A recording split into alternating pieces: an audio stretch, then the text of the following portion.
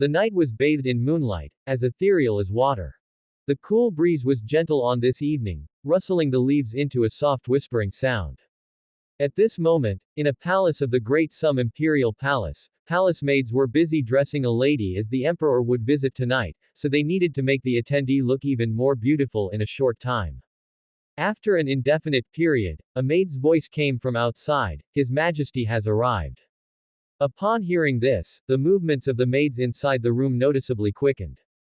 It wasn't long before the doors of the palace room opened, and Lu Chen, clad in a black gold dragon robe, entered the room. At that moment, Xuanyuan Yunqi, who was dressed in a red garment, wearing a red string on her head and a forehead ornament, immediately stood up from in front of the dressing mirror. She quickly approached Lu Chen, and along with all the palace maids, bowed to him, "We greet your majesty." Lu Chen took a few steps towards her, then, holding on to Xuanyuan Yunqi's fragrant shoulders, he personally helped her up. "Everyone, rise." Xuanyuan Yunqi then slowly stood up, and after she did, Lu Chen scrutinized her carefully. The red dress worn by Xuanyuan Yunqi suited her exceptionally well, and a golden red belt around her waist accentuated her shapely figure. Most importantly were Xuanyuan Yunqi's locks of hair, still styled in a single ponytail. Tied back, they revealed her pale neck, and she still carried a gallant and noble air, her face radiating a valiant charm. She and Bai Qingqing looked remarkably similar, yet Bai Qingqing was more of a cold beauty, whereas Xuanyuan Yunqi's face was tinged with a shy blush, lacking Bai Qingqing's icy demeanor. She gave off a very lively, sunny, and vibrant vibe. Looking into Lu Chen's eyes, Xuanyuan Yunqi said, "Your Majesty, tonight your servant shall attend to you." Hearing this, Lu Chen teasingly replied, "Attend to me. I came tonight to hear your thoughts on who should be the Imperial Guard commander. You haven't decided yet, have you? If you haven't decided, inviting me here tonight would be a crime of deceiving the emperor, you know." This statement immediately increased the pressure Xuanyuan Yunqi felt, as she had indeed thought of someone for the role of Imperial Guard commander, but her intention tonight was not to discuss this with Lu Chen. Even if she told the emperor her choice, without his approval, she couldn't follow the army south, let alone become the main commander. Thus, what she needed to do now was to attend to the emperor well, hoping that a happy emperor might bring her opportunity. "Your Majesty, your servant." Before Xuanyuan Yunqi could finish, Lu Chen chuckled, raised his hand, and drew her slim waist into his embrace, then slowly walked towards the couch with her in his arms. While walking, he whispered in Xuanyuan Yunqi's ear, "Since it was you who invited me, let's not talk about that tonight. Let's discuss important matters instead." Embraced in such a manner by Lu Chen, Xuanyuan Yunqi immediately felt her body heat up, as if set aflame. Lu Chen hadn't walked many steps before he reached the couch, then gently pushed Xuanyuan Yunqi down onto it. He propped his hands on either side of her hair, looking down at her brave and beautiful face. Being stared at directly by Lu Chen, Xuanyuan Yunqi felt her consciousness begin to blur. Lu Chen seemed to exude a special kind of imposing aura that made Xuanyuan Yunqi's heart thump wildly. At that moment, a peculiar scent entered Xuanyuan Yunqi's nose, stirring her further. Suddenly thinking of something, Xuanyuan Yunqi then said, "Your Majesty, let your servant attend to you." This time, it was her initiative, so naturally she should attend to the emperor. How could they allow the emperor to take the initiative? She had also studied the matters between men and women and knew what to do. Attending to Lu Chen was not too much of a problem.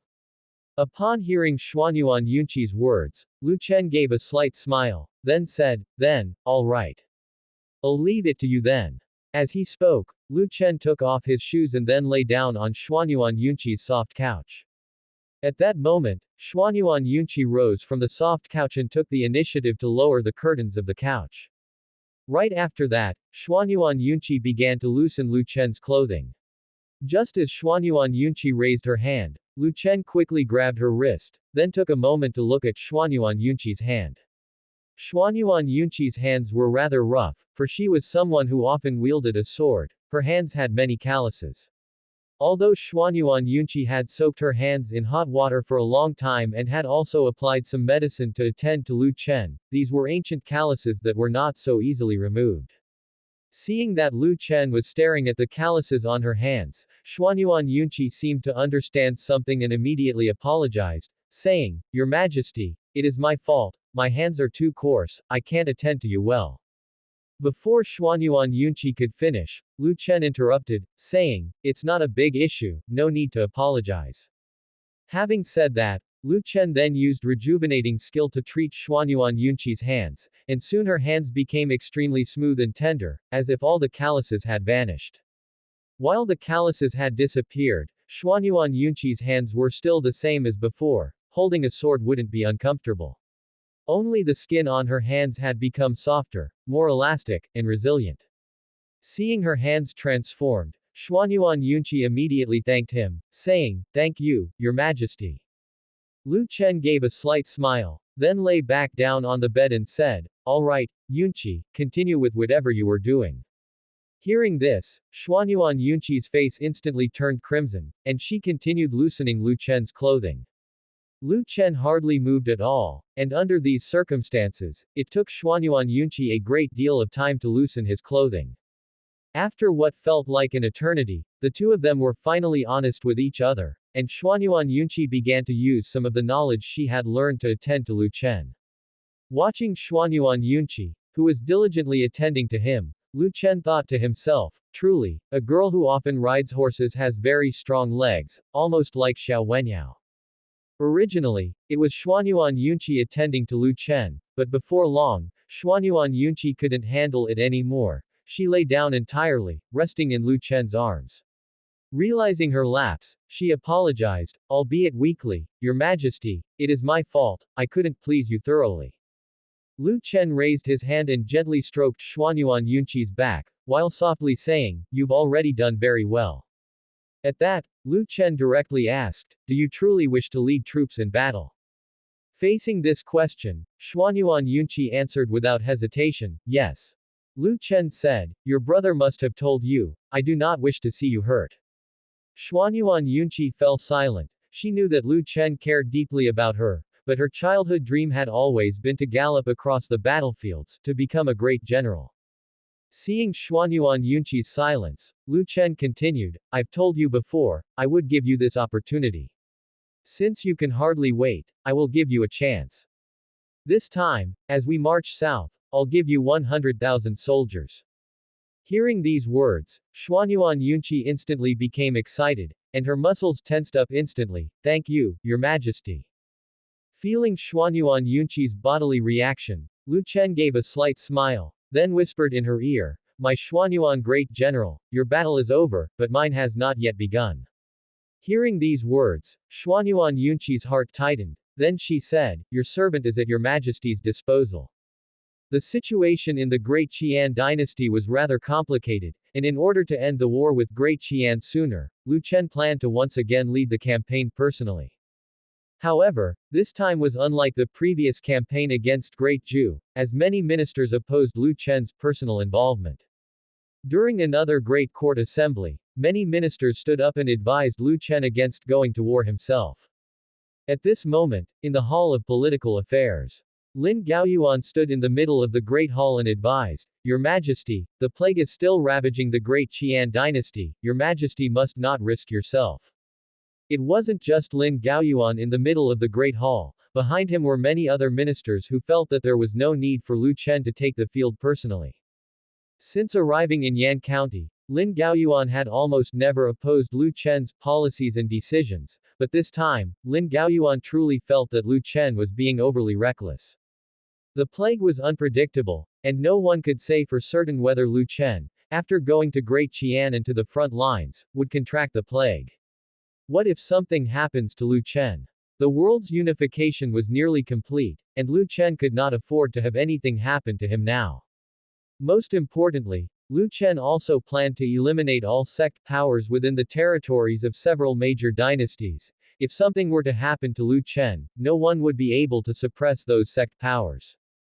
If those sect powers were to lead a rebellion, the world that was hardly anyone unified would once again crumble into pieces. Lu Chen's most crucial task right now was not to lead the battle personally, but to stay in Yanjing, keeping in check all those with ulterior motives. Lu Chen swept his gaze across the officials in the middle of the Great Hall who were advising him, but he said nothing.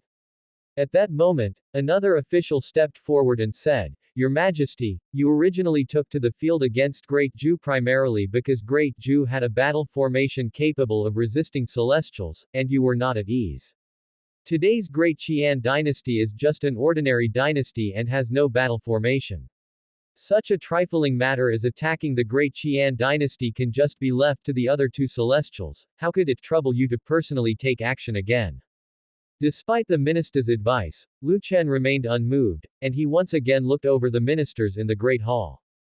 Seeing that Lu Chen was unmoved, more and more ministers stood up, advising Lu Chen not to go to war himself. At this point, many ministers' gazes fell on Zhuge Zongguang.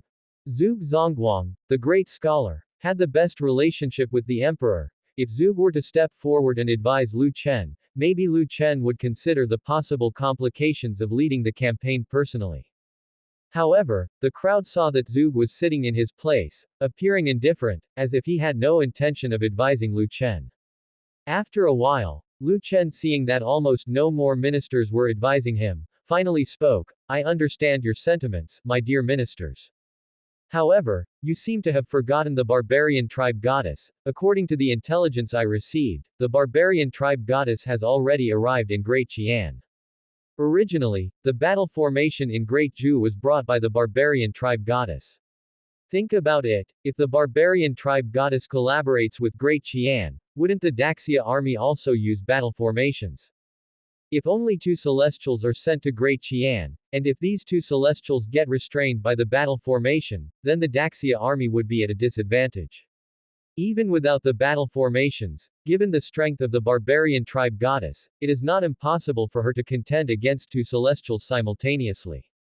Upon hearing Lu Chen's words, the Great Hall immediately fell into a deafening silence. Many ministers were unaware that the barbarian tribe goddess had gone to Great Qian, which is why they had advised Lu Chen against needing to make the trip personally. However, when Lu Chen revealed the latest intelligence offline, they started to waver in their hearts. If the barbarian tribe goddess truly headed to Great Qian, then it was indeed possible that the Great Qian army could already be employing battle formations.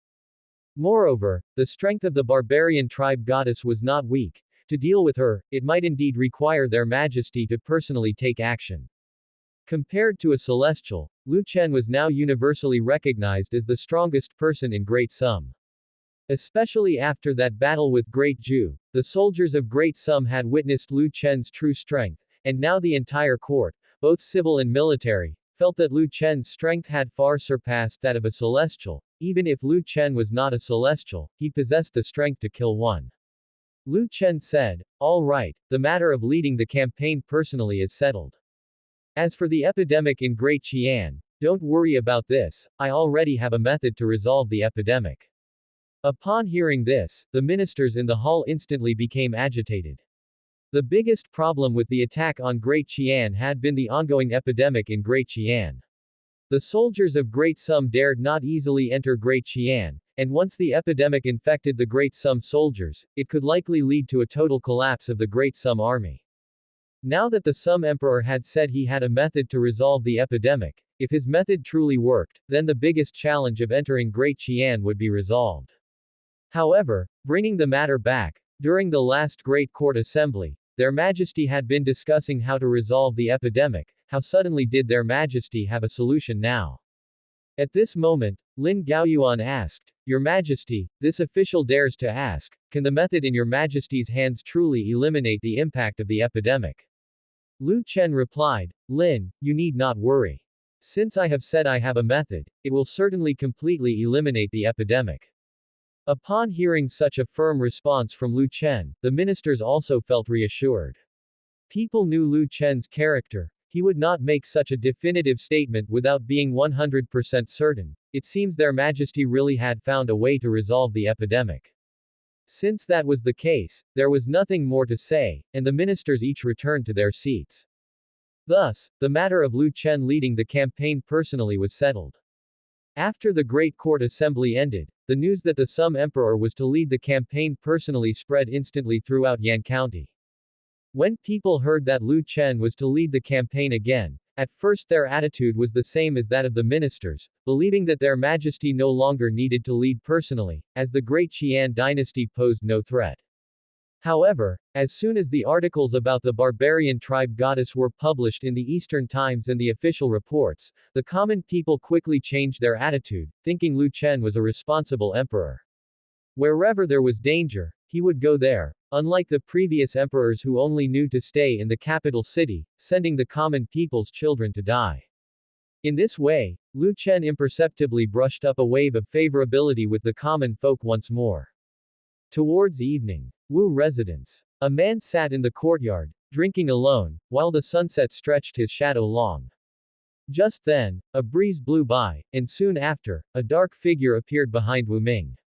Sensing the shadow that had appeared behind him, Wu Ming did not immediately turn around, evidently having known that this person would come. Wu Ming spoke, "You really have some nerve to come to the Wu residence under the surveillance of the brocade guard, aren't you afraid of being caught by them?" Hearing this, the dark figure said disdainfully, "Now that the Sum Emperor is preparing to take action against sect forces within the territories of the major dynasties, Yan County is very unstable, and any decent brocade guard has been dispatched elsewhere. How could those outside possibly notice my presence?" Backquote, backquote, backquote. Hearing the words of the shadow behind him, Wu Ming chuckled and then said, "Lu Chen really is full of himself, daring to strike at the sect powers of the various dynasties." The shadow behind Wu Ming said, "If he truly wishes to unify the world, he can't allow these sects, which are like states within the state, to continue existing. Moreover, the remnants of the major dynasties are all hidden within these sects. If those sects are not eradicated, those forces will sooner or later pose a significant threat to Lu Chen's rule." Hearing the shadow's words, Wu Ming set down his wine glass, then slightly turned his head to look at the shadow behind him and said, "Are you certain that this plan will be 100% successful?" The shadow replied, "Your Highness, rest assured, this time a dozen major sects are joining hands, and we also have a celestial on our side. Once Lu Chen moves south to lead the battle himself, we will immediately take action, and Yan County will certainly fall into our hands. By the time Lu Chen returns, Great Sum will no longer be Great Sum but Great Wu." Hearing this, Wu Ming burst into laughter. However, after Wu Ming had laughed, he suddenly thought of something and immediately said, "Don't tell Wu Hei about this. Wu Hei is the crown prince of Great Wu, and if he were involved in this affair, should their plan succeed, then given Prince Wu Hei's status, it would likely be Wu Hei who becomes the martial emperor." Wu Ming certainly did not want his achievements to be reaped by Wu Hei. Although they all have the mark left by the martial emperor, that does not mean they will join forces to restore the country. The shadow said, "Please be at ease, Your Highness, we haven't even mentioned this matter to him." Reassured by the shadow's response, Wu Ming finally felt at ease. At that moment, he turned his head, poured himself another glass of wine, and began to swirl the liquid in his hand.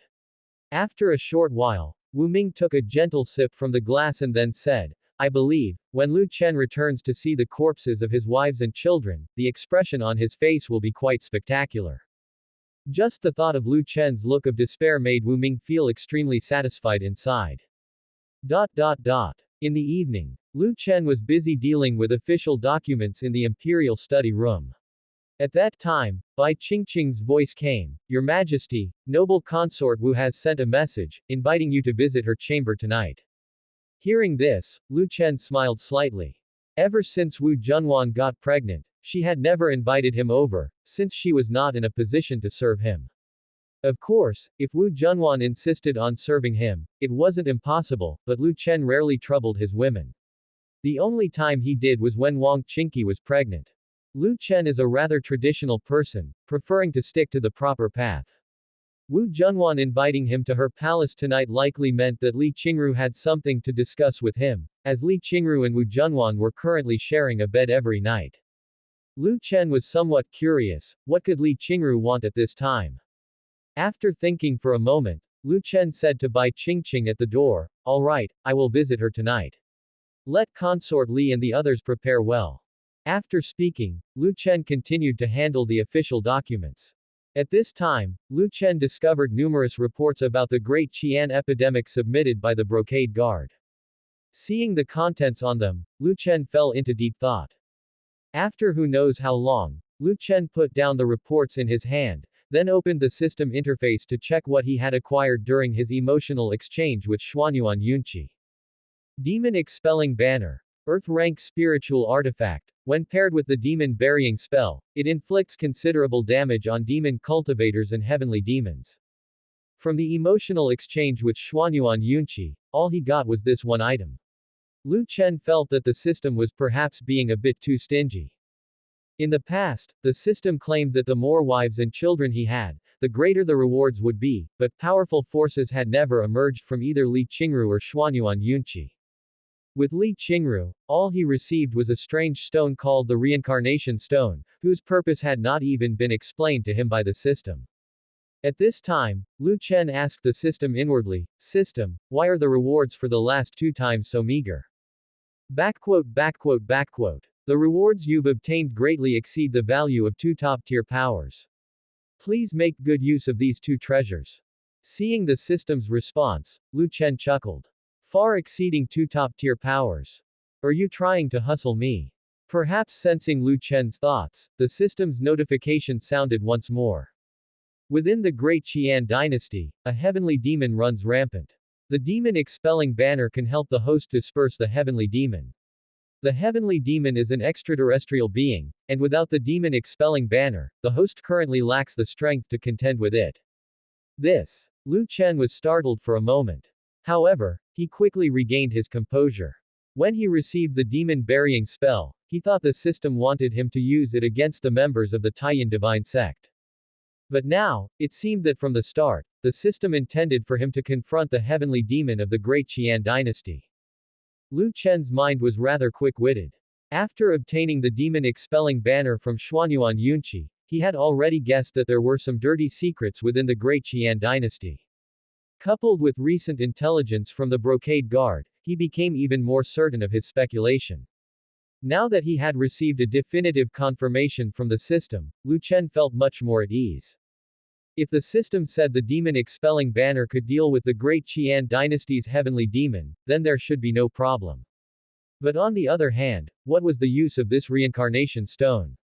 With that thought, Lu Chen opened the system inventory and located the reincarnation stone. Reincarnation stone, a special divine stone, use currently unknown. Seeing this description, Lu Chen grew a little angry. The system usually clarified the uses of rewards, but for this lousy stone, there was no explanation whatsoever. Lu Chen directly asked the system, "System, what exactly is the use of this reincarnation stone?" In fact, Lu Chen had asked the system about the function of the reincarnation stone the night he occupied Li Qingru, but the system did not give any response. Faced with Lu Chen's question, this time the system responded the same as before. Reincarnation stone information not unlocked. Please strive to enhance your realm and await the unlocking of the reincarnation stone information. Seeing it was the same reply as last time, Lu Chen felt some irritation within. Forget it, it's pointless to ask. Don't ask anymore. Then, Lu Chen closed the system interface. Anyway, Chu Yukan and Wu Junwan were both already pregnant. Once the children inside their wombs are born, he would receive generous rewards. With that in mind, Lu Chen continued to deal with the documents on his desk. In the dead of night, Lu Chen stood up, stretched, and headed for Wanning Palace where Wu Junwan resided. When Lu Chen arrived at Wu Junwan's sleeping quarters, both Li Qingru and Wu Junwan had already changed their clothes. Li Qingru was dressed in a red robe adorned with golden threads, full formal attire, and her head was adorned with glittering golden hair accessories and hairpins, making her look dignified and elegant. Feeling Li Qingru's noble and dignified aura, Lu Chen's heart heated up instantly. With a shadow-shifting move, he appeared directly behind Li Qingru and Wu Junwan, wrapping his arms around the soft waists of the 2 beauties. "My dear consorts, have you dressed up so beautifully to wait for my favor?" Hearing Lu Chen's shameless words, Li Qingru said coldly, "Your Majesty really does have a thick skin." It was clearly Lu Chen who had ordered the maids to dress them up like this, and now he acted as if they had purposely beautified themselves, waiting for him to romp with them. Li Qinru also knew that as long as Lu Chen, this lecher, came here, she herself would inevitably suffer torment tonight, and she now had no inclination to resist. However, before she was tormented, she still planned to tell Lu Chen something. Your Majesty plans to personally attack Great Qian? Li Qinru asked. Hearing Li Qinru's question, Lu Chen smiled and said, Qinru's news is indeed well informed. It was only decided today, and yet you already know. Li Qinru couldn't be bothered with Lu Chen's words. The afternoon newspapers had already spread throughout the streets and alleys, so how could she possibly not know about this? Li Qinru then said, you just recently decided to dissolve all the sects within Great Sum, and now you're not staying in Yan County but attacking Great Qian. Aren't you afraid that by the time you return, Yan County will have been occupied by those sect forces? Lu Chen showed a surprised expression. Oh. From what you're saying, did you hear something? Li Qinru said indifferently, someone invited me to join them and to take control of Yan County once you leave. Li Qinru was the Empress of Deu, and in the eyes of those sect forces, Li Qinru was definitely not resigned to the extinction of Deu nor willing to become Lu Chen's pet. Given the chance, Li Qinru would surely rebel, which was why those sect forces had invited her. Those people clearly did not expect that Li Qinru had already reconciled to her fate. Although she still harbored some resistance towards Lu Chen, the fact that Wu Junwan was pregnant with Lu Chen's child, and that Wu Junwan's potential ascension to Celestial was closely linked with Lu Chen, naturally propelled Li Qinru to stand by Lu Chen's side. Upon hearing Li Qinru candidly disclose this matter, Lu Chen immediately tightened his hold, pulling Li Qinru's waist closer, pressing her hips closer to his body. I did not expect you to tell me this. It seems my Qinru has fallen in love with me. Feeling Lu Chen's fervor, Li Qinru immediately said coldly, I told you this for Junwan's sake, don't flatter yourself. Upon saying this, Li Qinru twisted her waist, attempting to break free from Lu Chen, but Lu Chen's firm grip made it impossible for her to escape. Seeing that she could not escape from Lu Chen's control, Li Qinru gave up struggling and allowed Lu Chen to hold her. Li Qinru continued asking, what do you plan to do next? The power of those sect forces is not weak, and among them there may exist celestials. If you leave Yan County, by the time you return, it might already have fallen into their hands. Upon hearing Li Qinru's words, the corners of Lu Chen's mouth slightly lifted. Li Qinru had entered Lu Chen's harem later, so she was still unfamiliar with the formation in Yan County. She had heard that Yan County had a formation, but she did not believe that it could withstand the siege from so many sect forces. Although the celestials of the sect forces had not interfered when Lu Chen exterminated Great Wu and Deu, it did not mean that there were no celestials among the sects of this world. Celestials, seeking a breakthrough to their limits, mostly stay in closed meditation, and would not come forth unless it was a special circumstance. If Lu Chen intended to dissolve the sect forces of those celestials, eradicating the powers they had painstakingly built up, those hidden celestials would surely emerge, and no one could be certain how many of these old beings nearing their limits were hidden in this world. If all these celestials gathered in Yan County the moment Lu Chen, who could eliminate celestials, departed, they would surely join forces to seize Yan County and imprison all of Lu Chen's wives and children to threaten him. Li Qinru could not believe that Lu Chen was unaware of these risks, she simply could not understand what had emboldened Lu Chen to dare leave Yan County at such a time. Does this guy truly not consider his wives, concubines, and children at all? Li Qinru was naturally not worried about her own safety. As a celestial who had grasped sword intent, she could easily take Wu Junwan away and protect her. What she feared was that if Lu Chen's wives and children were captured, it could threaten Lu Chen, and if, by chance, Lu Chen slipped up and was eliminated by those sect forces, wouldn't Wu Junwan's path as a celestial be cut off? Moreover, Wu Junwan was carrying a child, and she didn't want her close friend's child to be fatherless upon birth. Hearing Li Qinru's reminder, Lu Chen laughed and said, I didn't expect you to care so much about me, Qinru. It seems you also have a soft heart behind your sharp tongue. Li Qinru coldly said, I've told you, I am only considering this for Junwan's sake. I certainly do not wish to see you in trouble, and for Junwan's path as a celestial to be severed because of you. Lu Chen said, all right, I understand, I'll take it you're doing this for Junwan. At this point, Lu Chen asked, this issue you mentioned, I've already been aware of it. Hearing Lu Chen's words, Li Qinru and Wu Junwan were momentarily stunned, both women furrowing their brows, seemingly discerning Lu Chen's underlying thoughts. Li Qinru then said, you did this on purpose. Did you intentionally let out the news of leaving Yan County to attract those sect Foss's powerhouses, and then plan to eliminate them all at once? Hearing Li Qinru's analysis, Lu Chen chuckled, that was not intentional, I indeed plan to head south to subdue Great Qian.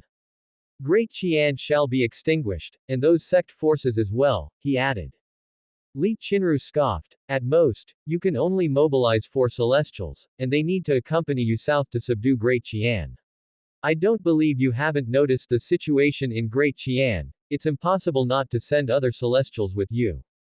In Li Qinru's view, Lu Chen could only mobilize 4 celestials, and most likely, these celestials would accompany Lu Chen south. Even if 1 or 2 were left behind, if there were many celestial strongmen among those sect forces, 1 or 2 might not be a match for them. As soon as Li Qinru finished speaking, Lu Chen raised his hand to support her chin and, looking into her eyes, said, who told you that I can only mobilize 4 celestials? Aren't you a celestial? Not just you, my mysterious moon palace also has a honored master. With you here, I naturally feel reassured. Besides, I have no plans of bringing too many celestials south. Hearing Lu Chen's words, Li Qinru was momentarily stunned. She indeed had forgotten that the mysterious moon palace had another celestial. The mysterious moon palace had long been on Lu Chen's side, and if Lu Chen were in any trouble, they would definitely take action. However, coming back to the point, it was natural for the mysterious moon palace to stand by Lu Chen and help him, but why should she help Lu Chen? Thinking this, Li Qinru coldly said, I am not your person, why should I help you? Do you really think a woman whose body you forcefully dominated will help you out when you're in trouble? What do you take me for? Li Qinru thought to herself, her virginity had been forcefully taken by this man, and he frequently bullied her. If she still stood up to help him, wouldn't that be degrading herself? Hearing Li Qinru's words, Lu Chen merely smiled faintly, didn't you just say you were afraid something would happen to me and cut off Junwan's celestial path? Helping me is helping Junwan, and also yourself. Seeing that Lu Chen once again brought up Wu Junwan, Li Qinru immediately furrowed her brows. Noticing her expression, Lu Chen said, why the frown? Frowning all the time will lead to wrinkles. Li Qinru ignored Lu Chen's remark and looked toward Wu Junwan. Wu Junwan didn't speak the entire time, she knew very well that her dear sister would definitely step in to help Lu Chen. Once one became Lu Chen's woman, it was impossible to remain indifferent to his affairs. That was this man's most terrifying capability. At that moment, Wu Junwan seemed to understand what Li Qinru was waiting for, so she took the initiative to speak to Li Qinru. Qinru, if possible, I would like you to help His Majesty. By helping him, you are helping me. Once Wu Junwan spoke, Li Qinru then said to Lu Chen, for Junwan's sake, I can help you this once, but just this once. Hearing this, Lu Chen chuckled, he naturally saw that Wu Junwan spoke up to give Li Qinru an excuse to agree. Lu Chen then wrapped an arm around Li Qingru's slender waist, then I must trouble my beloved concubine. Speaking of which, Lu Chen embraced the amply curved figures of the 2 women and walked towards the couch. Li Qingru just kept a cool face and said nothing more. Once the 3 of them arrived at the couch, Lu Chen pushed Li Qingru down onto it, then pressed her beneath him, looking down at her from above, his hand landing on the sash of her phoenix robe. As he was about to lean down to kiss her cold, frosty cheek, Li Qingru raised her hand and blocked Lu Chen's mouth. I suddenly remembered something. Hearing this, Lu Chen didn't rush to continue but asked curiously, what is it? Li Qingru said, Murong Shuiye is staying in the next room, isn't she? Lu Chen replied, yes. Li Qingru continued, she was originally my maid. Since I am now your woman, naturally, she should also serve you by your side. Upon hearing this, Lu Chen was startled, he instantly understood Li Qingru's intention. Li Qingru was trying to drag someone else into this. Lu Chen chuckled, I understand.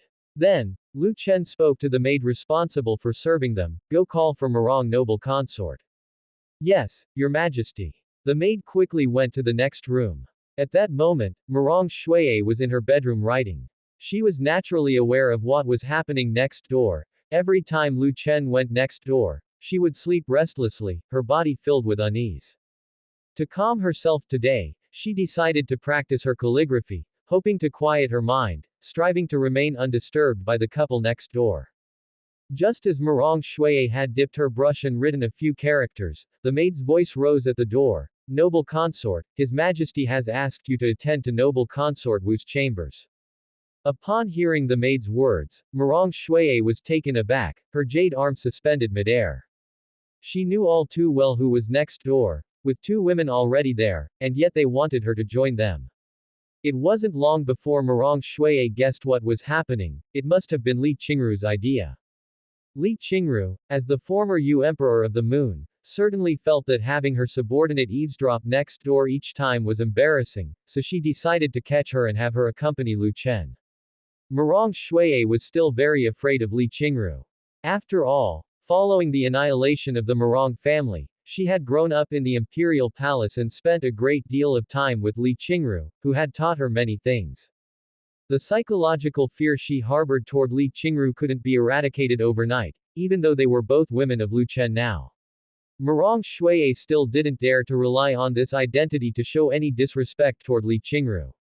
Snapping out of it, Morong Shuiye let out a slight sigh, then placed her writing brush on the inkstone before heading towards the door. I'm coming now. Soon, Morong Shuiye arrived at the neighboring room. Just as she entered, she saw Lu Chen tidying up Li Qingru. Li Qingru seemed to notice Morong Shuiye's entry, suddenly turning her head to look at Morong Shuiye by the door. Her face, which had been full of seductive charm, now had an added touch of indifference. Come here. At Li Qingru's command, Morong Shuiye's body subconsciously moved, quickly approaching the couch. Strip. Li Qingru issued another command in a commanding tone for Morong Shuiye to take off all her clothes, and Morong Shuiye had no choice but to obey. Moments later, Li Qingru abruptly realized that the curse pattern she had left on Morong Shuiye's body still existed. Wait a minute. That curse pattern seems not to be a real one. Morong Shuiye had served in Yan County and returned to the Great Ju, while Li Qingru had also inspected the curse pattern on Morong Shuiye's body once before. At that time, she hadn't checked thoroughly and wasn't a celestial yet, so she didn't notice that the curse pattern was merely drawn on. However, now that she was a celestial, she only needed to glance to realize that the curse pattern no longer had any effect, it was just a design. At that moment, Li Qingru pushed against Lu Chen's chest and then said, let her serve you first. Lu Chen smiled faintly, this woman was truly domineering. Look how frightened Morong Shuiye was, her delicate body trembling slightly. Lu Chen then slowly rose and said to Morong Shuiye beside the couch with a smile, Shuiye, don't be afraid, come here, I'm with you, she wouldn't dare do anything to you. After hearing Lu Chen's words, Morong Shuiye's courage grew, and she then laid down beside Lu Chen, who promptly rolled over to capture Morong Shuiye's red lips with his. Before long, Li Qingru understood why Lu Chen had once said that the curse pattern on Morong Shuiye's body actually worked in his favor. Although the curse pattern's original effect was gone, it could still be of some practical use. The next morning dawned. When Lu Chen awoke, Li Qingru and Wu Junwan were sleeping on either side of him, while Morong Shuiye was lying on his chest. Lu Chen's lips curved slightly upwards. He was becoming increasingly decadent. No wonder emperors liked power so much, the feeling was truly marvelous. Just then, Bai Qingqing's voice sounded from the door, Your Majesty, Commander Liang is seeking an audience, regarding that matter. As Bai Qingqing's voice rang out, the young lady also opened her eyes. Morong Shuiye quickly supported herself with her hands on the soft couch, attempting to rise. However, as soon as she moved, she felt a strange weakness and once more collapsed powerless into Lu Chen's embrace. Lu Chen raised his hand to caress Morong Shuiye's jade back, smiling as he said, What are you rushing for? I haven't even moved yet. Having said this, Lu Chen then spoke to Bai Qingqing at the door. Let him wait for me in the imperial study room, I'll come after taking a bath. In attendance of the young lady Wu Junwan, Lu Chen had finished his bath. He had not yet had his morning meal but proceeded directly to the imperial study room. Liang Zong was already waiting at the entrance of the imperial study room, being duly respectful. Upon seeing Lu Chen, he hurriedly bowed, Your Majesty, may you live forever, forever, forever. Lu Chen indifferently said, dispense with the formalities, and then went straight into the imperial study room. Liang Zong hurriedly followed him inside. After Lu Chen entered the imperial study room, he sat at the desk and looked at Liang Zong, asking, how is the matter proceeding? Liang Zong took out a list and then handed it to Lu Chen, still missing a few. Lu Chen glanced at the list Liang Zong handed over, pondered for a moment, and then asked, why haven't they agreed? Liang Zong replied, they might have some reservations. Some people think it's not the best time yet. Hearing this, Lu Chen said, oh. Who thinks it's not a good time? Liang Zong answered, Wu Hei. Lu Chen said, it seems this Wu Hei does have some brains. At this point, Lu Chen fell into contemplation. Considering Junwan's feelings, he had not planned to eliminate all of Wu family's people. Even if Junwan had no particular affection for the Wu family, they were still related by blood, representing a spiritual support for her. If he were too ruthless, it would definitely be a blow to Junwan. At that moment, Lu Chen said, continue to persuade Wu Hei, see if he can be convinced to join those sect forces. If he really is unwilling, then just leave it be. However, you cannot completely let go of him. Place more people to watch his every move, as he might have already made contact with some sect forces. Liang Zong bowed respectfully and said, yes, Your Majesty. Lu Chen once again glanced at the list given by Liang Zong, then continued to ask, no actions from the Deu royal family. Liang Zong replied, except for a few uncles of Consort Li, there has been basically no movement, they seem very satisfied with their current lives. This. Lu Chen thought to himself, indeed, after Li Qinru became the Yu emperor, she suppressed her own close relatives, and none of her siblings had good days. Now that Deu was destroyed and Li Qinru had become someone's pet, her siblings could not have been happier. Moreover, their current situation was indeed much better compared to their time in Deu. In the past, they were also imprisoned, and now they were still confined, but at least now they could still move around within Yan County.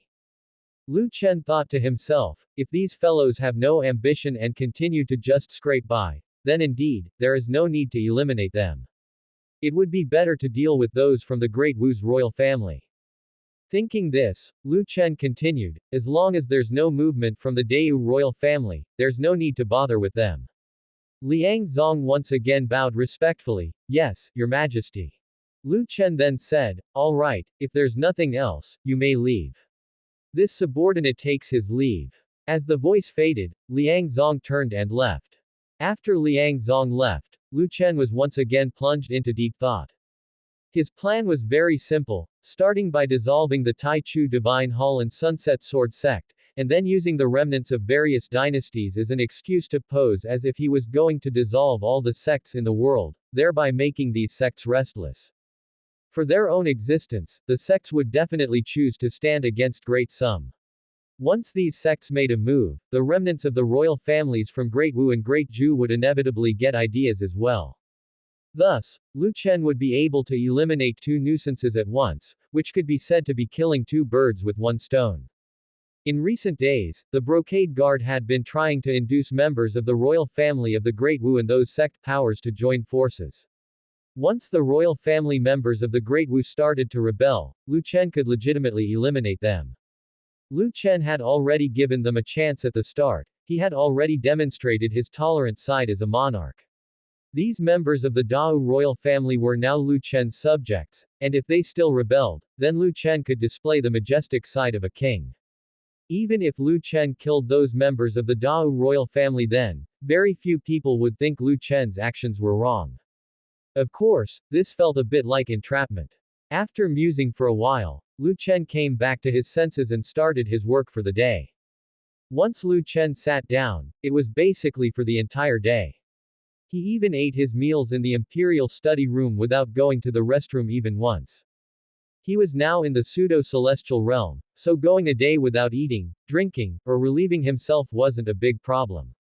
When evening came, Lu Chen got up from his chair, stretched lazily, and at that moment Bai Qingqing entered the imperial study room. Your Majesty, which noble concubine will attend your bed tonight?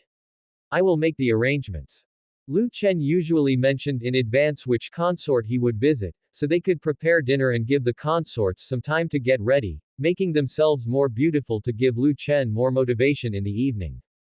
Lu Chen said, no need to prepare, I have nothing else at the moment, let's go to Linglong's place directly. Bai Qingqing said, yes. After that, Lu Chen directly headed to Shui Linglong's residence at Linglong Palace. At that time, Shui Linglong was reclining on a soft divan, wearing a semi-transparent black chiffon dress that clung to her body. She looked up, showing her pale, slender neck and was using her delicate fingers to feed herself grapes, appearing extraordinarily enchanting and seductive. Just then, the voice of a maid came from outside, His Majesty has arrived. Hearing this, Shui Linglong was momentarily startled. She quickly stuffed the grapes into her mouth, chewed swiftly a few times and swallowed, then got up to greet Lu Chen. Shui Linglong was becoming increasingly fearful of Lu Chen, not because she was afraid he would kill her, but because she feared the increasing variety in Lu Chen's desires. A while back, she had asked Wang Qingqi, Lu Chen usually did not play tricks with his consorts, it was basically just the two of them and Murong Xueye who received special treatment from him. Murong Xueye belonged to the more cultured type, but in their case, Lu Chen could be very explosive. Whenever he visited Linglong Palace, Shui Linglong couldn't get up the following day. Just as Shui Linglong was getting up, Lu Chen entered her chamber. Shui Linglong quickly performed a salutation and said, This consort greets your majesty. Lu Chen smiled slightly and then said, Linglong, you seem to be getting more disciplined, I'm almost not used to it. As his voice faded, Lu Chen used shadow shifting to instantly appear in front of Shui Linglong, then supported her jade arm and encircled her waist with one hand, placing his hand on her buttocks. Shui Linglong was dressed in a black chiffon dress that snugly enveloped her body, giving a very smooth and comfortable tactile sensation when touched. At that moment, Shui Linglong said, Your Majesty, you must be hungry. This consort will arrange for dinner immediately. Saying this, Shui Linglong turned to the maid at the door and said, Xiao Qin, go tell the imperial kitchen that His Majesty is in Linglong Palace, they should prepare dinner. Just after Shui Linglong finished speaking, Lu Chen said, No need, today I have come to discuss something with you. Hearing Lu Chen's words, Shui Linglong felt somewhat puzzled. Discuss something with her. Nowadays, she no longer had any connection with the Taiyin divine sect, and she had already informed Lu Chen of everything she knew about the sect. At present, her only worth to Lu Chen might be as a plaything. What could there possibly be for them to discuss at this time?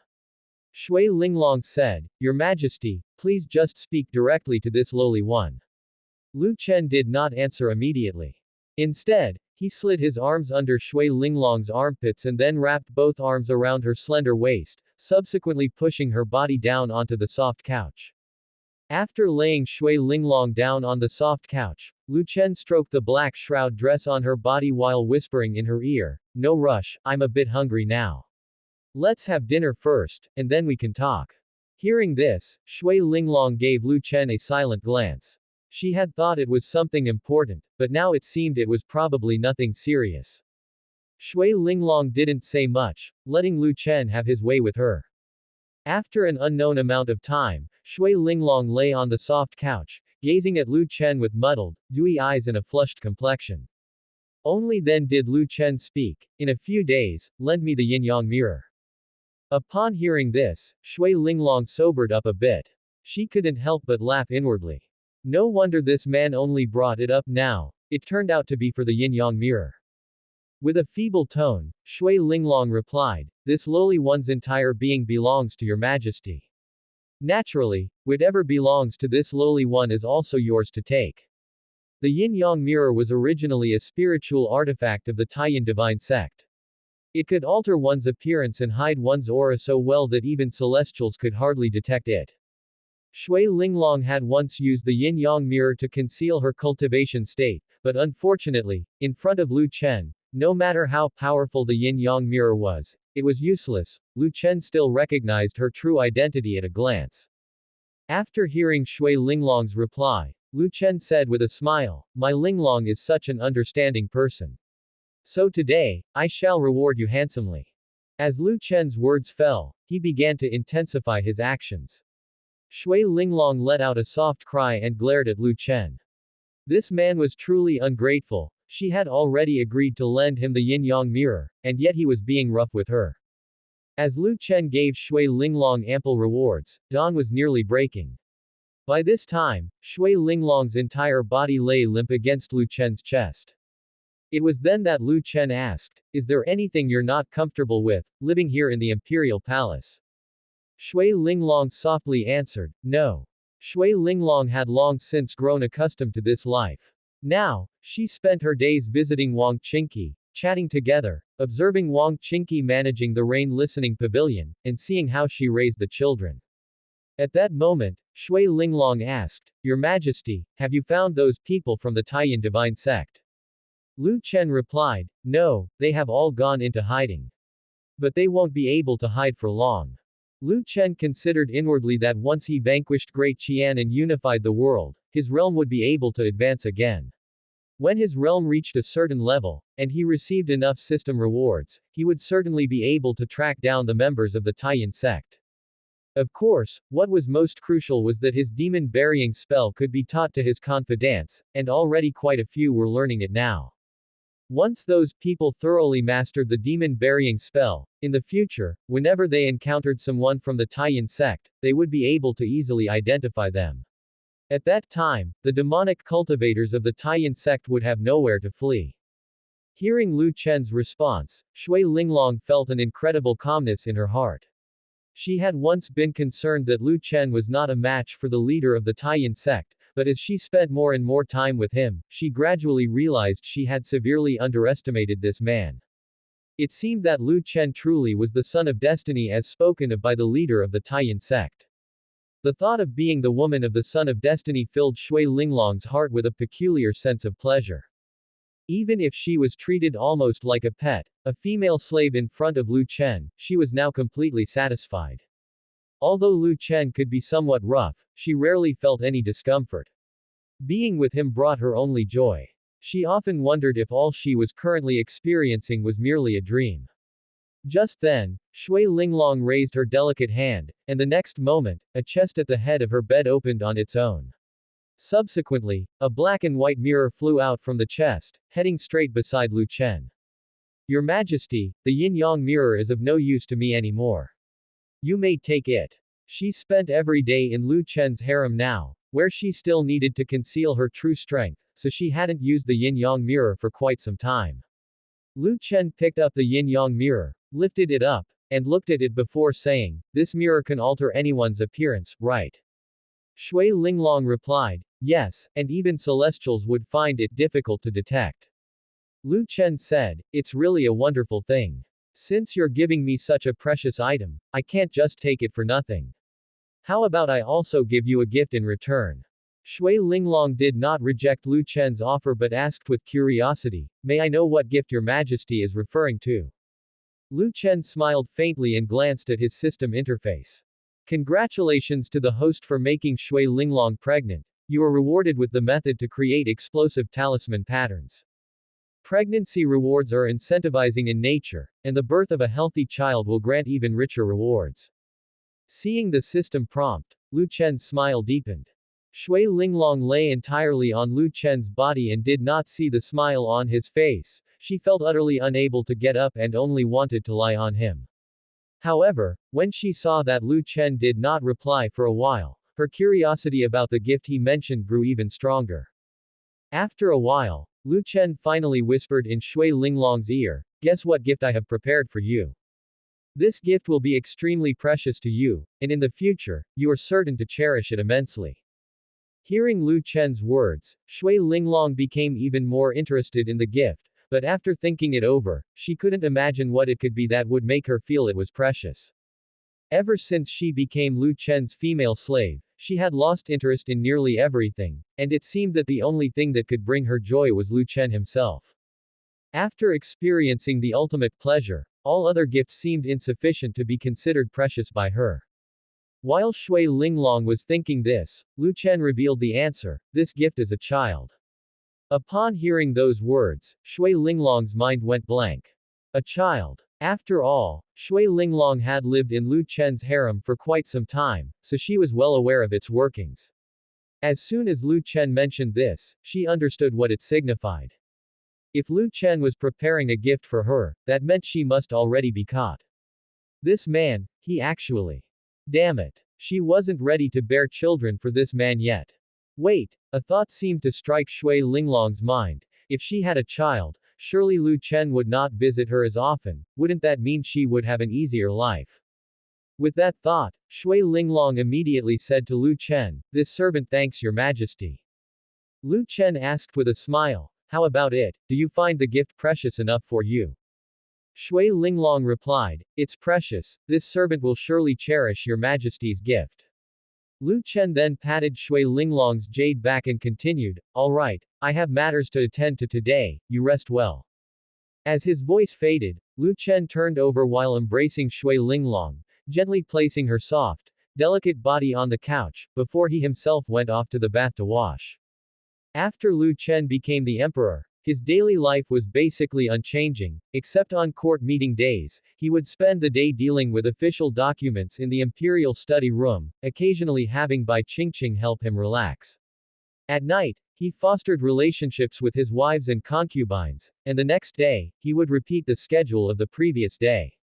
After leaving the Linglong Palace, Lu Chen went to the imperial study room to handle state affairs. Upon entering the imperial study room, Lu Chen opened the system interface to check the reward given by the system last night.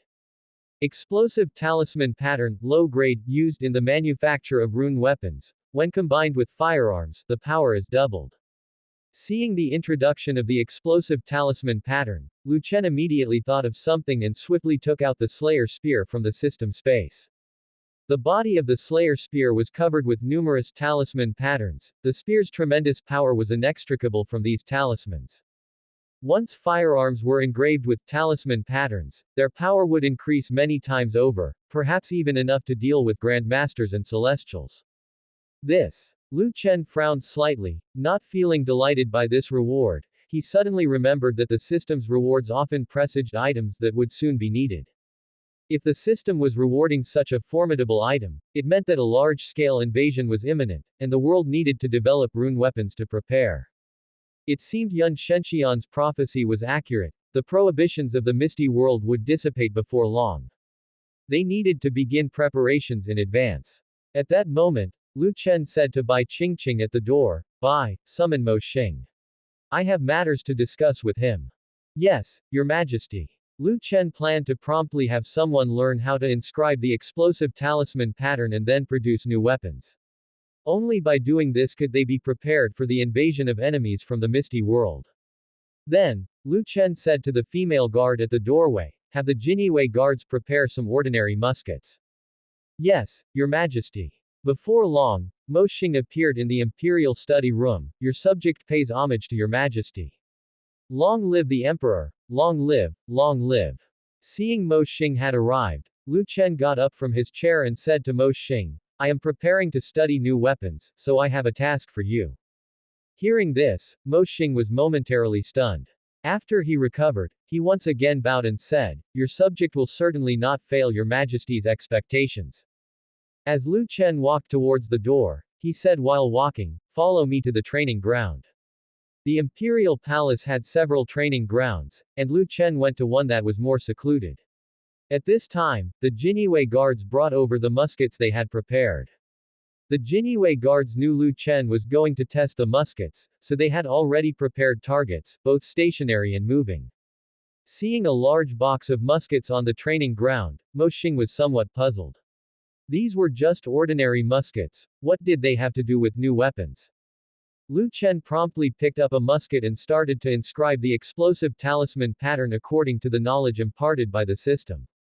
But Lu Chen quickly realized a problem. Although he inscribed the explosive talisman pattern based on the knowledge transmitted by the system.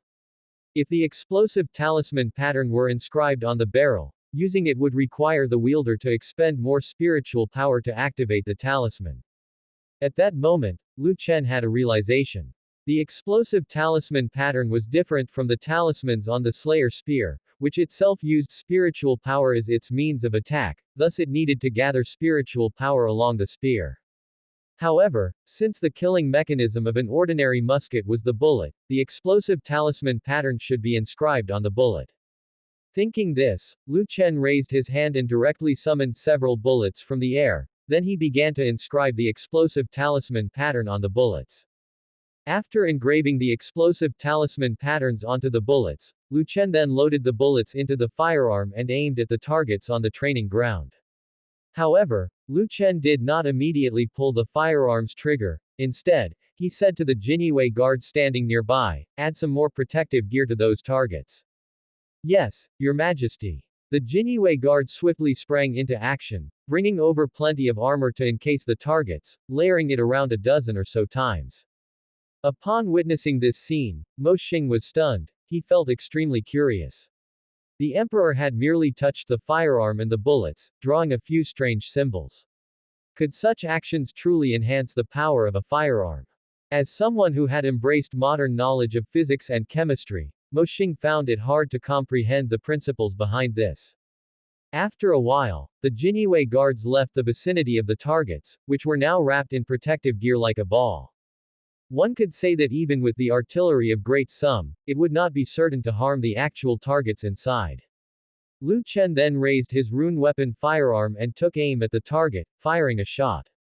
With Lu Chen depressing the trigger, a bullet shot out from the firearm speedily. Right after the bullet left the firearm, the talismans on it emitted a blue glow, and immediately, spiritual energy from the surroundings surged into the bullet.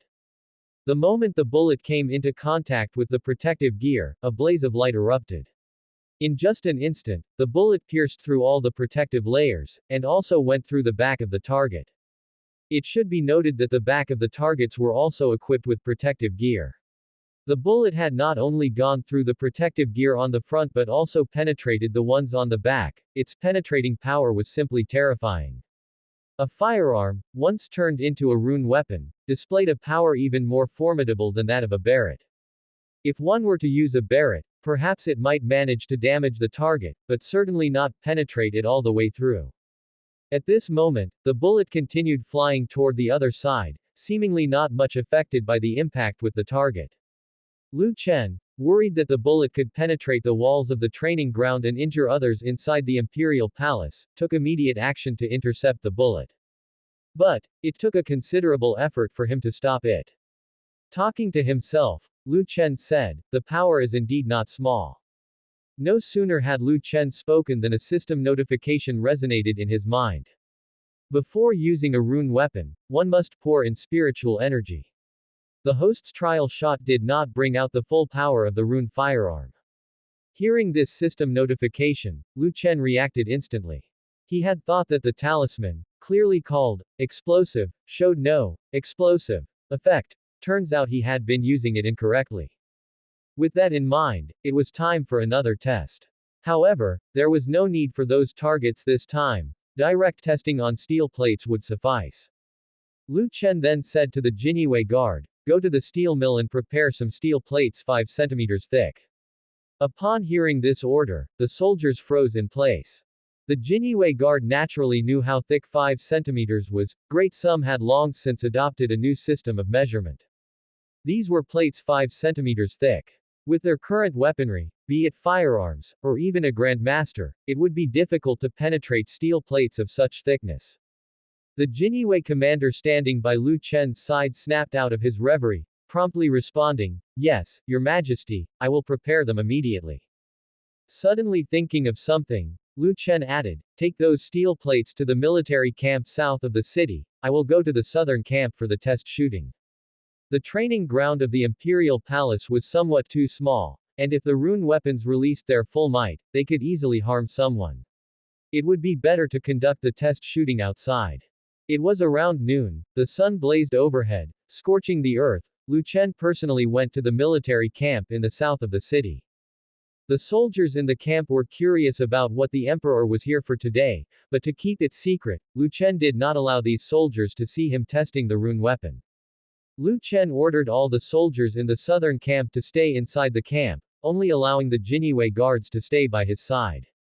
In the dense jungle, Lu Chen released his spiritual power, sensed the entire forest to ensure no outsiders were around.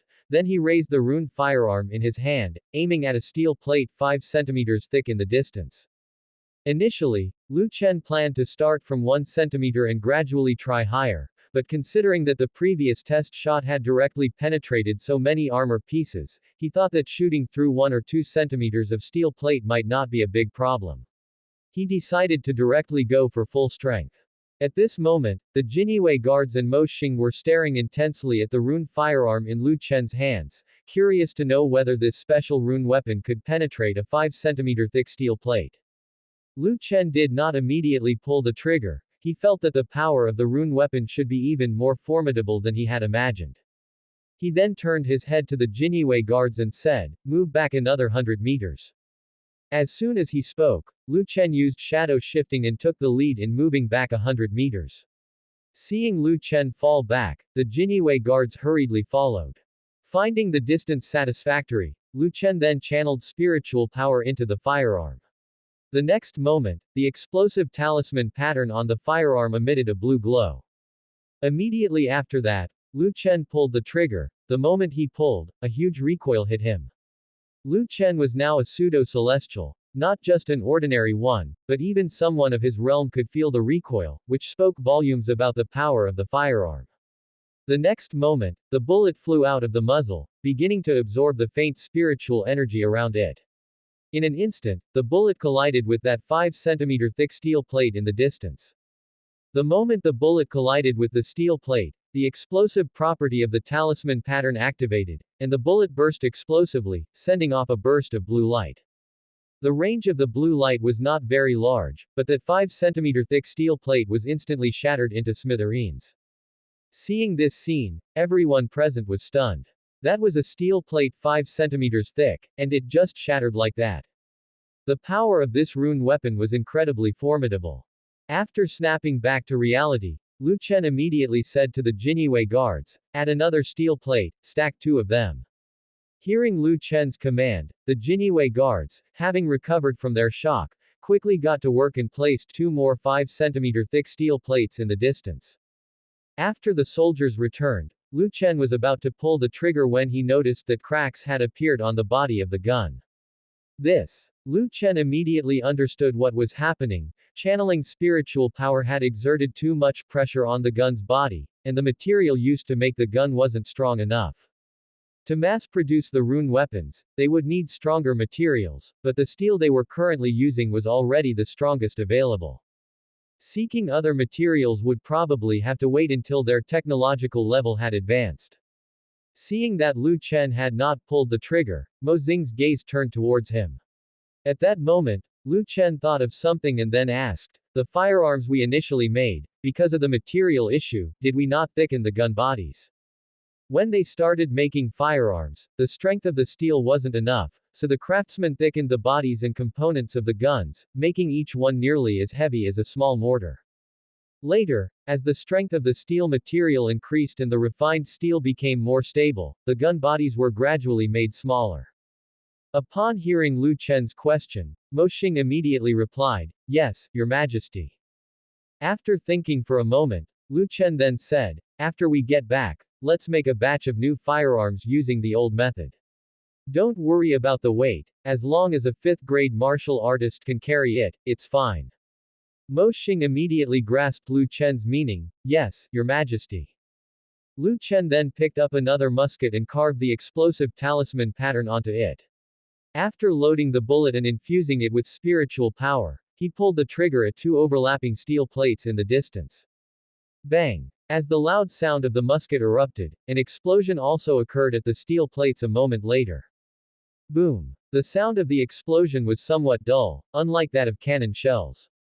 After the blue light of the explosion, the front steel plate was shattered, and the one behind it was indented by the blast.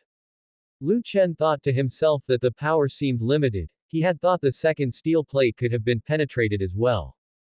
Just as Lu Chen was thinking this, a system notification sounded. The power of the explosive talisman pattern not only relates to the amount of spiritual power infused but also to the amount of gunpowder in the firearm, with the talisman pattern serving a supplementary role.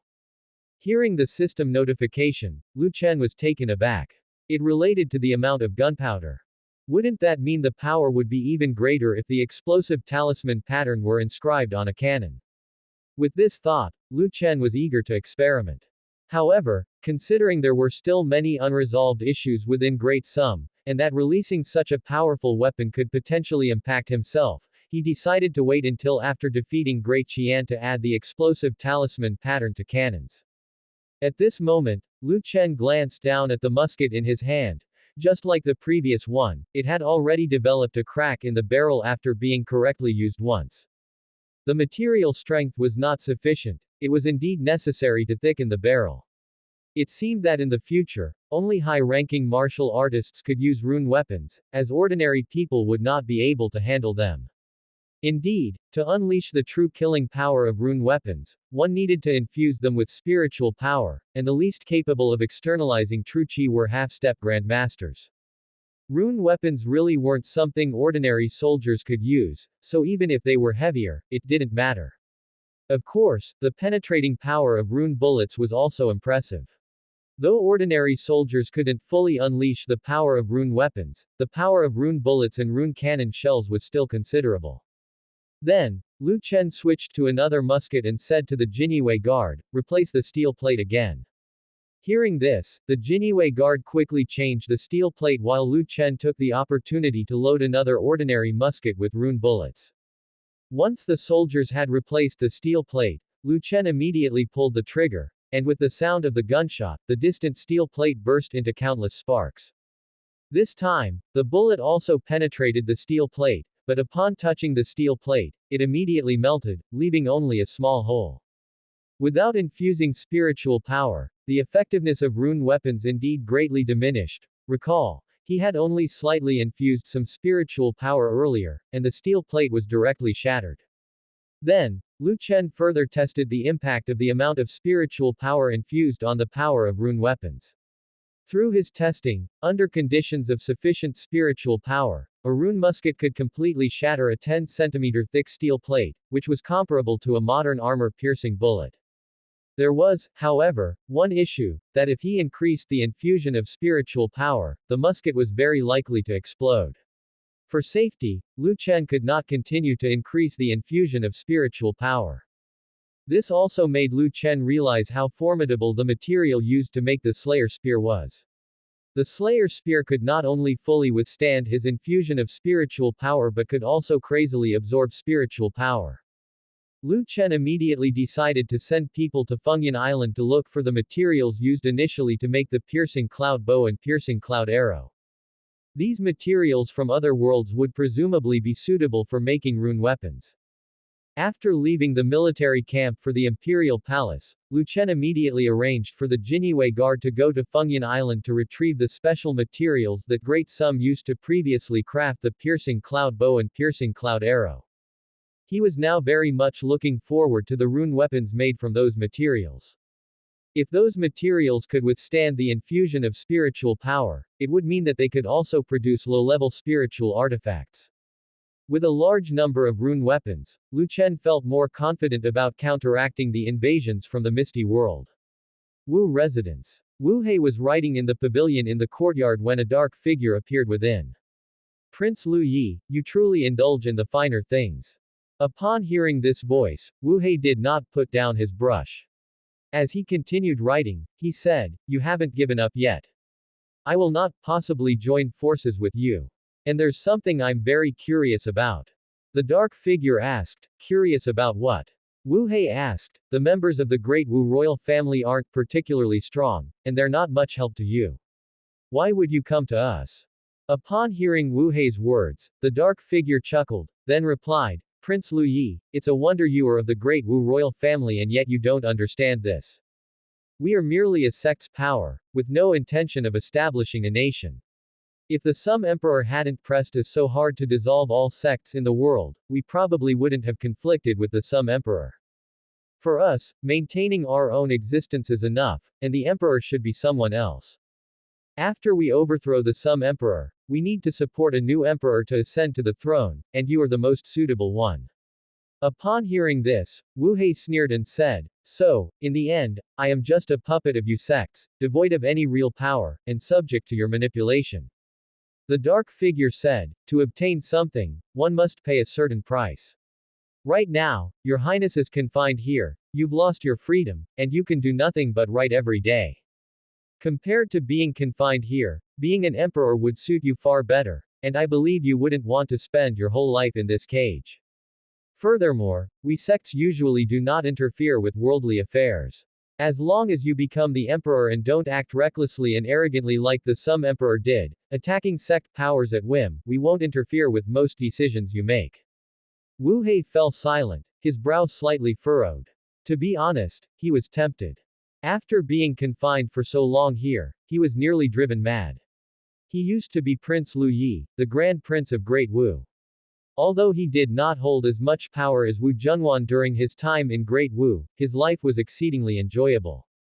As long as he didn't conflict with other princes, he could do whatever he wanted in the Dao capital. Once a man has tasted power, losing it becomes exceedingly uncomfortable. Wu He wanted to agree to the person behind him, but he still harbored some apprehensions.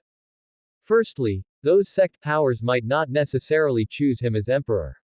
There were many others in the Great Wu royal family, they could choose him as emperor, but they could just as likely choose Wu Ming or another prince. Most importantly, those sects might not necessarily be a match for Lu Chen. Although he had been confined in the Wu residence, he still knew about events outside. Every day, people from the Wu residence went out to buy newspapers, and he kept abreast of the situation through the newspapers. Wu He was naturally suspicious, and he always felt something odd about the situation outside. He had an intuition that there was more to this situation than met the eye. He didn't believe that Lu Chen was unaware of the fearsome nature of those sect powers. Although Lu Chen had already toppled 2 dynasties and might be somewhat inflated with pride, he surely couldn't completely disregard those sect powers. What puzzled him even more was that Lu Chen had dared to lead the troops personally at this time, which proved that Lu Chen was not afraid of the sects taking action against Yan County. Wu He did not think of Lu Chen as a reckless emperor, so he believed there must be some deceit involved. If he stepped forward now, he might fall into an irreversible disaster. He would rather wait a bit longer than take risks at this time. He wanted to see if the sects could take down Yan County. If the sects managed to occupy Yan County, perhaps he could then make a move. If they failed, it would prove that Lu Chen had prepared contingencies. At that moment, the shadow behind Wu He asked, how has your highness considered it? Wu He put down his pen and turned to look at the person behind him. Go back and tell your sect master that I will not intervene in this matter. Seeing Wu He reject again, the shadow said, I understand. If your highness regrets it, just tie a red ribbon to the tree in your courtyard. Our people will come to find you again. As the voice fell, the shadow vanished instantly. After the person left, Wu He turned around, looking in the direction of the imperial palace and muttered to himself, if the Sum Emperor was truly arrogant, how could he have obliterated the Great Wu and Great Zhou dynasties? Even if he is arrogant and looks down upon those sect forces, he still has people like Zhuge Zongguang and other old foxes beside him. They must be aware of what could happen once the Sum Emperor leaves Yan County. It looks like somebody is going to be unfortunate soon. Half a month later. An eerie peace had settled over the whole of Yan County. Although crimes were rare in Yan County, the public order had improved even more in recent times. The law enforcement officers in Yan County had little to do, like helping elderly women find their cats. Of course, this was just an appearance. During this half-month, the Brocade Guard was operating around the clock, with almost all of the Jinyue guards not taking any days off. Countless pieces of intelligence were sent to Lu Chen's imperial study room, which was now filled with several large boxes of reports, overwhelming Lu Chen. Almost all powerful sects were stirring, and their people were already getting closer to Yan County. These sectarian forces had made up their mind to eliminate Lu Chen, whom they viewed as a haughty emperor. At the same time, Wu residence. In the courtyard where Wu Ming was located. Wu Ming held a bowl, feeding the fish beside the lotus pond, when suddenly a breeze came, followed by a voice behind him. Your Highness, our sect master has arrived. Hearing this, Wu Ming instantly threw the entire bowl into the lotus pond, and then turned to look at the people who had appeared behind him. There were 6 or 7 people. The leader, an old man with a longsword hovering behind him and dressed in a gray-white robe, was clearly a celestial. At this time, the old man introduced himself. I am Yuan Tian, the sect master of Tianwu sect. Hearing the old man's introduction, Wu Ming thought for a moment, trying to recall whether he had heard of the Tianwu sect before. After a moment, unable to remember any such sect, he said, I have long heard of the great strength of Tianwu sect and its celestial members. Now it seems exactly as the rumors stated.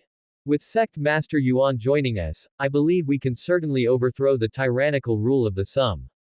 Wu Ming's heart was very happy, as he had never imagined that he would one day receive the support of a celestial. With the support of a celestial, it would be much easier for him to ascend to that position. After hearing Wu Ming's words, Yuan Tian said, Your Highness, the disciples of the Tianwu sect have already arrived near Yan County. As soon as the tyrant leaves Yan County, I will immediately gather the disciples to attack Yan County. By then, Yan County will certainly become ours. Wu Ming asked, Sect Master Yuan, I am a bit curious, how many sects have you already allied with? Yuan Tian answered, 15 sects. Wu Ming thought for a moment and then continued, Sect Master Yuan, these sect powers must also have their own ideas, and they might not be willing to choose me as the new emperor. Yuan Tian, smiling, said, Your Highness, you need not worry about that. We have already agreed that these sect powers all support the Tianwu sect. Hearing Yuan Tian's response, Wu Ming at last felt relieved. His biggest concern was what if the ideal king envisioned by those sect powers was someone else, the royal family of Great Zhu or someone from another power. Then, wouldn't he likely be eliminated eventually? Wu Ming then said, Sect Master Yuan, I promise you that if we truly annihilate tyrannical Sum and I ascend to the throne, from that point on, I will rule the world together with your Tianwu sect. Yuan Tian, with a smile, said, What are you saying, Your Highness? Our sect does not have much interest in worldly affairs. The disciples of the Tianwu sect only wish to attain the way and become immortals. If it weren't for the tyrant's intolerable oppression, wanting to dissolve all the sects in the world, we might not have come into the world. Rest assured, Your Highness, once the tyrant is removed and Great Sum is destroyed, our Tianwu sect will return to where we belong. Hearing Yuan Tian's assurance, Wu Ming felt very happy and sighed. If it was truly so, then it couldn't be better. At that moment, the corners of Wu Ming's lips slightly lifted, revealing a hint of a smug smile. He thought to himself that Lu Chen was bringing disaster on himself and could not live. Who else should have been chosen, yet he dared to declare war on all the sects in the world. He truly knew not what death meant. Now retribution had come knocking. He wanted to see just how long this Lu Chen could survive. Subsequently, Yuan Tian and Wu Ming discussed their plan, when to take action, and how to control Yan County. They already had a complete plan for these matters. Now all that was missing was for Lu Chen to leave Yan County. Afternoon. The scorching sun shone down on the earth. Lu Chen stood at the entrance of the imperial study room, enduring the blazing sun, with his hands behind his back, seemingly deep in thought. At that moment, the icy beauty of a guard spoke, Your Majesty, it's rather sunny outside, shall I have someone prepare a sunshade for you? Lu Chen smiled slightly and then said, No need, I just want to soak up some sun. Lately, I've been staying indoors every day, nearly growing mold. Seeing Lu Chen say this, Bai Qingqing didn't say anything more. A little while later, a female guard approached Lu Chen. Your Majesty, President Xia requests an audience. Now that the Sunset Sword sect and the Tai Chu Divine Hall had been dissolved, Great Sum had established 2 martial arts academies, and Xia Tianyuan was the president of one of them. Lu Chen said, Let him come over. Soon, Xia Tianyuan approached Lu Chen. Greetings Your Majesty. Long live, long live, long live Your Majesty. Lu Chen hummed in response, saying, dispense with the formalities. President Xia, how are things progressing? Xia Tianyuan promptly replied, the yin-yang mirror His Majesty bestowed upon this humble servant is extremely effective, none of the sect forces have discerned his identity.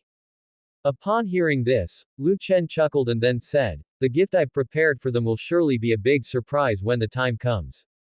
Lu Chen continued to inquire, among those sects, how many celestial powerhouses are there? Xia Tianyuan answered, besides this humble servant, there are only 2 celestial powerhouses. Lu Chen thought to himself, if there are only 2 celestial powerhouses, perhaps when Yun Shenxian arrives, they could directly deal with those sect forces without even needing to use Yan County's great formation.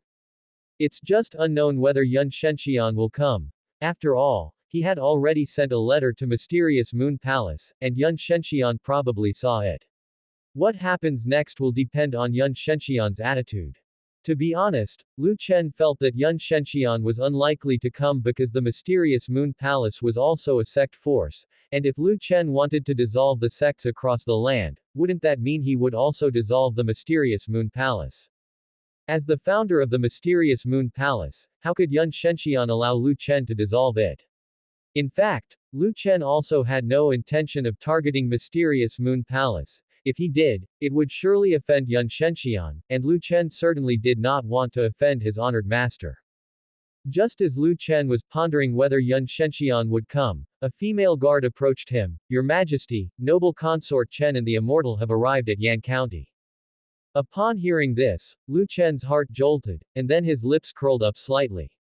It seems what Chen Wanrong said last time was true after all. Chen Wanrong mentioned that Mysterious Moon Palace would fully support him, which should represent Yun Shenxian's attitude. Lu Chen then said to Xia Tianyuan, continue to draw in those sect forces, and try not to let them notice anything. Xia Tianyuan bowed and replied, please rest assured, Your Majesty, this humble servant will act cautiously. Good, if there's nothing else, you may go about your business, Lu Chen said. Yes, this servant takes leave. With these words, Xia Tianyuan turned and left. After Xia Tianyuan had left, Lu Chen went straight to Yunrong Palace, planning to wait there for the arrival of Yun Shenxian and Chen Wanrong.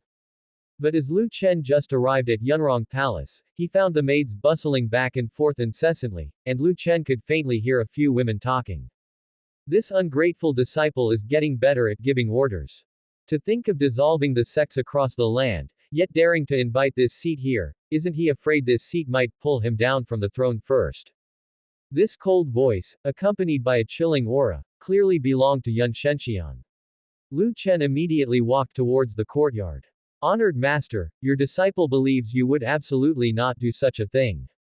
Being a celestial, how could Yun Shenxian not perceive that Lu Chen had already reached the courtyard gate? Clearly, the words she had just spoken were intended for Lu Chen. Upon hearing Lu Chen's voice, the young lady in the courtyard turned her head toward the direction of the courtyard gate, and Yun Shenxian coldly said, oh. Are you so certain your teacher wouldn't pull you down from the throne? Lu Chen replied with a smile, the disciple has no plans to dissolve Mysterious Moon Palace, so the honored master has no reason to do so. Upon hearing Lu Chen's response, Yun Shenxian expressionlessly asked, you want to dissolve the sects across the land, but not Mysterious Moon Palace. How will the dissolved sects view you then? Lu Chen calmly said, Mysterious Moon Palace has been on my side from the beginning, its stance clear. Even if I do not dissolve Mysterious Moon Palace, no one would say anything. Besides, the Palace Master of Mysterious Moon Palace is also my noble consort. With this identity, Mysterious Moon Palace is essentially a force that I support. The Palace Master of Mysterious Moon Palace has become the Emperor's woman. Isn't this blatantly making Mysterious Moon Palace the Emperor's backyard? Once all the sect forces in the world are eradicated, who would dare to wag their tongues? Even a fool can see that, after the Emperor has eradicated the forces of the sects throughout the land, what he's likely to do next is establish Mysterious Moon Palace as the state religion. Upon hearing Lu Chen's words, Yun Shenxian said indifferently, in my view, this is nothing more than a stalling tactic of yours. Once you've eradicated the sect forces of the world, I fear that Mysterious Moon Palace will be your next target. In fact, Yun Shenxian had already guessed on her way to Yan County that Lu Chen would not dissolve Mysterious Moon Palace. Now Lu Chen was her disciple, the saint heir of Mysterious Moon Palace, and the palace master of Mysterious Moon Palace was Lu Chen's woman. Lu Chen effectively controlled Mysterious Moon Palace, so why on earth would he dissolve it for no reason? By keeping Mysterious Moon Palace, should there be any inconvenient matters in the future, he could have Mysterious Moon Palace undertake them. Yet, Yun Shenxian felt some dissatisfaction in her heart. It was she who had founded Mysterious Moon Palace, and now how had it become this traitorous disciple's property?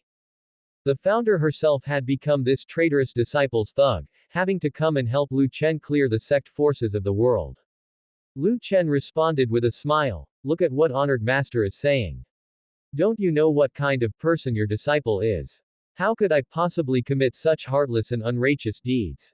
Yun Shenxian said flatly, "The human heart is inscrutable, no one can say for sure."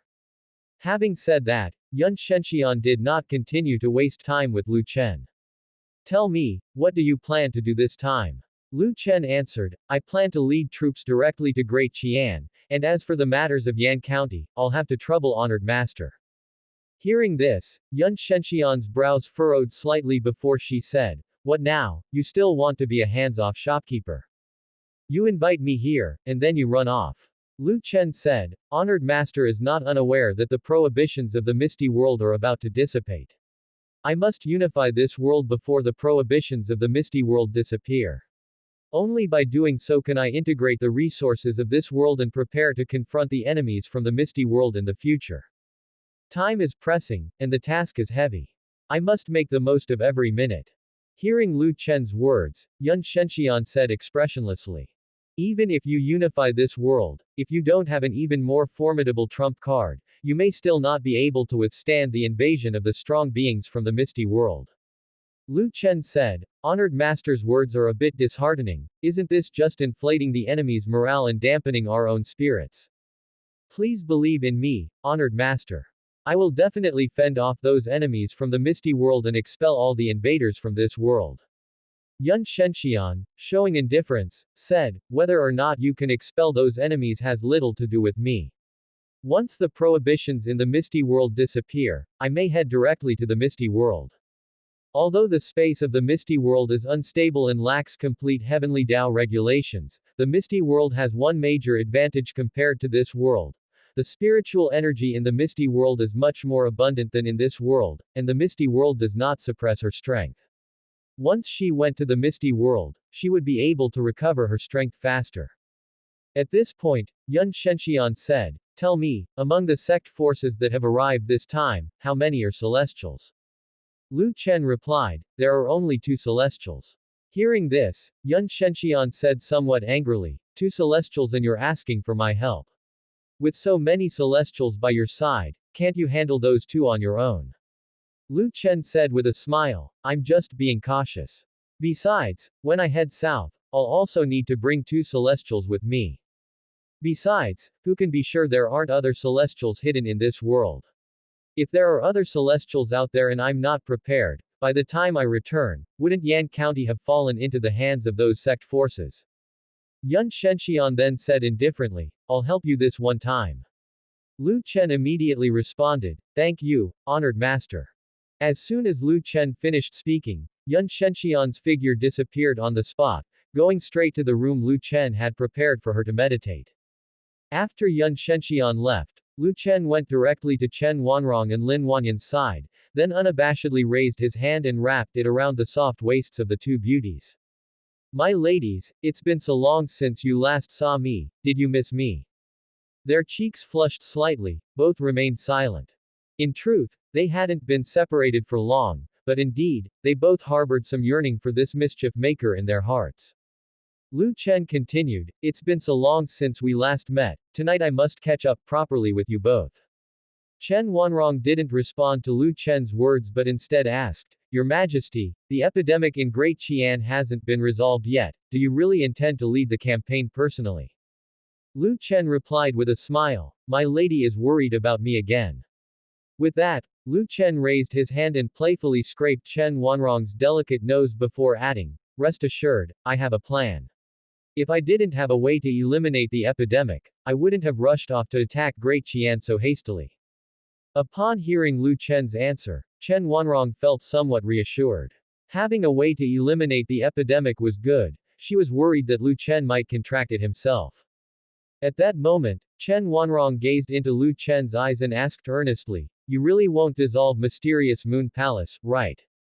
Chen Wanrong's attachment to Mysterious Moon Palace was profound, she didn't want to see it end up like the other sect forces. She, just like Yun Shenxian, was also worried that after Lu Chen had eliminated all the sect forces, Mysterious Moon Palace might be his next target. Seeing that Chen Wanrong too was concerned about this issue, Lu Chen smiled slightly, "I have no reason to act against Mysterious Moon Palace. In the future, the honored master intends to leave this world, and by then Mysterious Moon Palace will be yours. And since you're mine, Mysterious Moon Palace is essentially mine as well. Why would I dissolve my own force?"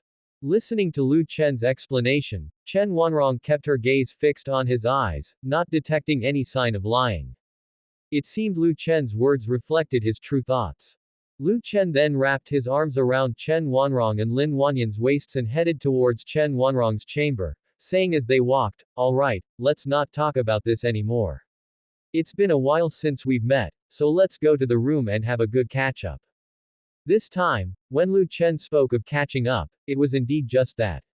He didn't do anything else to Chen Wanrong and the others. He had other matters during the day, so after chatting with them for a while, he returned to the Imperial Study Room. At dusk. Old Yan City, in a certain tavern. The atmosphere in the tavern was decidedly somber, both floors were filled with people, but at that moment, not a single person spoke. After an unknown amount of time, an old man in a gray-white robe entered the tavern, and at that moment, a voice came from the second floor, "Sect Master Yuan, you have finally arrived." Yuan Tian replied with a smile, "Apologies, I was detained meeting with the heads of some minor sects, and that made me late."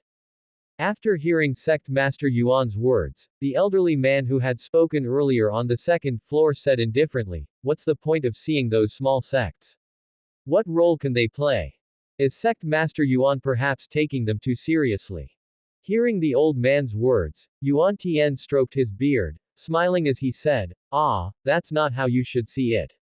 As sects that have also been persecuted, they want to contribute too. Naturally, we should accept them. Besides, the strength of these small sects is not weak either. If we gather them together, they can form a substantial force."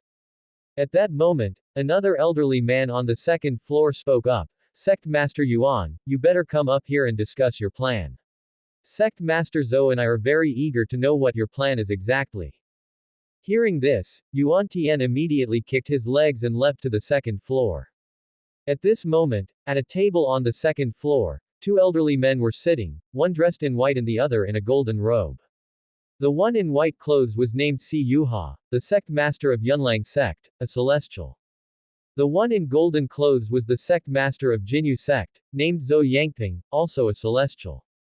Yunlang sect and Jinyu sect were not very famous in the world, many people had never heard of these two sects, and they had always kept a low profile. If it weren't for the Sum Emperor's decree to eradicate the sect powers, these two hidden sect forces would not have come out of seclusion. After Yuan Tian approached the two elderly men, he sat down unhesitatingly in a seat between them, forming a tripartite situation. Yuan Tian then said, "The old man has decided to make Prince Wu Ming from Great Wu the Emperor. I wonder if the two of you have any other candidates to recommend." Hearing this question, the sect master of Yunlang sect, Si Yuha, said indifferently, "Whoever becomes the emperor doesn't matter to us. We don't care who it is, what we care about is whether the new emperor listens to us." The old man does not want to see another arrogant and presumptuous emperor emerge. As Si Yuha finished speaking, the sect master of Jinyu sect, Zhou Yangping, also said, "My attitude is the same as sect master Sis. As long as the new emperor is obedient and does not cause trouble, whoever it is doesn't matter." Yuan Tian said, "Since neither of you has any objections, then after we get rid of the tyrant, we will support Wu Ming's ascension to the throne." At this moment, Si Yuha said, "Sect Master Yuan, let's set aside the matter of the new emperor for now. Please tell us about your plan. Yuan Tian said indifferently, my plan is simple. The tyrant can only mobilize 4 celestials. According to reliable information, he will attack Great Qian and must take at least 2 celestials with him, while another celestial will remain in Dayu capital city. At that time, Yan County will have only 1 celestial. We 3 just need to join forces to deal with that celestial. Once we eliminate that celestial, we can control the entire Yan County and the tyrant's wives and children. Then we can declare to the world that the tyrant has defied the heavenly Tao, is cruel and brutal, and intolerant by the heavens. We will call all oppressed forces to come together and overthrow the entire Great Sum. I believe that at that time, many forces will stand with us to topple the tyrant's rule. Hearing Yuan Tian's words, Si Yuha said, I have heard that the most formidable in Great Sum is not those celestials, but the tyrant himself.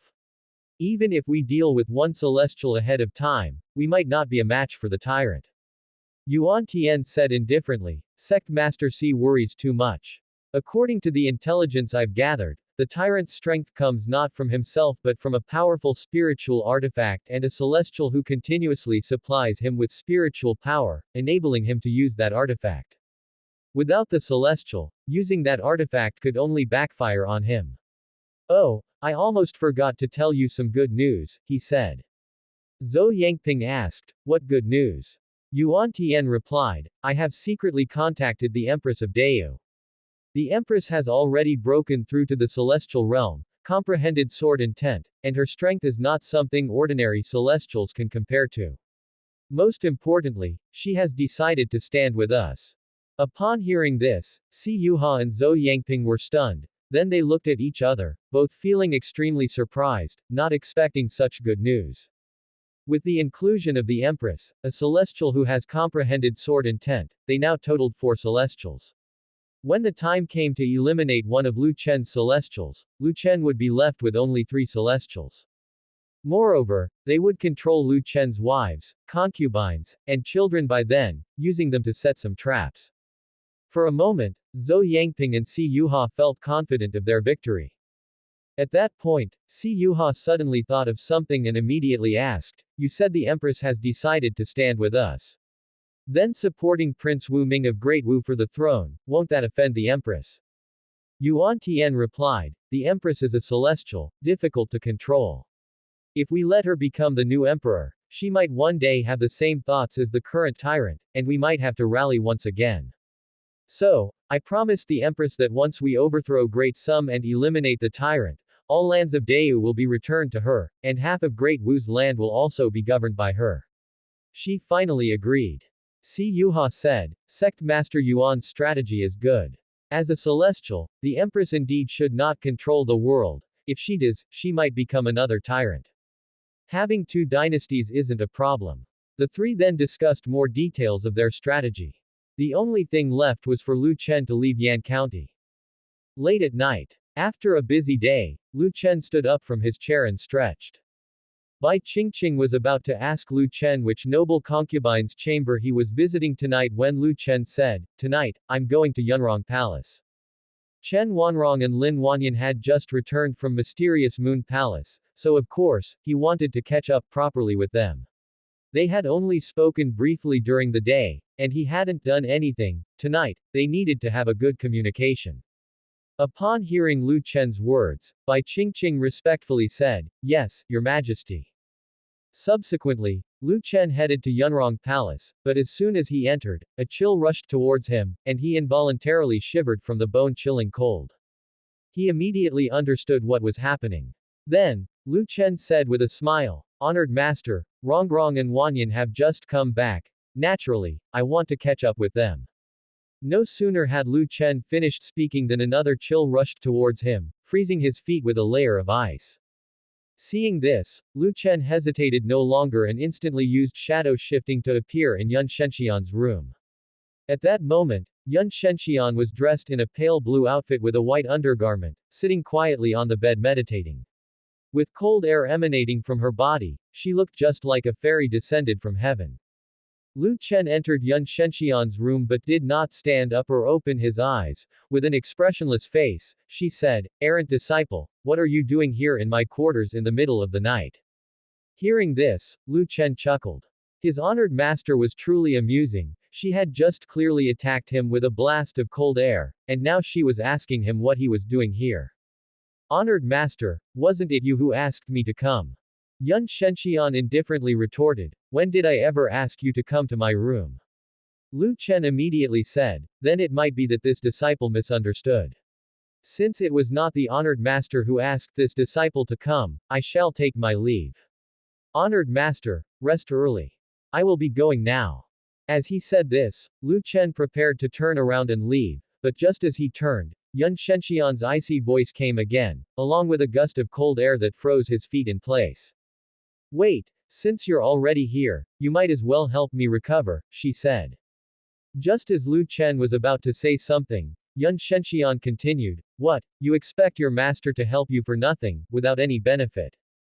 Hearing this, Lu Chen said with a smile, how could that be? Helping the honored master recover her strength is something this disciple should do. I, too, want to help the honored master regain her strength as soon as possible, but it seems the honored master has some reservations. Upon hearing Lu Chen's words, Yun Shenxian immediately understood the implication, and she then said indifferently, don't think I don't know what you're plotting.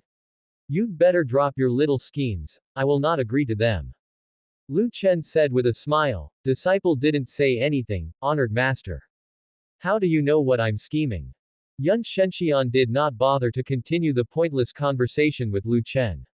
With a single gesture, Lu Chen's body was lifted into the air and brought to sit in front of Yun Shenxian. Lu Chen then said, isn't the honored master worried that when the restrictions of the misty world vanish, the enemies that emerge might be stronger than you? If you don't recover your strength quickly, what will you do if you encounter a formidable enemy and can't match them? Seeing that this errant disciple was not giving up, Yun Shenxian snorted coldly and said, that's not for you to worry about. As they spoke, a frigid current of spiritual energy rushed towards Lu Chen's body. In the next moment, his clothing turned into shattered fabric, scattering all over the soft couch. Immediately afterward, Yun Shenxian gazed into Lu Chen's eyes. Her pupils then emitted a faint purple glow and soon after, Lu Chen's inner desires were drawn out. Lu Chen didn't mind. He had many women in his harem, and many had not yet conceived, so taking down Yun Shenxian a bit later was all the same. Once his realm advanced to the heavenly human realm, he could then take his time dealing with Yun Shenxian, this cold fairy. As they cultivated the dragon and phoenix yin-yang skill, Lu Chen asked, honored master, I'm a bit curious, what is the high-level cultivation realm like where you are from? Upon hearing Lu Chen's question, Yun Shenxian, with an expressionless face, responded, you also come from the high-level cultivation realm. Don't you know what the cultivation realm is like? Currently, Yun Shenxian had essentially determined that Lu Chen was someone from an immortal world sent to a lower world for training. If Lu Chen were merely someone from a lower world who stumbled into this world by a fluke, he couldn't possibly have gained so many achievements in such a short time. Nor would those celestials willingly follow Lu Chen. Yun Shenxian could tell that these celestials were all utterly respectful toward Lu Chen, as celestials themselves, showing such deference to Lu Chen, a pseudo-celestial, simply did not make sense. The only possibility was that Lu Chen's identity was rather noble, and those celestials were merely subordinates prepared by the family backing Lu Chen. In the cultivation realm, when the offspring of aristocratic families go to other worlds for training, their families would arrange many subordinates for them to avoid any dangers. Lu Chen said, honored master has misunderstood me, the world I originally came from is also a world with almost no spiritual energy.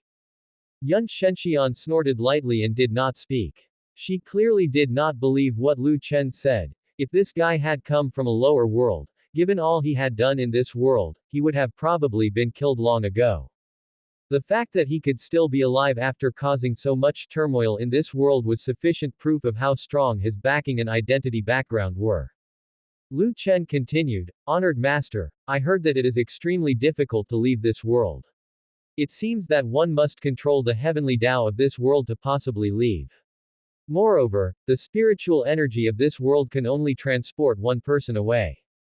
Hearing Lu Chen's words, Yun Shenxian raised her eyebrows and then asked, who told you this? Lu Chen answered, I found out from the Yu Emperor, who in turn heard it from the barbarian tribe goddess. The barbarian tribe goddess is also a cultivator who fell from the high-level cultivation realm to this world. Yun Shenxian said indifferently, she's dreaming quite a lovely dream. Although this world is just a world with incomplete rules, it is, after all, a separate world. To dream of controlling the heavenly Tao of this world is simply the fantasy of a madman. I have been in this world for who knows how many years, and have tried every method possible to leave this world, yet I am still trapped here. The best way to leave this world is to go to the misty world and find a space rift. Through a space rift, one might be able to be transported to another world.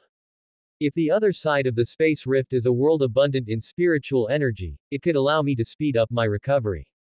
Once I have regained my original strength, I could return to my own world.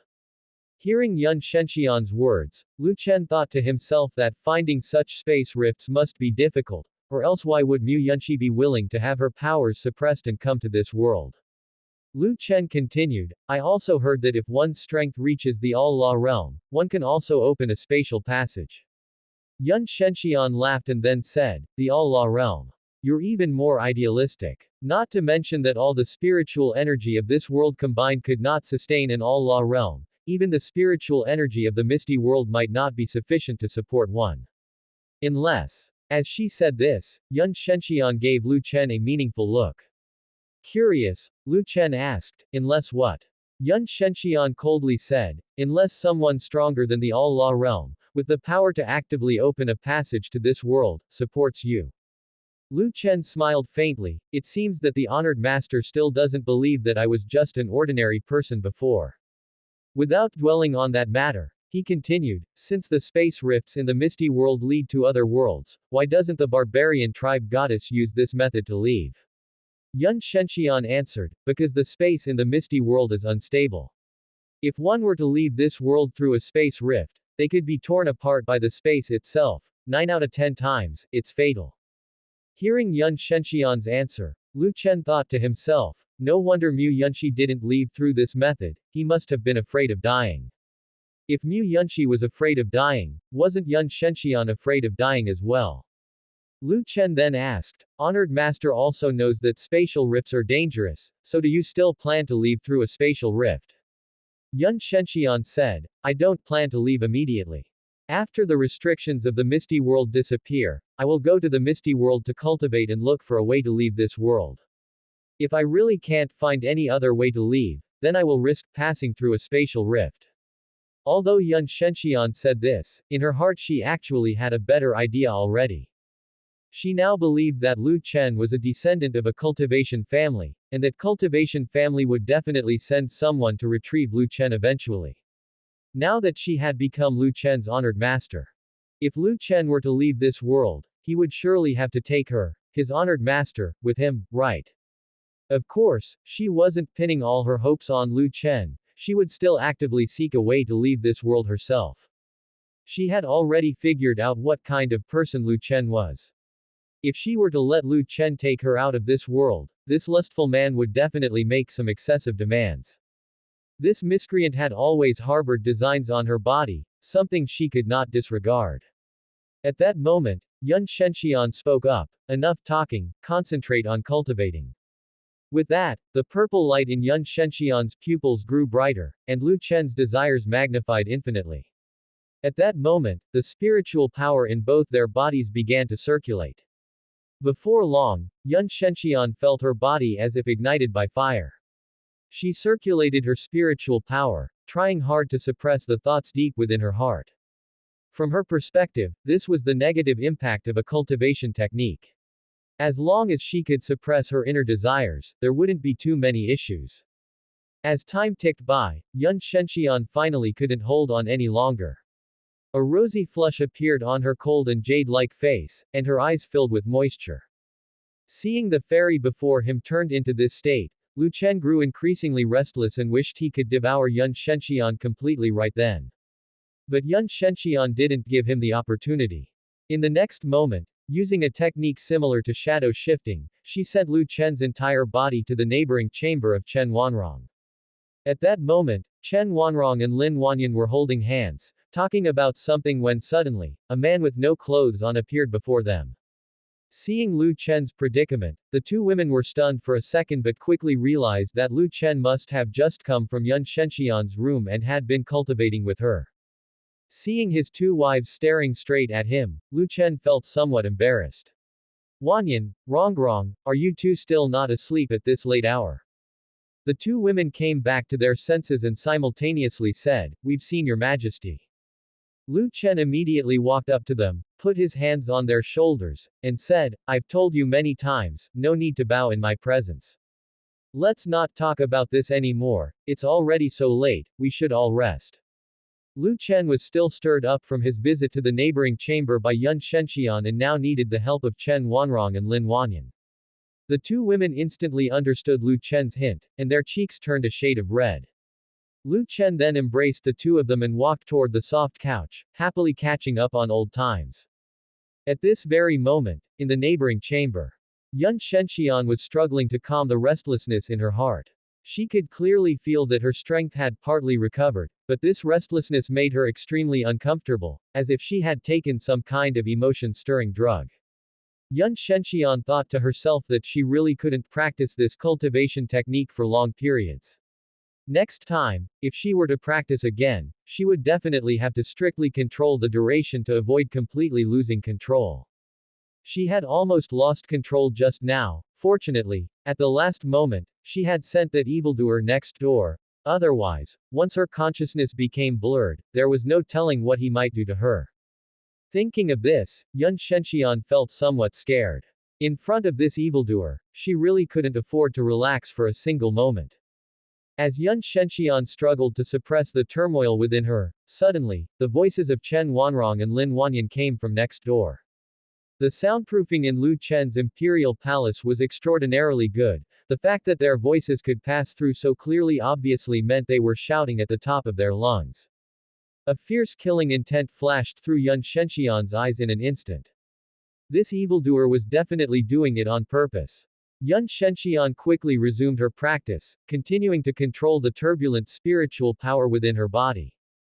However, this evening was not so easy for Yun Shenxian, which made her somewhat puzzled. It seemed that previously when she and Lu Chen cultivated together, the sessions were even longer than this time, yet she had never felt this restless.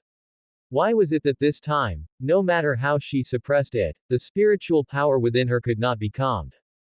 The next morning, after waking up amid the gentle jade fragrance of Chen Wanrong and Lin Wanyan, Lu Chen, without lingering, took a bath and went straight to the Hall of Political Affairs.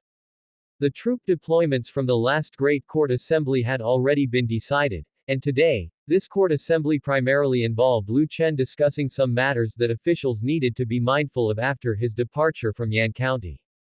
The Great Court Assembly had just ended, and the determined time of Lu Chen's southern journey was immediately communicated to the ears of those sect forces. Hearing that Lu Chen was finally heading south, those sect forces were very excited, thinking that their plans could finally be implemented.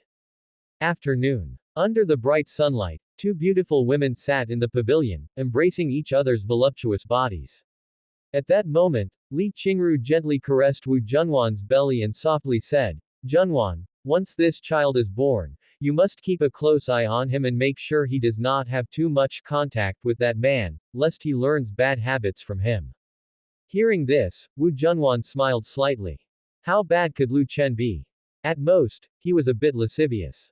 If her child turned out to be only lascivious without other faults, she could completely accept that.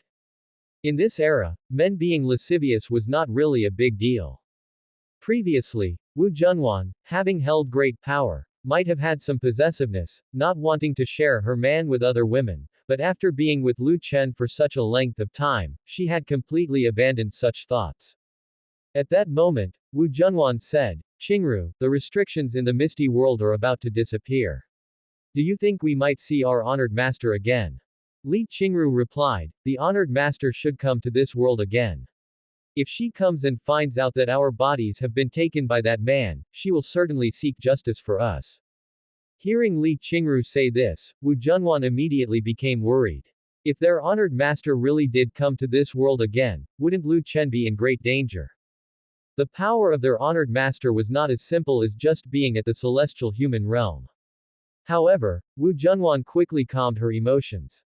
With so many secrets on this little man, Lu Chen, who could say for sure if he had other trumps up his sleeve? Wu Junwan thought to herself that since Lu Chen could set up an array capable of withstanding the strength of someone from the yin-yang realm and also possessed an earth-grade spiritual artifact that could kill a celestial of the heavenly human realm, if their honored master truly arrived, she might not actually be a match for Lu Chen. Furthermore, until now, no one knew what the conditions were for Lu Chen's ascension to celestial status. Who could say whether Lu Chen might not have already made the breakthrough before the restrictions of the misty world faded away? Lu Chen, currently a pseudo-celestial, already possessed the power to contend with celestials. If he were to truly ascend, then surpassing his own realm to battle the strong from the yin-yang realm would not be out of the question. With this thought, Wu Junwan felt a slight relief in her heart. At this moment, Wu Junwan said, once the restrictions of the misty world disappear, considering the character of the misty immortal sect master, it is quite possible that she will choose to take over this world. I'm afraid there will be a great battle then. As her voice fell, the brows Wu Junwan had just relaxed furrowed once again. The reason they had chosen to leave the misty immortal sect and return to this world was also largely because they could not accept the way the sect conducted its affairs. Their honored master was good to them, but the misty immortal sect was too domineering.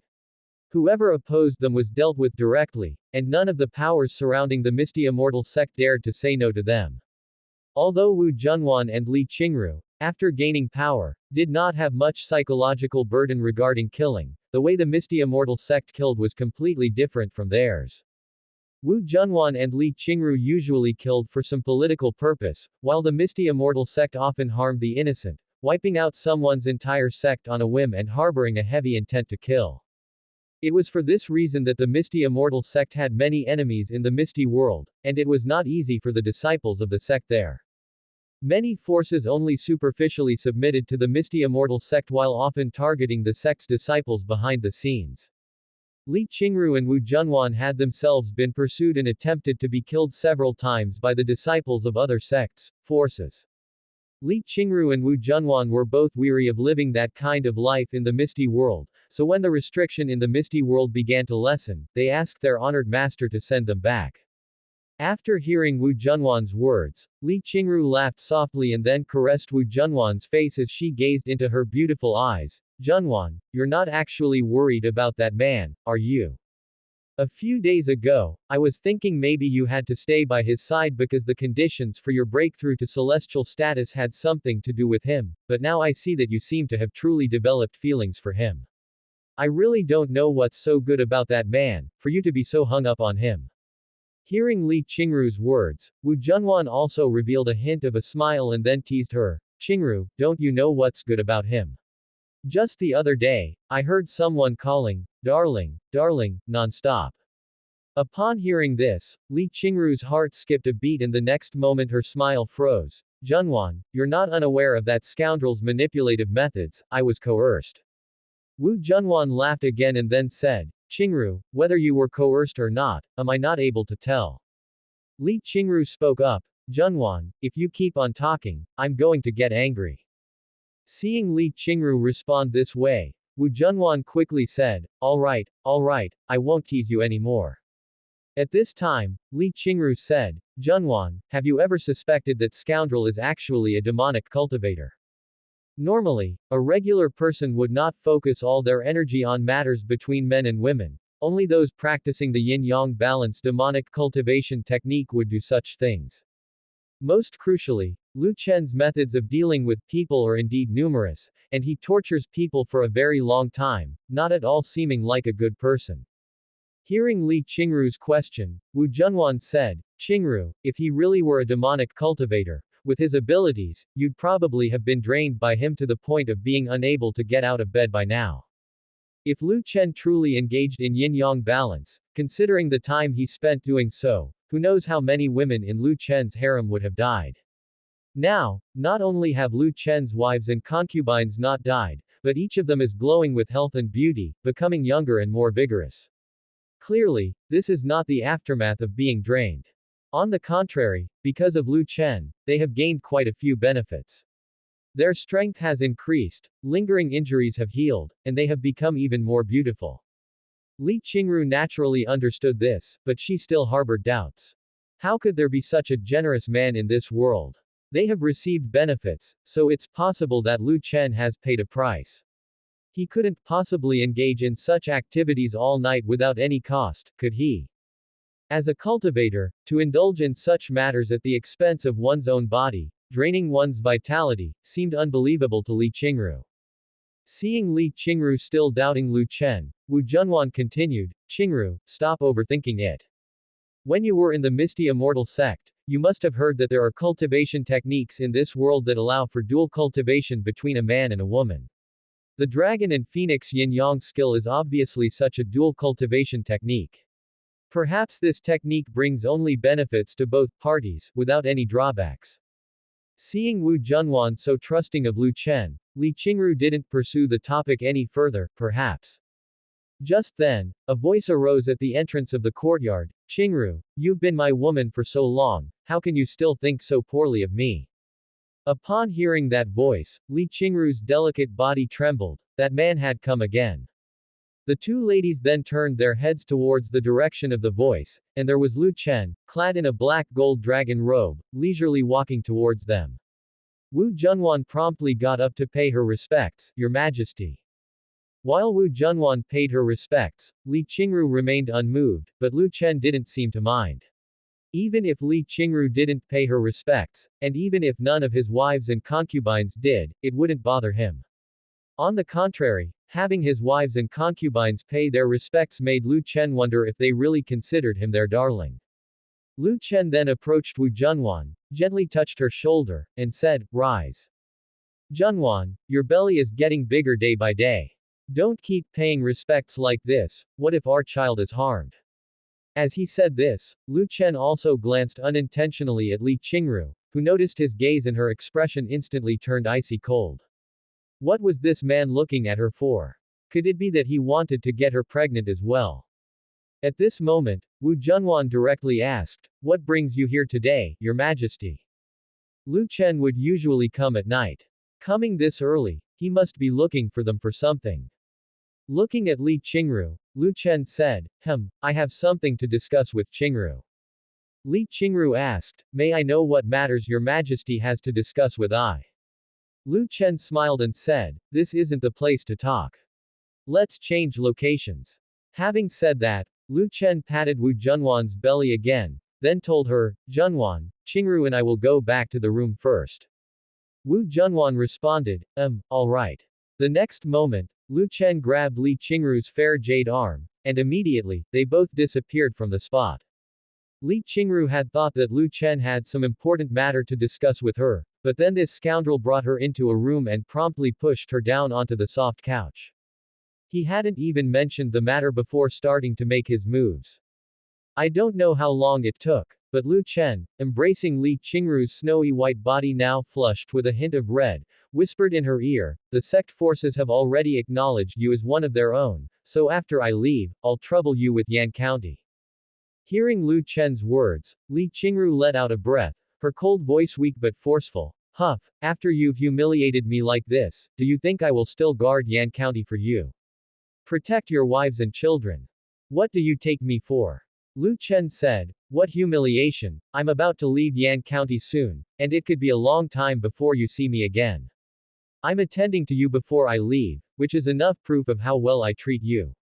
If I were to go for several months or even a year, wouldn't you find it particularly hard to bear? Li Qingru said coldly, So, I should thank you, is that it? Lu Chen continued his actions, Tisk, no need for thanks, it's what I should do, since you are my wife after all. At Lu Chen's words, Li Qingru felt both anger and annoyance. This scoundrel, he truly treated her as his forbidden delight, his female slave. If you want me to help you, no problem, but from now on you must treat Junwan well. A chortle escaped Lu Chen as he flipped her around to look him in the eyes and said, Even without you saying so, I will always treat Junwan well. After all, she is also my woman. Li Qingru was in no mood to haggle with Lu Chen, her mention of treating Junwan well merely a reflexive utterance in her state of confusion. Li Qingru understood why this bastard started to be handsy the moment he had brought her in.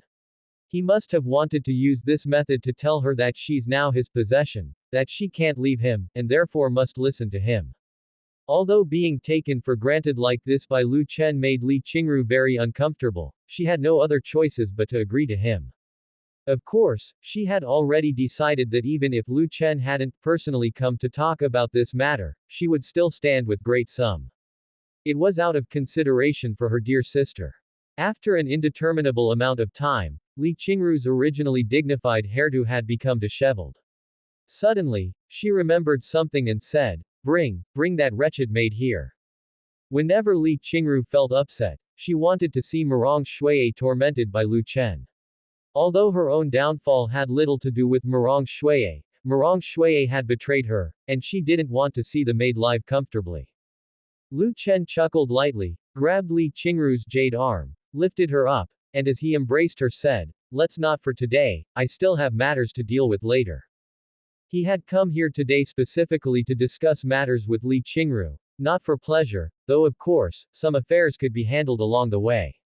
At that moment, Li Qingru managed to say, now that the barbarian tribe goddess has gone to the Great Qian dynasty, are you truly confident in conquering the Great Qian dynasty? Lu Chen replied, even without assurance, I must lead the troops. The prohibitions of the Misty World are almost dissolved, and I must hurry to unify this world. Only then can I consolidate the power of this world to confront the invaders from the Misty World. At this point, Lu Chen's emotions surged noticeably, and he became even more violent. Li Qingru cursed Lu Chen in her heart once more. This bastard, truly inhumane. If you have no trump cards and rely solely on the power of this world, then forget confronting the entire Misty World. I'm afraid even the Misty Immortal sect that Junwan and I used to belong to would be too much to handle. Upon hearing Li Qingru's words, Lu Chen grew interested and immediately said, oh. Is the Misty Immortal sect that powerful? Li Qingru replied, the Misty Immortal sect possesses at least 2 yin-yang realm powerhouses, with countless experts in the heavenly human realm. There are only a few celestials in this world, are you sure you can contend with them? Upon hearing this, Lu Chen fell into silence. Seeing Lu Chen silent, Li Qingru suddenly felt a sense of satisfaction, not expecting this bastard to have a day when he was afraid. Li Qingru continued, initially, if you had curried favor with me and Junwan, after the restrictions of the Misty World vanish, we could have spoken well of you in front of our honored master to preserve your life. But now, you have locked me and Junwan in your harem, treating us like playthings to wantonly humiliate. Once my honored master learns of this, you probably will not. Hiss. You bastard. Li Qingru was trying to be arrogant, but before she could finish her harsh words, she was interrupted by a series of actions from Lu Chen. Lu Chen snorted with laughter and said, your honored master. If she dares to come, I can still make her one of your sisters. You. Li Qingru was completely at a loss. She wanted to see what kind of trump card this bastard had that he was not even afraid of yin-yang realm powerhouses when the restrictions of the Misty World were lifted. After giving Li Qingru a harsh lesson, Lu Chen left her on the bed and went alone to the room next door. Wu Junwan was sitting on the couch, sewing children's clothes with needle and thread in her hand. Seeing this, Lu Chen couldn't help but laugh out loud. Upon hearing Lu Chen's laughter, Wu Junwan immediately looked up towards the door. Seeing Lu Chen at the door, Wu Junwan asked in confusion, Your Majesty, you finished talking with Qingru so quickly. Lu Chen replied with a smile, I would have liked to talk with her longer, but unfortunately, she didn't have the stamina and fell straight to sleep. You say she's a celestial, how come her stamina is still so poor? Hearing Lu Chen's words, Wu Junwan immediately wanted to roll her eyes at him. Li Qingru may be a celestial, but she is also a woman. If Lu Chen becomes fierce, which woman could endure his wrath?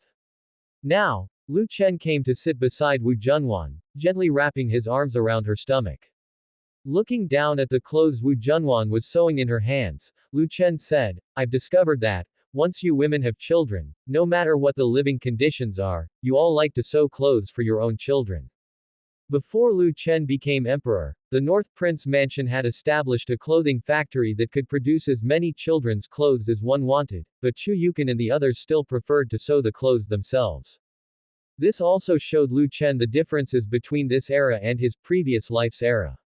Wu Junwan spoke, "The clothes from the factories all look rather similar. They are not as attractive as the ones we sew ourselves." Adding to that, Wu Junwan asked, "Did your majesty come to see me because there's something else?" Lu Chen looked down at Wu Junwan's belly and said, "I do not know when I will return from this military expedition. By the time I come back, the baby might have already been born. I am worried that something dangerous might happen when you give birth in my absence." Upon hearing Lu Chen's words, Wu Junwan immediately felt a warmth in her heart. Although she wasn't sure if Lu Chen was concerned about herself or the child in her belly, the fact that Lu Chen spoke words of concern in her presence still made her feel very comfortable. Lu Chen continued, "I will first use the rejuvenating skill to infuse you with some special spiritual power, so that when you give birth, you won't suffer so much." Lu Chen's rejuvenating skill had now reached full completion, and he was able to pre-infuse special spiritual power into a person's body to heal injuries and ailments at a specific time. However, the pre-infused spiritual power wouldn't be excessive and this power would gradually dissipate over time, but even if the spiritual power dissipated, it would hardly be a problem by the time Wu Junwan gave birth. After hearing Lu Chen's words, Wu Junwan became curious. Could Lu Chen's rejuvenating skill really make childbirth completely painless? She had already heard from Mu Zixuan and the others. They all said that Lu Chen's immortal technique was incredibly powerful and that as long as Lu Chen was nearby during childbirth, there would be no pain and the child would be born in an instant. Even after the children were born, they were hardly able to react. Wu Junwan asked, "Will your majesty's healing immortal technique still work after your majesty has left?" Mu Zixuan and the others had mentioned that Lu Chen needed to be present during childbirth, but Lu Chen just mentioned that he could pre-infuse her with some special spiritual power, which made Wu Junwan even more curious. Could the infused spiritual power really be stored in her body? Lu Chen smiled and said, "Naturally." Then Lu Chen placed his hand on Wu Junwan's lower abdomen and began infusing green spiritual power into her body. The moment the spiritual power entered Wu Junwan's body, she felt incredibly relaxed, and she also became much more spirited. Ever since she had become pregnant, she had always been sleepy and couldn't gather much energy, but she didn't expect that just as Lu Chen's spiritual power entered her body's negative conditions disappeared. Lu Chen's healing immortal technique was too powerful, and Wu Junwan was somewhat tempted to learn it. However, Wu Junwan also understood that such a powerful healing technique was unlikely to be taught to her by Lu Chen. At this moment, the spiritual power Lu Chen infused into Wu Junwan's body began converging toward the fetus in her womb, and shortly after, a ball of green spiritual power enveloped the fetus. With this ball of spiritual power, childbirth would not be so difficult when the time came. Feeling the sense of relief coming from her belly, Wu Junwan finally spoke up, "Your Majesty, I wonder if I could learn this healing technique." When Lu Chen heard Wu Junwan's words, he was momentarily stunned, then he looked at Wu Junwan, "Junwan, what did you just say?" Thinking that Lu Chen was reluctant, Wu Junwan said, "Your Majesty, I was thinking that if in the future you are not in the imperial palace, if any of the sisters get injured, I could use this healing technique to treat them." Lu Chen smiled slightly, then he raised his hands, cupping Wu Junwan's face, and pressing his own child's face against hers, cheek to cheek. "Junwan, you have reminded me. I could just teach you all the rejuvenating skill, then you wouldn't have to worry about getting sick in the future." Hearing Lu Chen say this, Wu Junwan was slightly surprised. She had thought Lu Chen was unwilling, but it turned out that he had simply not thought of it. Lu Chen continued, "However, the rejuvenating skill is not easy to learn. I will pass it on to you, but to cultivate it to that extent will depend on your own talents." Lu Chen was able to learn the rejuvenating skill largely because of the system, and his cultivation method involved being intimately close with his concubines. However, Wu Junwan and the others needed to spend time practicing on their own. Whether they could cultivate the rejuvenating skill to full completion was uncertain, and the difficulty would certainly be great. After all, what's fearful about the rejuvenating skill is its ability to bring the dead back to life. A cultivation technique that can resurrect the dead is by no means ordinary. However, it might be worth trying. What if one of them had an exceptional talent and learned the rejuvenating skill effortlessly? Then, in the future, they wouldn't need him and could heal their own injuries or treat the illnesses of other consorts and children. Thinking of this, Lu Chen said to Wu Junwan, I will now impart the secrets of the rejuvenating skill to you. As he spoke, Lu Chen pressed his lips against Wu Junwan's red ones. Wu Junwan was somewhat bewildered, as this method of transmitting the cultivation technique was different from what she had expected. Lu Chen's kiss was very passionate, and soon Wu Junwan's entire body went limp. Of course, imparting the cultivation technique didn't require such an intense kiss, not even a kiss at all. This was just Lu Chen teasing Wu Junwan. After kissing Wu Junwan for a while, Lu Chen spoke to the system in his mind. System, transfer the rejuvenating skill to Wu Junwan. Upon hearing Lu Chen's command, the system's prompt tone immediately sounded. Transferring rejuvenating skill. Transfer of rejuvenating skill complete. Wu Junwan has learned the rejuvenating skill. At that moment, Wu Junwan, who was almost delirious and about to lose consciousness, suddenly found codes of the cultivation technique appearing in her mind, feeling immensely surprised at how quickly Lu Chen had transmitted the technique. Could Lu Chen really impart cultivation techniques to his consorts through a kiss? Just moments ago, she thought this young man was merely fooling around with her. As the secret codes of the rejuvenating skill entered Wu Junwan's mind, she quickly learned the basic healing technique of the rejuvenating skill. After what seemed like an eternity, Lu Chen finally released Wu Junwan, who was all flushed and restless. With eyes like pools of autumn water, Wu Junwan gazed affectionately into Lu Chen's eyes. Thank you, Your Majesty, for bestowing the rejuvenating skill upon this consort. Lu Chen smiled faintly, you are my consort, it is only right. In the future, if anyone in the imperial palace gets injured, I'll count on you. Wu Junwan replied, Your Majesty, please rest assured, whether it's your women or children, whoever they are, I will do my utmost to heal them. Lu Chen responded, with your words, I am relieved. All right, I have other matters to attend to, so I'll leave now. You take some time to get familiar with the secret codes of the rejuvenating skill. As he finished speaking, Lu Chen let go of Wu Junwan and stood up to walk toward the outside of the palace.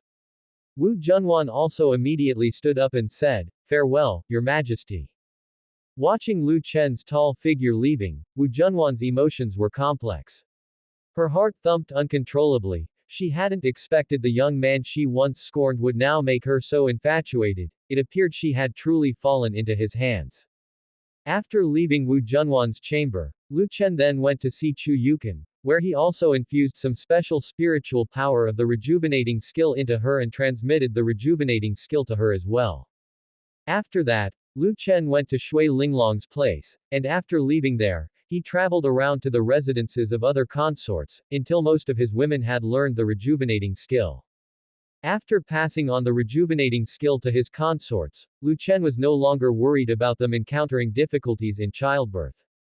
Even in his absence, his other consorts would be able to join hands in assisting the childbirth of his women. As long as they had a basic grasp of the rejuvenating skill, helping pregnant women during childbirth was not a significant problem. Since the affairs of Yan County were almost arranged, it was time for him to set out on a campaign. 6 days later, Lu Chen led an army of 500,000 southward, marching straight towards the Great Qian dynasty. For a time, the entire Great Sum was bustling with activity, and Yan County became somber. Wu residence. Wu Ming's courtyard. Wu Ming stood by the lotus pond, looking at the newspaper in his hand, his face unable to hide the excitement within as he burst into laughter. He's gone, he's finally gone, our chance has come. At last, I will be able to ascend to that position. Ha ha ha ha. When Lu Chen returns and finds Yan County occupied and his wives, consorts, and children imprisoned, I wonder what kind of expression he will have. At that moment, a servant next to Wu Ming said, Your Highness, I've heard that the Sum Emperor's consorts are all very beautiful. If we take down the imperial palace, they could serve you. What do you think? Hearing the servant's words, Wu Ming laughed even louder. They say Lu Chen is a lecher, with every woman in his harem a rare beauty. Once we take down the imperial palace, I must thoroughly enjoy myself and see just what is so different about those women. At this time, Wu Ming's mind was already fantasizing about his decadent life after taking down the imperial palace. He intended to repay all the humiliation Lu Chen had once brought upon him through Lu Chen's own women.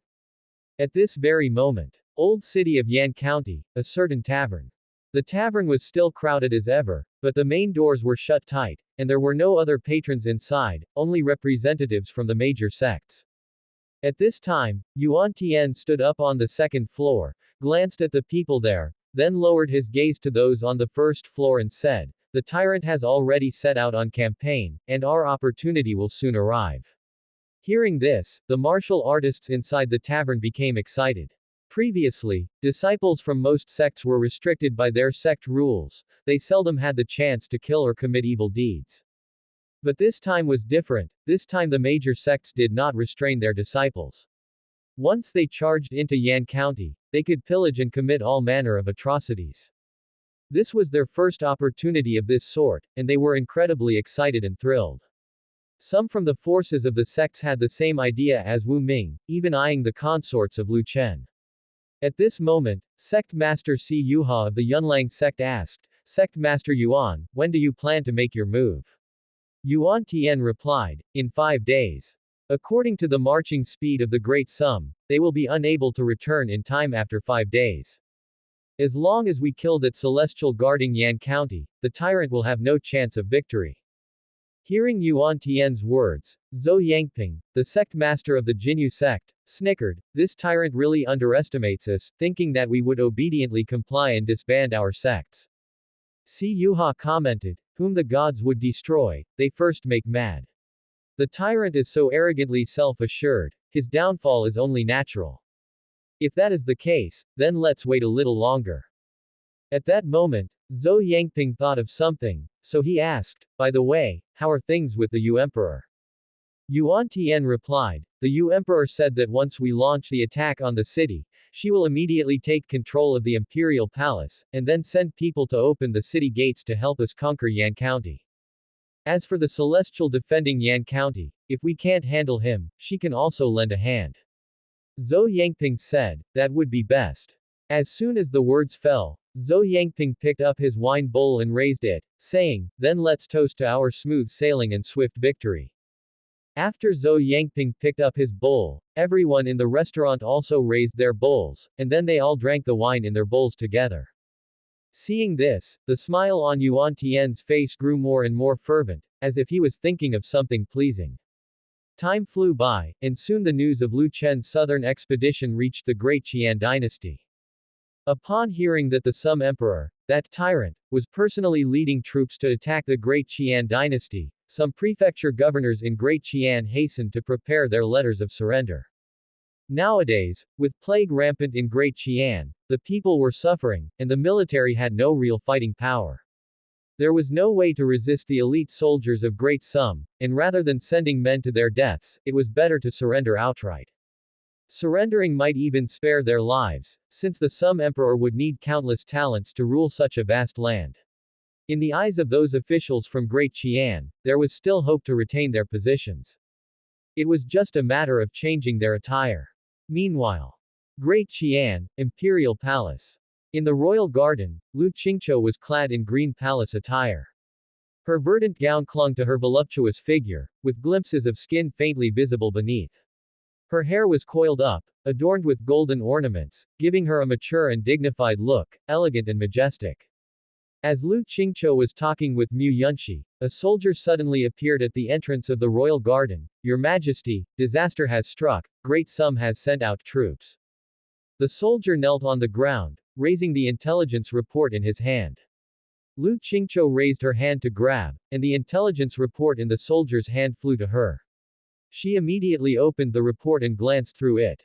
Upon seeing the contents, her expression turned even colder. HMPH, the Sum Emperor is really confident, thinking that with 500,000 troops he can eliminate Great Qian. Hearing this, Mu Yunshi said from the side, "You shouldn't underestimate him, he not only eliminated Great Wu but also Great Ju, he's no ordinary person." Lu Qingqiu said indifferently, as long as he dares to come, I shall ensure he has a one-way trip. Upon saying this, Lu Qingqiu asked, you also possess a spiritual artifact. If he makes a move, you will stall him for me, and I will find the right moment to deal with him. Hearing Lu Qingqiu's words, Mu Yunxi said with a smile brimming in her eyes, all right, I just hope you won't get so frightened by the Sum Emperor that you hide when the time comes. Mu Yunxi was certainly aware of Lu Qingqiu's ulterior motives. Lu Qingqiu planned to let her and Lu Chen fight to the death, with both sides suffering losses, after which Lu Qingqiu would reap the benefits. However, Mu Yunxi chose not to expose Lu Qingqiu's scheming. If the situation went sideways, she planned to flee the scene immediately, leaving Lu Qingqiu and Lu Chen behind. As a Genesis realm powerhouse, escaping with ease wouldn't be a problem for her. Nor would she risk her life for Lu Qingqiu against Lu Chen, who had a weapon capable of killing Celestials in hand. Should she be struck even once by that weapon, she would be either gravely wounded or dead. At this moment, Lu Qingqiu said, I need to remind you, once Lu Chen is eliminated, our alliance will be immediately nullified. Hearing Lu Qingqiu's reminder, Mu Yunxi laughed lightly and then asked, the Empress wouldn't be planning to take action against me on the battlefield, would she? With an expressionless face, Lu Qingqiu said, I would not stoop to such pettiness.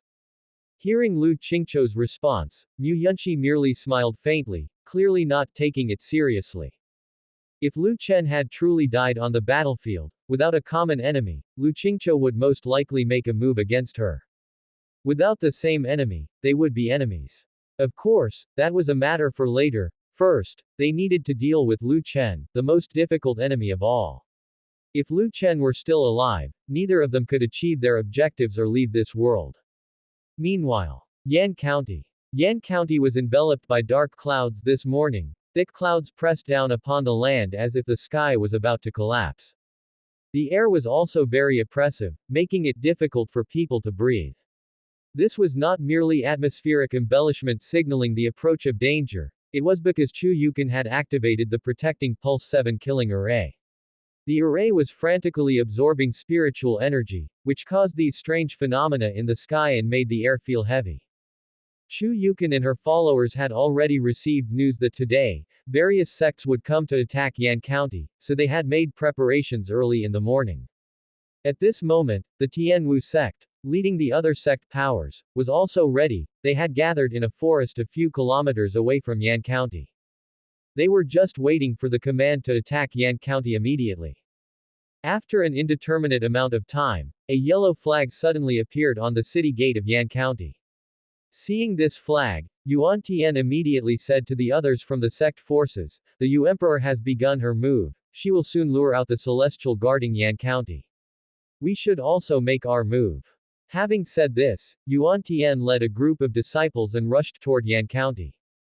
Moments later, two figures appeared in the sky above Yan County, seeming to be engaged in battle. After a while, these two figures appeared outside the city walls of Yan County. The Yu Emperor, adorned in a phoenix robe, was chasing another woman dressed in green. When the two figures came outside Yan County, Yuan Tian immediately said to Si Yuha and Zhou Yangping, the Yu Emperor has drawn out the Celestial who was guarding Yan County, let's strike together. As the words fell, Yuan Tian followed right behind the Yu Emperor, chasing after the woman in green. Seeing Yuan Tian take action, Si Yuha and Zhou Yangping did not hesitate, they also quickly pursued her. However, the woman in green seemed to have no intention of facing them in direct combat. She was continuously running toward the eastern forest of Yan County, and her speed was very fast. Si Yuha and Zhou Yangping gradually felt that something was off. Since this celestial was left by the Sum Emperor to guard Yan County, she should be defending it directly. Why was she running so fast now? If this celestial were to flee, Yan County might fall, and Lu Chen's wives and children could end up in the hands of their sect forces. If Lu Chen returned, wouldn't he then seek trouble with this celestial?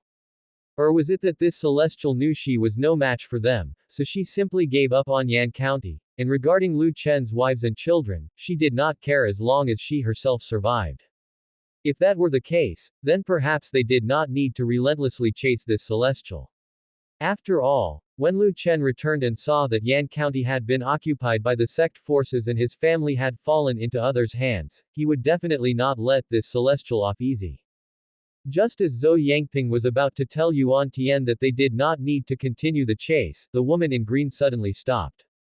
Seeing this, Zhou Yangping and Si Yuha were taken aback. They had thought that this woman did not intend to engage them in direct combat, yet just as they decided to let her go, she came to a halt on her own.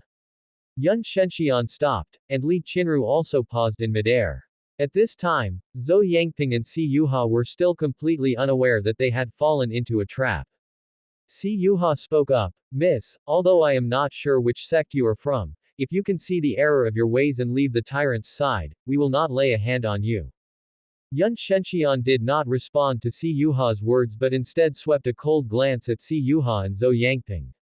Then she said icily, "To come so far for just 2 celestials and to take action, it truly is a waste of my time." Hearing Yun Shenxian's words, Si Yuha and Zhou Yangping were startled. For 2 celestials. 2. Including the Yu Emperor, weren't there 4 celestials on their side? Why would this woman say there were 2? They instantly became alert as they seemed to sense something. However, it was already too late. At that moment, Yuan Tian suddenly made his move, piercing Si Yuha's body with a sword. Blood gushed from Si Yuha, and he instantly understood what was happening. Yuan Tian, you. Zhou Yangping also realized something was wrong. He quickly attacked Yuan Tian, but after striking, Yuan Tian swiftly created a distance between them. At that time, Yun Shenxian, Li Qinru, and Sha Tianyuan were positioned in a triangle, with Zhou Yangping and Si Yuha inside this triangle. Zhou Yangping shouted angrily, "Yuan Tian, you emperor, what is the meaning of this?" At this point, Sha Tianyuan said with a smile, "Let me reintroduce myself. My name is Sha Tianyuan, the former sect master of the Sunset Sword sect and currently the dean of the Luoyang Academy." In the midst of speaking, Sha Tianyuan's original appearance was revealed. Seeing his true face, anyone would understand what was happening. At this time, Si Yuha covered his still bleeding wound and said weakly, "So, this was all the tyrant's conspiracy." Although Si Yuha had been pierced by Sha Tianyuan's sword, he was a celestial after all, so it wasn't that easy for him to die. Yet in this situation, even if Si Yuha was unharmed, it would be difficult for the 2 of them to handle 3 celestials, particularly when one of them had mastered sword intent. Si Yuha then continued, "I am very curious why, when we were in the old city, the tyrant did not directly take action. Sha Tianyuan had long known their sect Foss's plans. If the tyrant had wanted to deal with them, he could have just sent someone to the old city to eliminate both of them directly. There was no need to wait until now to take action." Sha Tianyuan answered with a smile, "Our Majesty is a king of benevolence and righteousness. Without concrete evidence, he would not casually kill people." Hearing Sha Tianyuan's answer, Zhou Yangping sneered, "Bullshit benevolence and righteousness, utterly hypocritical." The tyrant had sent Sha Tianyuan to lure them into rebellion, yet still talked about benevolence and righteousness. Clearly, the tyrant was just looking for a justified reason to eliminate these sect forces. Now that these sect forces had actively rebelled, the tyrant could take direct action without waiting for the sect forces to disband on their own. Sha Tianyuan said, "Well, now that both of you know what's going on, let me send you on your way."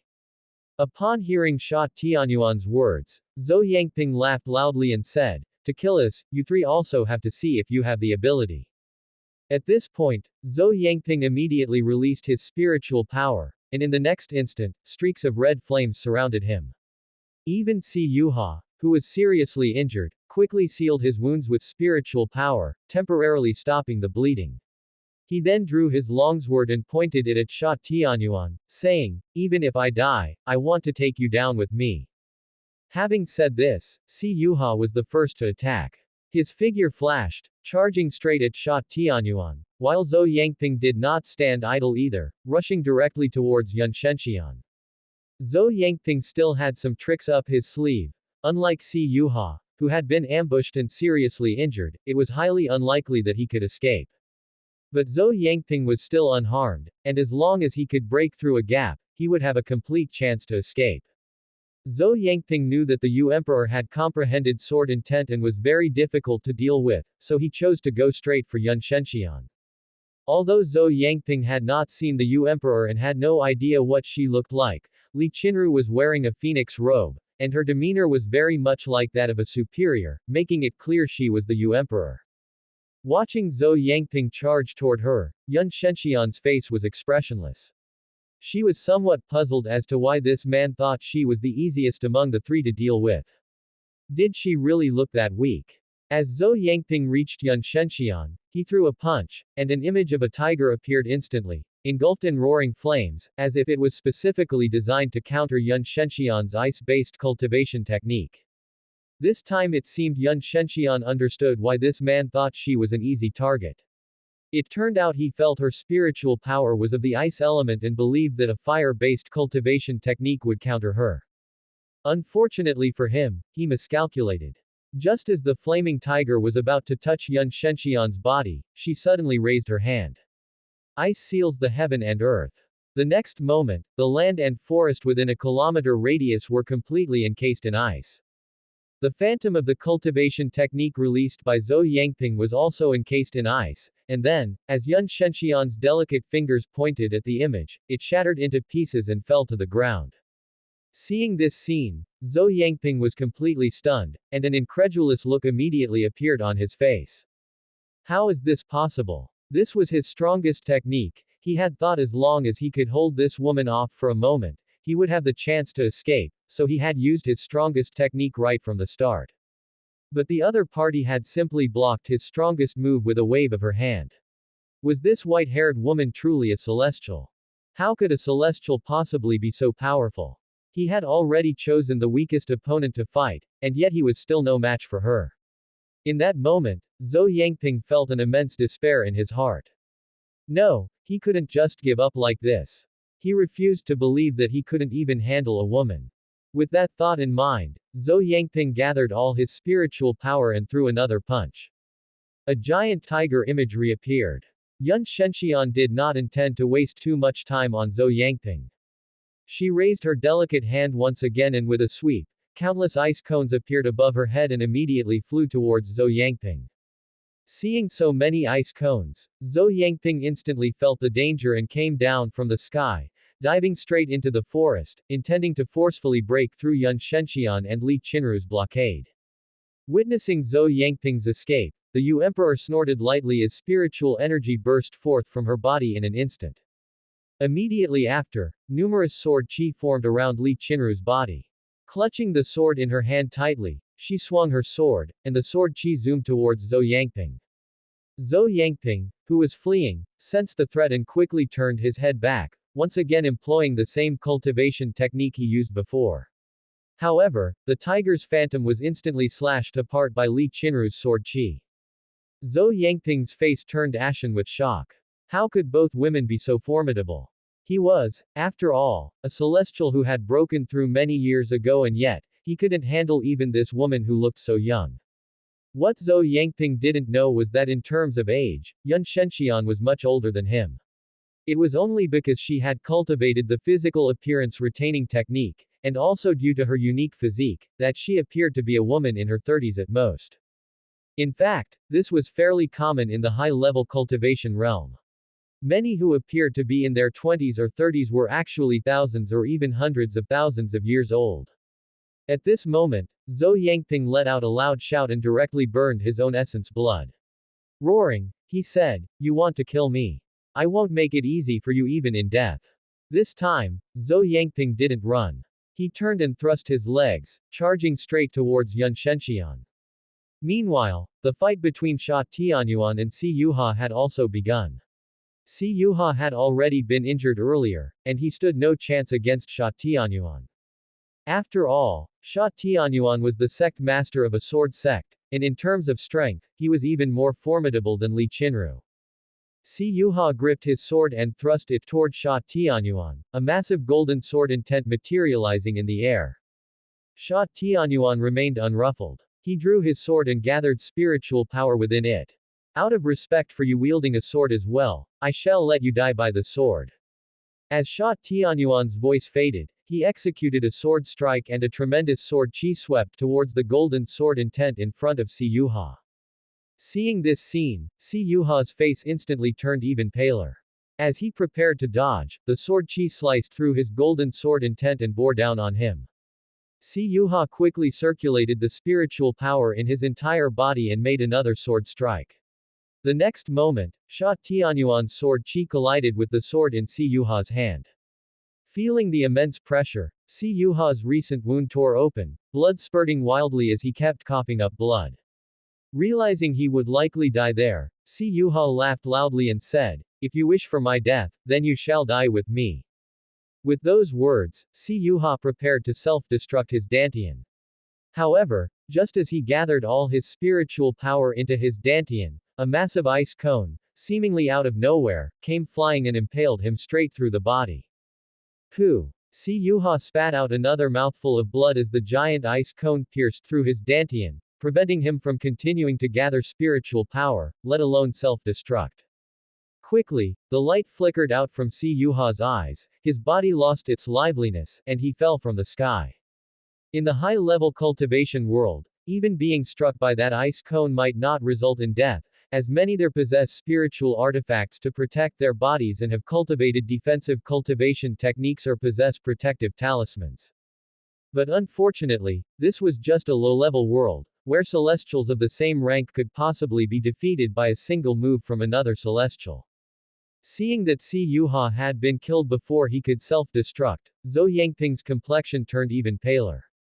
Clearly, the prowess of these three celestials was beyond his own. He and Si Yuha stood no chance against the three of them.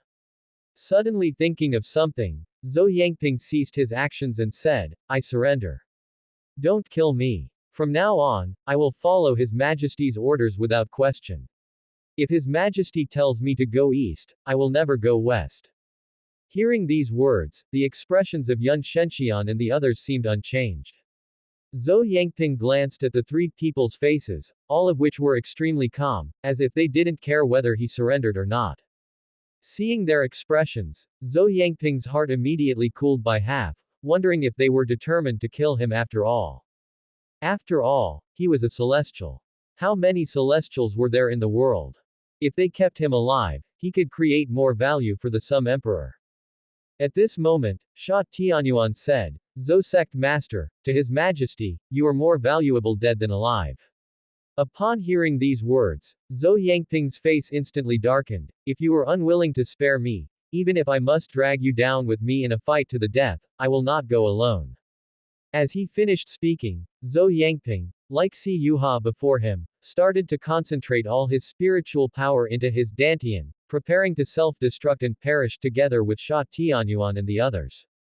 Yet the expressions on the faces of Sha Tianyuan and his companions remained unchanged. They seemed to have no fear of Zhou Yangping's self-destruction.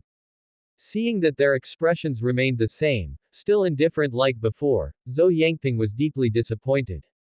Though he spoke of a fight to the death, deep down he truly did not wish to die. He was merely threatening the three of them, trying to force them to give in and spare his life.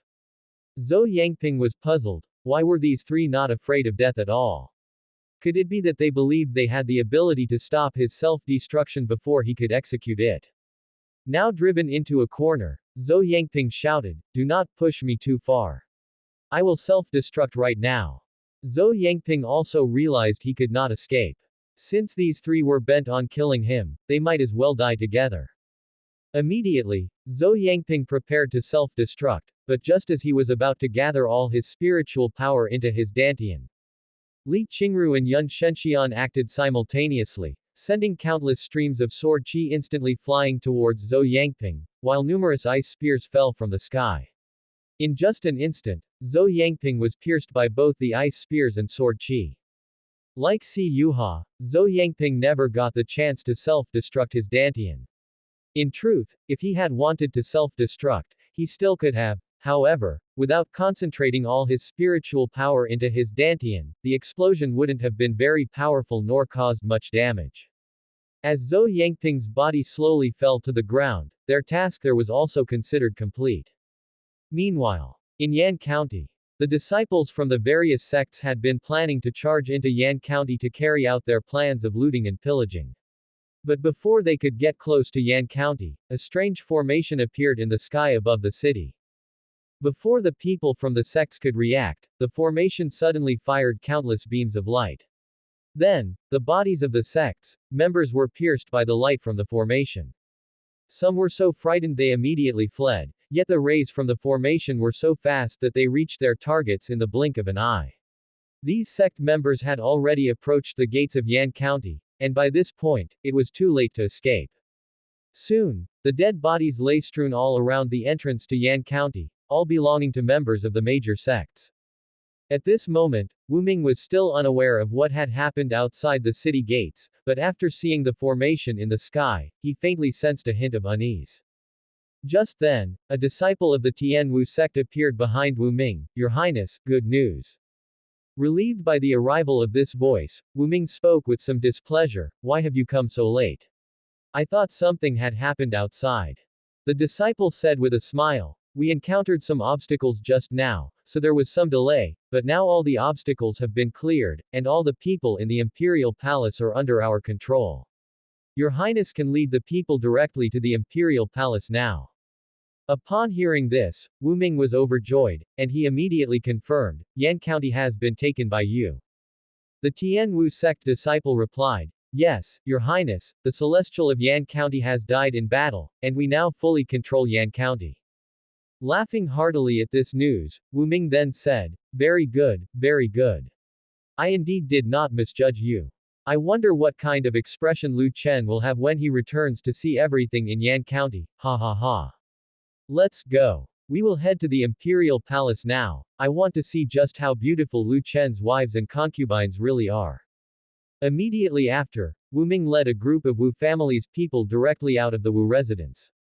Wu Hei also sensed the commotion outside and asked a servant, "What is happening outside?" The servant hastily replied, "Your Highness, the second prince, along with some imperial family members of the Wu family, has left the residence directly." Upon hearing this, Wu Hei furrowed his brows. Looking up again at the formation in the sky that was gradually dissipating, he couldn't help thinking, could it be that those sect forces have really taken down Yan County? If that were the case, if Wu Ming became the emperor supported by those sects, wouldn't his own position be extremely awkward? No, that can't be right. Could Yan County really have fallen so easily? Could there be some deceit at play here? Wu Hei then instructed the servant, "Send someone out to gather information, and come back immediately with any news." Wu Hei always felt something was amiss. He didn't believe that Lu Chen had left no contingency plans. After all, there was Zhuge Zongguang by Lu Chen's side. Even if Lu Chen wasn't that smart, was Zhuge Zongguang not either? Zhuge Zongguang would surely have advised Lu Chen to keep some moves in reserve, or even some trump cards. Wu Hei felt that Wu Ming and his group rushing out now would likely be facing nothing but a dead end. Wu Ming didn't realize that his countdown to death had already begun. Not long after, Wu Ming arrived at the entrance of the imperial palace in a horse-drawn carriage. There were no guards at the gates of the imperial palace, not even a single sentry, as if the imperial palace had indeed been captured. Stepping down from the carriage, Wu Ming saw this scene and said with a laugh, "From this day forth, this will be this king's imperial palace." At this moment, a flattery-seeking servant said, "Your Majesty, you should refer to yourself as, we, now." Wu Ming immediately realized, oh right, now that Yan County has been occupied, hereafter, we, will be the ruler of Great Sum. Ha ha ha. Let's go, let's see what our beloved consorts look like. As the words fell, Wu Ming led a group of the royal family members of the Wu family further into the imperial palace. However, as they entered the palace gates, soldiers armed with muskets quickly appeared and surrounded them all. Seeing these soldiers, Wu Ming was suddenly stunned. Wasn't it said that the imperial palace had been captured? Why were there still soldiers of Great Sum? Wu Ming regained his senses and turned his head quickly, intending to ask the disciple from the Tian Wu sect what was going on. But when he looked back, there were no Tian Wu sect disciples to be found, only people from the Wu family remained. Wu Ming's mind went blank in an instant, and even if he was foolish, he now understood what was happening. Just as Wu Ming was about to defend himself, a loud voice from the Daxia Imperial Guard commander rebuked, "Audacious traitor, how dare you conspire against the Imperial Palace? Those who conspire against the Imperial Palace, kill without mercy." As the head of the Imperial Guards' voice fell, the soldiers made ready to fire their guns. At that moment, Wu Ming burst out laughing, saying, "Ha ha ha, Lu Chen, oh Lu Chen, I always knew you had no intention of sparing the Wu family. You're ruthless, truly ruthless. Even if I become a wandering ghost, I will come back to haunt you." Wu Ming had realized what his fate was going to be and he no longer cared. As soon as Wu Ming's voice faded, the Imperial Guard commander fired the first shot and was quickly followed by all the soldiers pulling their triggers. Bullets struck the Wu family's people, and soon bodies lay scattered across the ground amidst pools of blood. Wu Ming was also hit by bullets and fell to the ground. His eyes were wide open, as if he refused to close them even in death. Of course, he truly did refuse to die with eyes closed. Having thought mirthfully that he was about to become the emperor, he only realized upon entering the imperial palace that he had been baited and then shot. How could he possibly rest in peace? In the wake of the Imperial Guard's actions, it wasn't long before Yan County regained its peace once more. The forces that had been drawn out by deception were completely purged. After things were settled, Wu Junwan returned to her own chambers. As soon as she got back, Li Qingru also returned. Seeing Li Qingru, Wu Junwan asked with concern, "Qingru, there were no problems, were there?" Li Qingru replied with a light chuckle, "It was just two old undying ones, what problems could there possibly be? Forget 3 celestials, I alone would have been enough to deal with the 2 of them. That bastard only chose to act against them now to have a justifiable cause.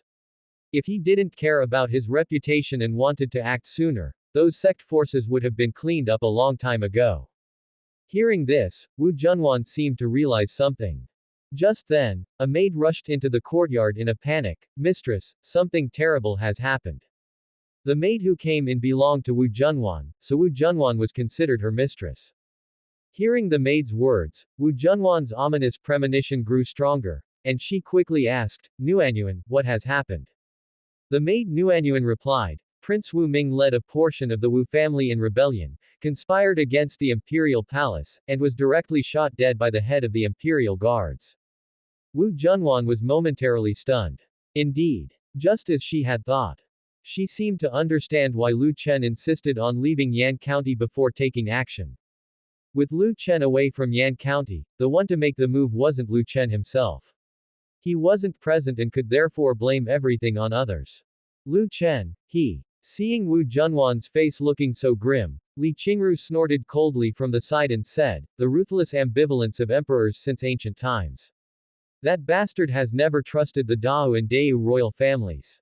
It seems all of this was orchestrated by him, to draw out the imperial family members of Dao and Deu to rebel and then use this opportunity to eliminate them." Wu Junwan did not speak. Her face was pale, and Li Qingru quickly supported her, saying, "Junwan, you mustn't let that bastard's actions harm your health." Wu Junwan sighed softly and said, "You can't blame him for this. If it weren't for the fact that some members of the Dao royal family still hadn't given up, they wouldn't have." Li Qingru said, "Junwan, people are always driven by desire. Seeing such a good opportunity, how could the members of the Dao royal family not be tempted? In my opinion, all of this is that bastard's fault." Wu Junwan fell silent once again. She certainly understood that all this was very likely orchestrated by Lu Chen. After all, no emperor could truly tolerate the existence of the former dynasty's imperial family members, especially those whose treacherous hearts were not yet dead. These people, if left unchecked, would sooner or later cause trouble. Although she understood Lu Chen's actions, the fact that he had never shared these matters with her made Wu Junwan feel as though he treated her as an outsider, and at that moment, her heart ached with a dull pain. Was this the feeling of being hurt after falling in love with someone? Perhaps Lu Chen had never trusted her. After Wu Junwan became pregnant, her emotions grew unstable, prone to wild thoughts. And now she started to overthink again. Seeing Wu Junwan's sorrowful expression, Li Qingru decided not to continue upsetting her. Speaking further ill of Lu Chen would probably only make Wu Junwan sadder. Li Qingru then consoled her, saying, Junwan, it's okay, stop thinking about those things. Give birth to the child first, we can talk about other matters later. Wu Junwan said, yes, I know. A few days later, in Xinyang City, at the border between Great Sha and Great Qian, Lu Chen was in the study of the collapsing site, reading the intelligence gathered by the brocade guard. Through those reports, he also realized that the plague in Great Qian likely had little to do with the Qian Empress. The Daqian Empress was also in favor of actively eliminating the plague, but she did it to accumulate more political capital for herself, wanting the people to believe that it was under her initiative that Great Qian was able to solve the plague. In the future, whenever the citizens of Great Qian thought about the plague, they would remember that it was she, the Daqian Empress, who resolved it and saved the subjects of Great Qian. Lu Chen had a feeling that the Qian Empress's rise in fame must have a special purpose. As Lu Chen was pondering over the intelligence in his hands, the voice of Bai Qingqing came from the doorway, Your Majesty, a letter from Yan County. Hearing this, Lu Chen instantly refocused, guessing what the letter might contain. Bring it in, he said. As the words fell, Bai Qingqing entered the study and handed the letter over to Lu Chen. Lu Chen took the letter, glanced through its contents, and then a smile crept onto his face. It's been dealt with thoroughly, it's just a pity that they didn't eliminate all the members of the Dao royal family in one go. Lu Chen knew that resolving the matter with all the members of the Dao royal family would upset Wu Junwan, but in his heart, the members of the Dao royal family remained a significant annoyance. If they were all like the members of the Dao royal family, who knew only to indulge in eating, drinking, and pleasure, Lu Chen would not have considered getting rid of them. After reading the letter, Lu Chen placed it on his desk. Now that the matter in Yan County has been resolved, it's time to deal with Great Qian. At that point, Lu Chen looked at Bai Qingqing, summon all the generals, call for an immediate military council. In 2 days, we will launch the war of annihilation against Great Qian. Hearing Lu Chen's order, Bai Qingqing immediately responded, Yes, Your Majesty. When the military conference was convened, the concern that most preoccupied the generals was still how to handle the plague. Although Lu Chen had long said he had a way to resolve the plague, his solution was merely isolation and maximum prevention. But what if the plague accidentally spread to their troops? Xuanyuan Yunqi glanced at those military generals. She was now the commander of a military camp, so the concerns of these generals were equally her concerns. She directly asked, Your Majesty, with respect, I wish to inquire how to handle the plague. Please instruct me, so I can prepare the soldiers on the battlefield in advance. Hearing this, Lu Chen smiled and said, Strange, haven't I already passed on the method to prevent and treat the plague to you all? Have you forgotten the demon burying spell cultivation technique I imparted to you a while ago? Hearing this, everyone looked at each other, seemingly still somewhat incredulous. Lu Chen continued, The outbreak in Great Qian is not an ordinary plague, but one caused by a malevolent force, and the demon burying spell is specifically designed to counter this malevolent force.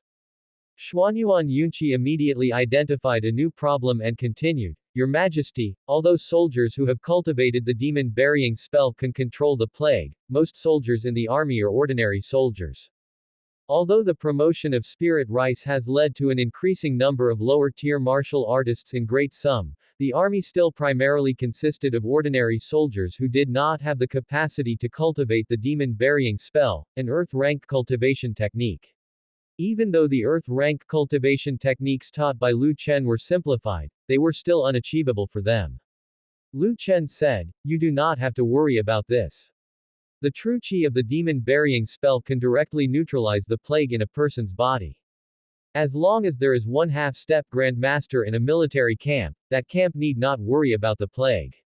Moreover, I have a spiritual artifact that dispels the plague. Once we are on the battlefield, I will dispel the plague beforehand, then let the soldiers advance. Hearing this, the generals were still somewhat anxious, but since their emperor had spoken to this extent, they now could only choose to trust the emperor. Lu Chen continued, Let's leave the matter of the plague here, and now we'll discuss the attack routes.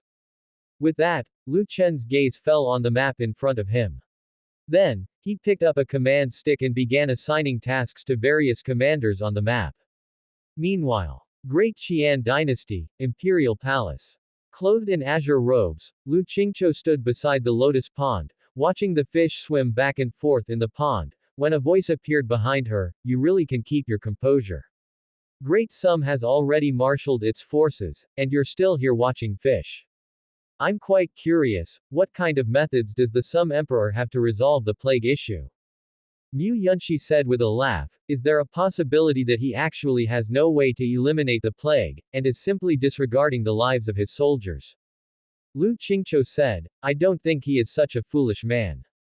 Although Lu Qingqiu was not very aware of where Lu Chen's confidence came from, she had still heard of the preventive measures taken by the Daxia army as they approached Great Qian. The preventive measures taken by the Daxia army were enough to show that Lu Chen truly valued the lives of his soldiers, otherwise, he would not have had them take those measures. However, in Great Qian, just those measures alone would absolutely not suffice, nor would they halt the spread of the plague. Lu Qingqiu had long noticed activities of people from Great Sum within the territory of Great Qian. She believed Lu Chen must be aware of this, so she felt that Lu Chen must have other methods to control the spread of the plague. Of course, this was just her speculation. Now it was to be seen whether the soldiers of Daxia would contract the plague during the attack, which would indicate whether Lu Chen had a method to eliminate the plague or not. At that moment, Mu Yunshi asked with a smile, setting aside the matter of the plague for a moment, what do you think the odds are for the two of us against Lu Chen in a battle? Lu Qingqiu said indifferently, 100%. Oh. You have such confidence in me? Mu Yunshi asked. Lu Qingqiu snorted and laughed, I am not confident in you, I believe in my own strength. Even without you, I would never let Lu Chen occupy Great Qian. Hearing Lu Qingqiu's words, Mu Yunshi smiled faintly and did not say much. Lu Qingqiu must be the incarnation of some great power, which is why she is so confident, or rather, arrogant. It is normal for the incarnation of a great power to look down on someone from a lower world, but underestimating Lu Chen could lead to a great loss eventually. Mu Yunshi looked at Lu Qingqiu's plump figure and thought to herself, hoping you don't end up like you Emperor.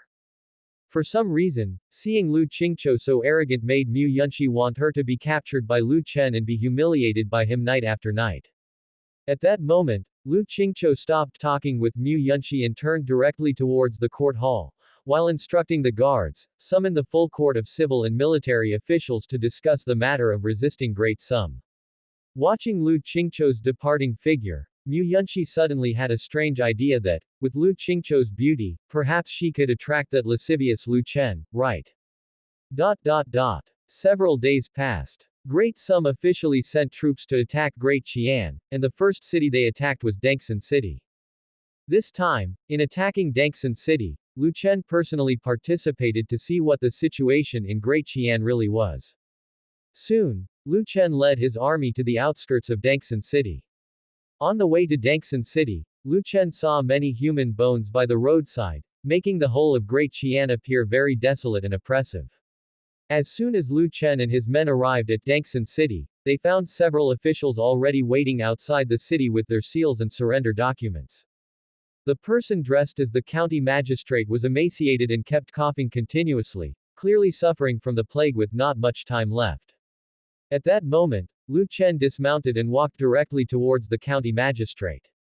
Seeing this, the military generals beside Lu Chen were frightened and hurried over to stop him, saying, Your Majesty, this is not advisable. That man is clearly infected with the plague. What if? Lu Chen raised his hand to stop them from continuing and then said calmly, If I don't demonstrate how to expel the plague myself, how could the soldiers truly believe that I can eliminate it? The generals looked at each other, eventually deciding not to continue blocking him but cleared the way instead. Lu Chen walked directly up to the county magistrate. Seeing a young man in black gold armor approaching, the Dengxin City magistrate thought Lu Chen was a commander from Great Sum. Since Lu Chen was quite far from the magistrate and considering the magistrate was critically ill, he had not heard the Great Sum generals addressing Lu Chen as, Your Majesty. The Dengxin County magistrate then tremblingly said, The magistrate of Dengxin County pays his respects to the Lord. As soon as the words of the prefecture governor of Dengxin County left his lips, Bai Qingqing, who was beside Lu Chen, immediately corrected him, "This is Your Majesty." Upon hearing this, the prefecture governor of Dengxin County's eyes widened in disbelief that the emperor of Great Sum would dare venture to this place. By now Dengxin City hardly had anyone left who had not been infected by the plague. Did the Sum emperor not fear being infected himself by coming to such a place? Bearing his imminent death, the prefecture governor of Dengxin County was not so afraid of Lu Chen. He opened his mouth and said, "I greet your majesty, may your majesty live for 10,000 years. I am already gravely ill, please forgive me, your majesty, for being unable to kneel." Seeing the prefecture governor's look of despair, Lu Chen said indifferently, "No matter." Immediately after, Lu Chen asked, how many people were in Dengxin City before the outbreak of the plague? The prefecture governor answered, "Your Majesty, there were 100,000 people. Located near Great Sum and is an essential path for merchant caravans, Dengxin City was quite bustling before the outbreak of the plague." Lu Chen continued to ask, "And how many remain now?" The prefecture governor replied, "Your Majesty, perhaps less than 1,000 remain. I have not conducted a recent count, and the precise number is unknown to me now." Lu Chen frowned upon hearing this. The plague brought by the heavenly demon was truly horrific, turning what was once a large city of 100,000 residents to less than 1,000. Lu Chen further inquired, "What of the soldiers stationed in your city?" This location, being a vital passage for merchant caravans, held significant importance for Great Qian, which previously deployed a large garrison here. The prefecture governor answered, "After the plague broke out, they retreated." Hearing the governor's response, Lu Chen felt no surprise. Great Qian had abandoned Dengxin City. Lu Chen then looked towards Dengxin City and saw what seemed to be a layer of black air hovering overhead. It wasn't just an atmospheric description. Through his sight, there were indeed streams of black air, reminiscent of the smoke trailing behind automobiles. Seeing the black air, Lu Chen wondered whether it could be the cause of the plague. Lu Chen then asked Bai Qingqing, who was beside him, "Bai, do you see anything above Dengxin City?" After a glance at the sky above Dengxin City, where blue skies and white clouds remained undisturbed, Bai Qingqing answered, "Your Majesty, I have not noticed anything." Lu Chen thought, could it be that only he could see it, or perhaps only those of a higher realm could? With this thought, Lu Chen then asked Mu Hongguang, "President Mu, can you see anything above Dengxin City?" Confusion crossed Mu Hongguang's face upon hearing Lu Chen's question. Something above Dengxin City. There was supposed to be something above Dengxin City, why hadn't he seen anything? Mu Hongguang then honestly responded, "Your Majesty, I have not seen anything either." Seeing even Mu Hongguang, a celestial, answer this way, Lu Chen almost confirmed that, apart from himself, they could not see the black air spreading over Dengxin City. It seemed that the black air was indeed a serious issue.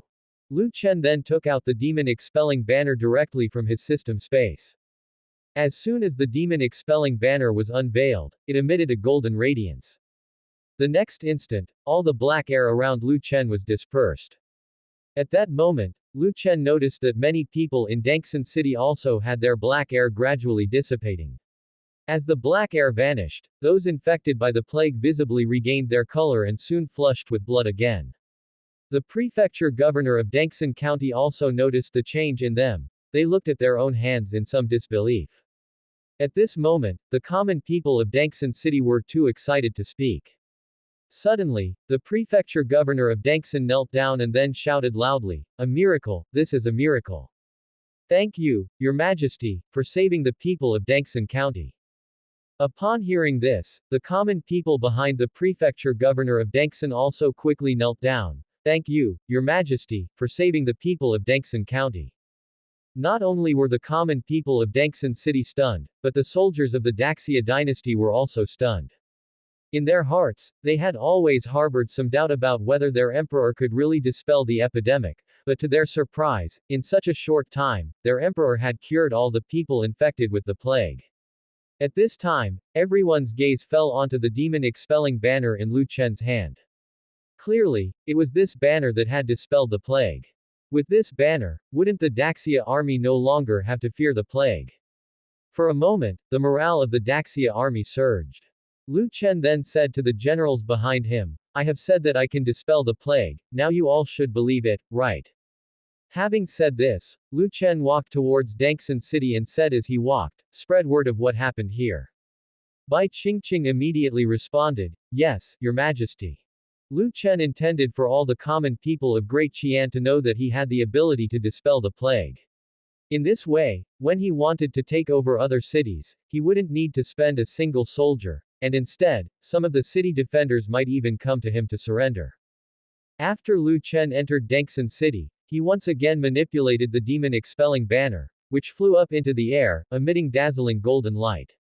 After the golden light shone down, the dark aura covering the entire Dangxin City dissipated completely. In the blink of an eye, several days had passed. With the promotion of the Brocade Guard, the deeds of Lu Chen in Dangxin City were also spread throughout the various prefectures of Great Qian. Upon hearing that Daxia was capable of dispelling the plague, the common people in the prefectures, even the high-ranking officials, began to entertain the thought of defecting to Daxia. By that time, Lu Qingqiu could no longer control the situation in Great Qian, and within a few days, several prefecture governors along with their soldiers came to Dangxin City and directly surrendered to Lu Chen. After Lu Chen demonstrated how to dispel the plague in front of those who had come over, these people instantly revered Lu Chen as the son of destiny. Suddenly, from the local level up to the royal court of Great Qian, the calls for surrender grew louder. Daqian Imperial Palace. Qianing Palace. Lu Qingqiu, looking at the intelligence gathered, grew more and more furious.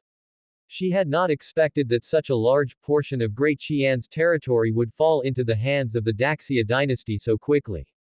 Lu Chen had swallowed up so much of Great Qian's land without deploying a single soldier, and key to this was that after Lu Chen led his troops to Dangxin City, he had stayed there without sending troops to attack other prefectures of Great Qian. It was the high-level officials of these prefectures who, along with Great Qian soldiers, had run to Dangxin City to surrender to Lu Chen. This was tantamount to completely disregarding the Great Qian royal family and her, who was about to become the Empress Dowager. At this moment, Mu Yunxi appeared in Lu Qingqiu's bedchamber, leaning against a pillar with a smile. Quite rare to see, I had not thought you could also get angry. Lu Qingqiu snorted coldly, wait until I get rid of Lu Chen, then I will deal with those traitors. Mu Yunxi said, it's just that you might fail to get rid of Lu Chen and end up sacrificing yourself. But to get back to the point, you guessed right, Lu Chen does indeed have a way to dispel the plague.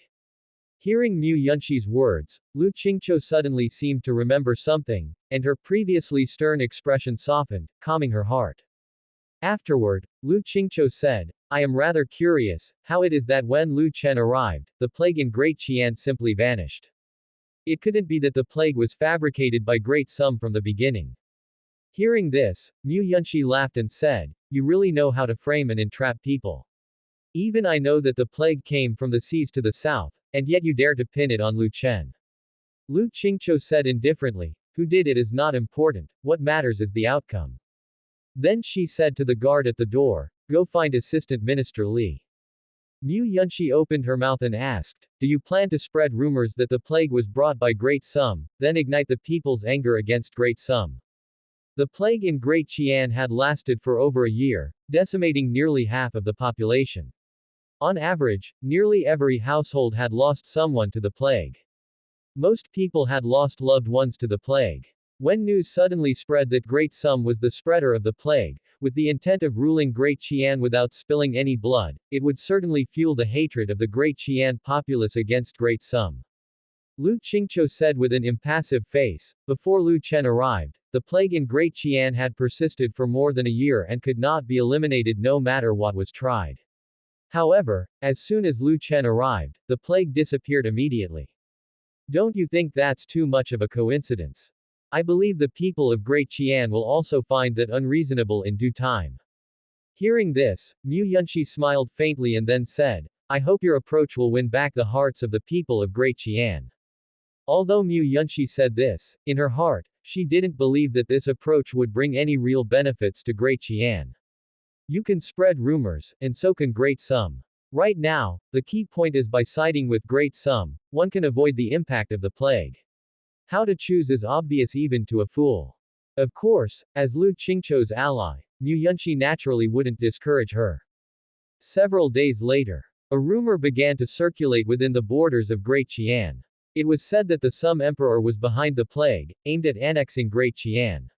The best proof was that before the Sum Emperor came to Great Qian, the plague persisted. But once the Sum Emperor arrived, the plague vanished instantly, and such coincidences don't happen in this world. Only if the plague was caused by Great Sum could they know the cure so effortlessly. In an attempt to annex Great Qian, Great Sum had committed such inhumane acts, killing who knows how many of Great Qian's people. The people of Great Qian must not acknowledge the culprit as their ruler. Dengxin City. Lu Chen's temporary study. Lu Chen was currently looking through some memorial reports sent from Yan County when Bai Qingqing outside said, "Your Majesty, Commander Qin has returned." Since Qin Yushan was dispatched to Great Qian to investigate the plague, he had been staying in Great Qian and had established quite some influence there. Lu Chen put down the report in his hand and said, "Come in." The next moment, Qin Yushan hurried into the study, then bowed to Lu Chen and said, "This subordinate pays respects to your Majesty, long live, forever and ever." Lu Chen nodded his head, "Dispense with the formalities." Qin Yushan said, "Your Majesty, please forgive my incompetence, but in the end, I was unable to find the specific cause of the Great Qian pandemic." Although they had discovered that the Great Qian pandemic was related to a box, where that box was now located, and why it had caused the pandemic, the brocade guard still had no clue. Lu Chen said, "No matter, I already know the origin of the pandemic. Has there been any new intelligence from Great Qian recently, or has the Daqian Empress made any moves?" Qin Yushan replied, "Your Majesty, recently the Daqian Empress has been spreading rumors everywhere, claiming that the pandemic was spread by you, and she has been inciting the people of Great Qian to oppose Great Sum." Hearing this, Lu Chen showed a trace of a smile. Just as he had expected, the Daqian Empress really did just that. However, he had already thought of how to counter this rumor. Immediately, Lu Chen said to Qin Yushan, "You will now spread the word that the reason for the pandemic in Great Qian is because a demoness rules the government, a punishment sent down by the heavens. Now that I, the true Son of Heaven, have arrived, the pandemic has been dispersed, only I can subdue the demoness. Once I subdue the demoness, the pandemic in Great Qian will be driven away." Hearing this, Qin Yushan immediately responded, "Yes, Your Majesty, your subordinate will see to it at once."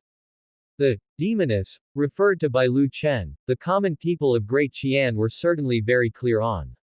As soon as they heard that a demoness ruled the government, they would definitely think of Lu Qingqiu, the Daqian Empress. Furthermore, it was a tradition in this world to believe that a woman's rule would incur divine punishment. The moment this rumor spread, the people of Great Qian would quickly accept his version of events. And then, Lu Qingqiu's position as empress would not be so comfortable after all. Having received Lu Chen's orders, Qin Yushan spread the word across all of Great Qian in the shortest time that a demoness ruled the government, causing chaos and bringing punishment from the heavens upon them. Ever since Qin Yushan came to Great Qian, he had been building a network of spies. In Great Qian, it was unclear how many agents of the brocade guard were present. Spreading this kind of rumor was the simplest task for them. Just as Lu Chen had predicted, compared to the claim that the pandemic was brought by Great Sum, the public were far more likely to believe it was due to the rule of the demoness of Great Qian, hence the divine punishment. Suddenly, there were complaints everywhere in Great Qian, all blaming the demon queen Lu Qingqiu for sowing chaos in the court and bringing such disaster upon Great Qian. As a result, more and more people made their way to Dengxin City to surrender to Lu Chen, with some members of the royal family of Great Qian even appearing among those who surrendered later on. The royal family of Great Qian were no fools either, they could see that Great Qian's days were numbered. Most importantly, it was indeed a woman who was currently in power, and these imperial family members were continually oppressed by the demon queen Lu Qingqiu. With the support of the Great Qian royal family, Lu Chen immediately brought out the imperial family members, stepped up propaganda, and told the people of Great Qian that even the royal family could not endure the demon queen and had chosen to stand with Great Sum, the side of heavenly mandate. Finally, Lu Qingqiu could no longer tolerate it.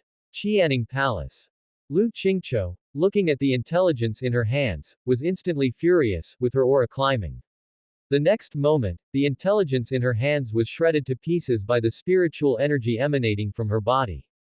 Seeing the size of Lu Qingqiu's rage, Mu Yunxi said with a smile, I told you long ago that this method would be of no use against Lu Chen. Besides, if you want to defeat Great Sum, defeat Lu Chen, you must rely on real strength. What use are these little tricks? Hearing Mu Yunxi's words, Lu Qingqiu said coldly, you are right, in this world, one must rely on strength. We've been at an impasse with Great Sum for so long, the time for a true decisive battle has come. Backquote, backquote, backquote. Since Wen's methods were no match for Lu Chen, then let's turn to martial prowess. Lu Qingqiu could not believe that Lu Chen would also be able to defeat her in terms of martial prowess. Originally, she had not deployed her troops right away mainly for the sake of Great Qian's popular support, as she needed the people's hearts to consolidate the nation's fate. But now that the popular support had vanished, she felt no need to keep up the facade any longer, it was time to go to war. A single battle would decide the victor, as long as Lu Chen was taken care of by her, not to mention Great Qian, even the whole of Great Sum, including the territories conquered by Great Sum, would become hers. At the order of Lu Qingqiu, the Great Qian army quickly completed its assembly, and half a month later, they took the initiative to strike out, heading straight for Dengxin City to prepare for a decisive battle with the Daxia army there. When Lu Chen heard that Lu Qingqiu had summoned the Great Qian army to take the initiative, he was somewhat surprised. He had thought that Lu Qingqiu would keep waiting until the Daxia army reached the gates of the Daqian capital city before deciding to fight, but now, unexpectedly, Lu Qingqiu had taken the initiative. It seemed this woman truly had run out of patience and wanted to end this war as soon as possible. Indeed, since some imperial family members had voluntarily defected to Great Sum, Lu Qingqiu's position had become unstable, and now there had been quite a few voices in the court of Great Qian calling for Lu Qingqiu to return the government to the royal family. Although Lu Qingqiu could suppress those voices opposed to her, such measures would be extremely detrimental to her in the long run. Lu Chen was in no hurry, he just waited in Dengxin City for Lu Qingqiu's arrival. He was now somewhat looking forward to it. Rumors had it that Empress Lu was a devastating beauty, with grace and charm, a true exceptional beauty. Lu Chen suspected that this Lu Qingqiu was most likely also a woman with a 90 score. However, he was not sure whether Lu Qingqiu was still pure. After all, she had been empress to the Qian emperor for so many years. If Lu Qingqiu was still untouched, it would speak poorly of the Qian emperor's capabilities. Soon, Lu Qingqiu led the Great Qian army to the outskirts of Dengxin City. The city itself had been revitalized, with Great Sum's flags hanging on the city walls, civilians bustling on the streets, and the whole city filled with vitality. Numerous merchant caravans and wagons were entering and leaving through the gates.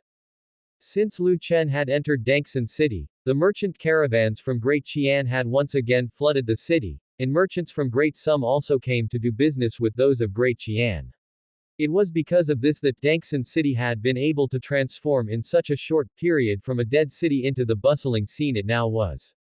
When the commoners at the city gate heard that Lu Qingqiu was leading the Great Qian army to attack Dengxin City, complaints erupted immediately. This demon queen actually has the nerve to come attack Dengxin City. Exactly, if it weren't for the Sum Emperor, we would probably have died from the plague a long time ago. Great Qian's soldiers have gone mad, still following the demon queen. Maybe they've been bewitched by her. While complaining, the commoners at the gate orderly retreated back into Dengxin City.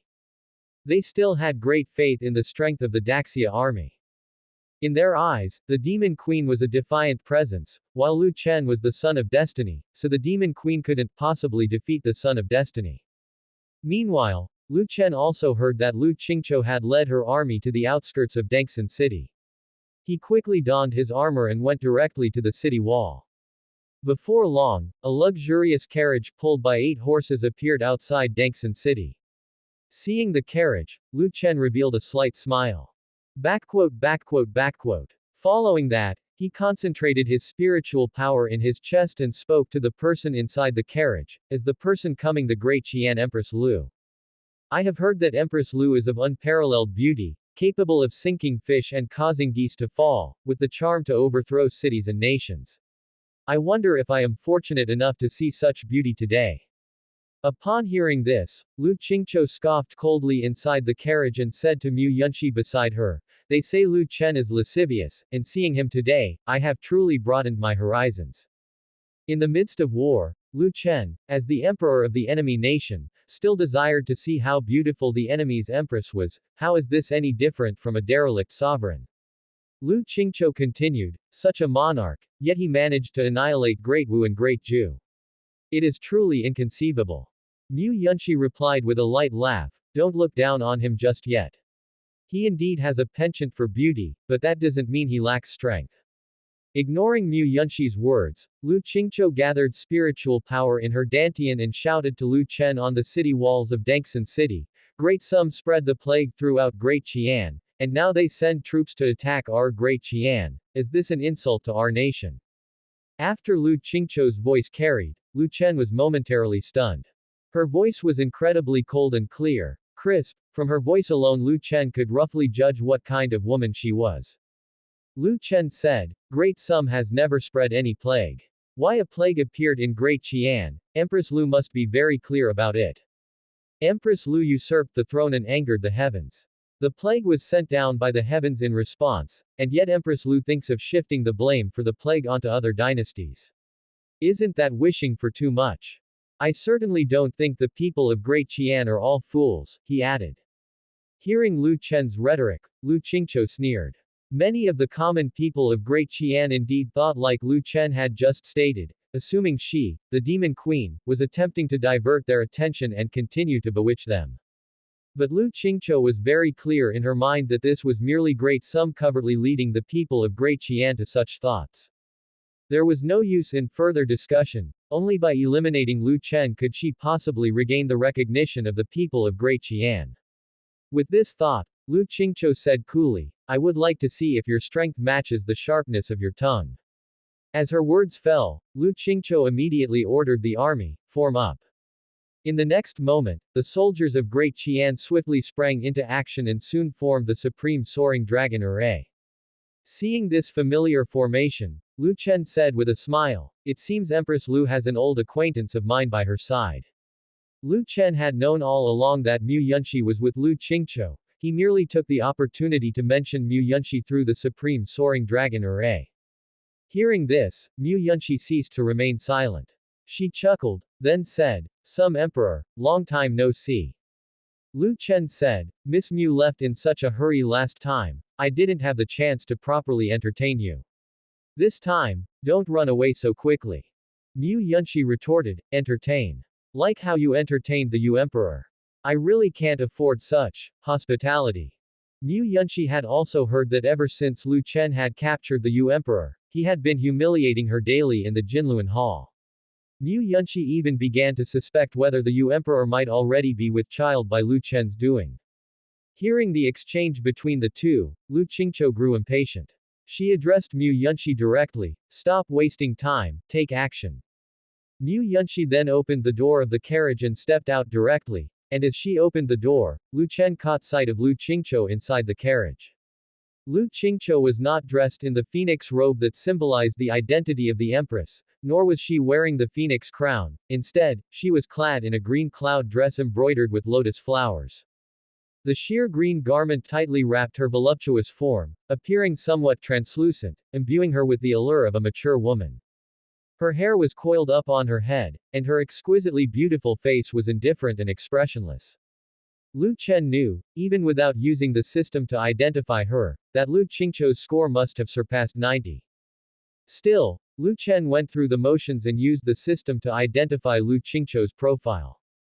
Name: Lu Qingqiu. Identity: Daqian Empress, being from another world, over 100,000 years old, in the Genesis realm, suspected to be a split entity of a great power from the immortal realm. After she fell into this world and lost contact with her main body, she attempted to steal this world's fate to leave this place. Thus, she pretended to marry the Qian Emperor to become his empress. However, she has never shared a bed with the Qian Emperor and remains a maiden. In her eyes, the Sum Emperor is an obstacle to her departure from this world, so she is determined to eliminate him. Score: 100. Favorability: 0. Upon seeing Lu Qingqiu's profile, Lu Chen chuckled. A perfect score, higher than he had imagined. Interacting emotionally with her, he feared he might lose even more control over himself. However, thinking about it, Lu Qingqiu's backing might be rather formidable. Her age had already exceeded 100,000 years, and she was also the embodiment of a great power from the immortal realm. If he actually got involved with Lu Qingqiu, or even got her pregnant, her main body would surely send someone to assassinate him once it found out. Not only send someone, but there was also a chance that her main body might come in person. At this thought, Lu Chen felt somewhat apprehensive. This was the first time he had encountered a woman with such a terrifying background in this world. Even Yun Shenxian didn't have such a frightening origin. By this time, Mu Yunxi had already come out of the carriage and, seeing Lu Chen staring intently at Lu Qingqiu inside, teased her, "It looks like Lu Chen has taken a fancy to you. Be careful. If we lose the battle, no matter who you are, he might make you his female slave." Lu Qingqiu scoffed, completely disregarding Mu Yunxi's words. Firstly, she did not believe that she would be defeated, and even if she were, with her power, escaping the battlefield would be an easy task. If she wished to leave, no one could stop her, let alone when she realized that Lu Chen was merely a pseudo-celestial. With Lu Chen being a pseudo-celestial, the idea of keeping her was ludicrous. Soon after, Mu Yunxi lightly leapt with both feet and landed on the roof of the carriage, smiling at Lu Chen. "Last time, I did not get to witness more of Sum Emperor's powerful moves. I wonder if there will be a chance this time." As she spoke, the bells around Mu Yunxi's ankles shook, sending waves of sound in all directions. Although Mu Yunxi had taught the Supreme Soaring Dragon array to the Great Qian army, she did not believe the array could pose any real harm to Lu Chen and the Daxia army. The most troublesome thing now was the Earth-grade spiritual artifact in Lu Chen's hands.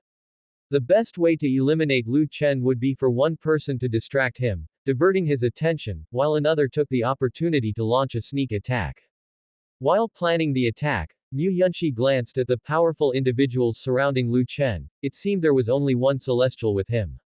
If it was just one celestial, then Lu Qingqiu should easily circumvent them when attacking and head straight for Lu Chen. As long as Lu Chen was dead, everything would be over.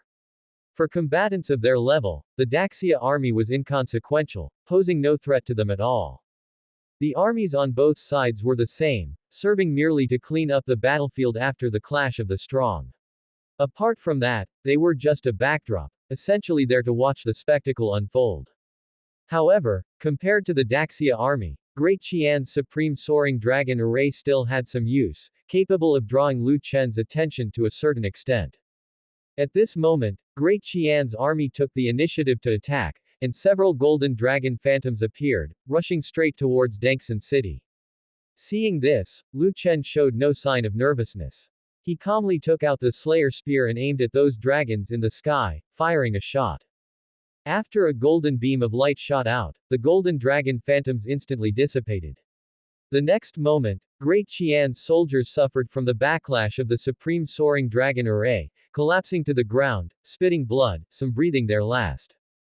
Seeing the Slayer Spear in Lu Chen's hand, Lu Qingqiu's brows slightly furrowed, feeling a strong threat from the peculiar spiritual artifact.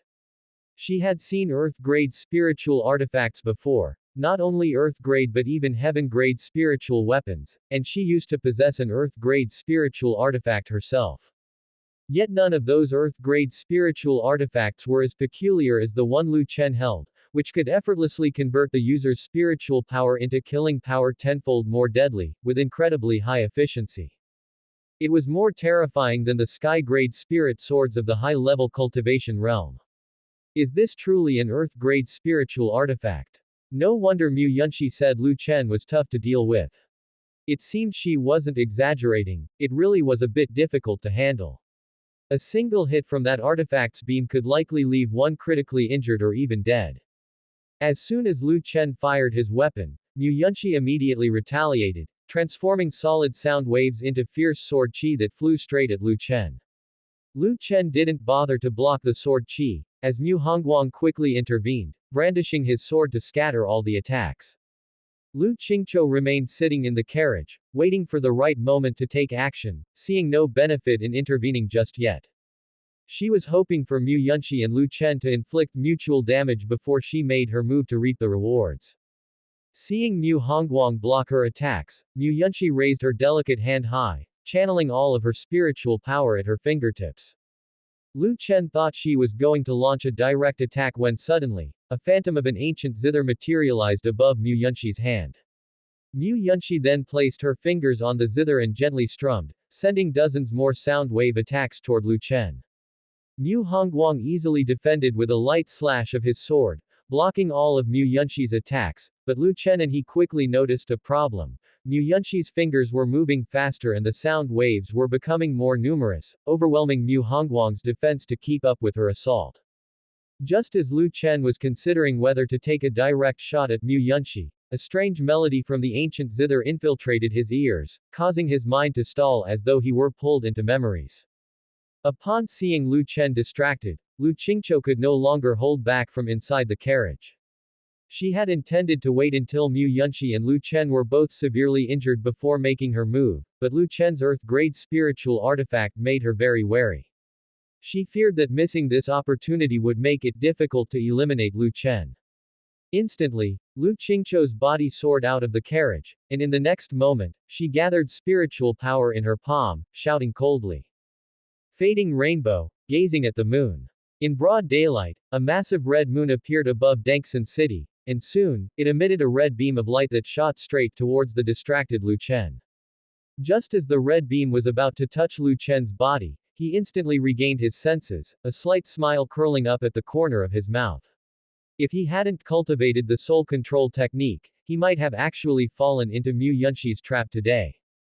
Mu Yunxi really likes controlling people. Once he captures her, he'll use the soul control technique on her every day to keep her in check.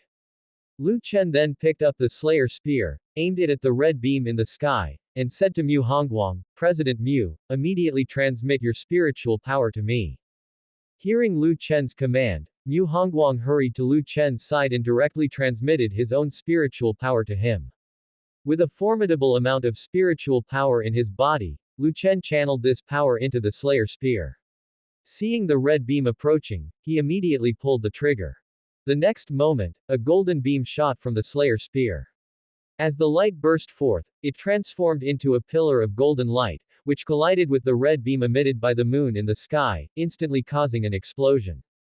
The intense explosion raised a cloud of dust, and it was unclear how long it took before people's vision gradually cleared.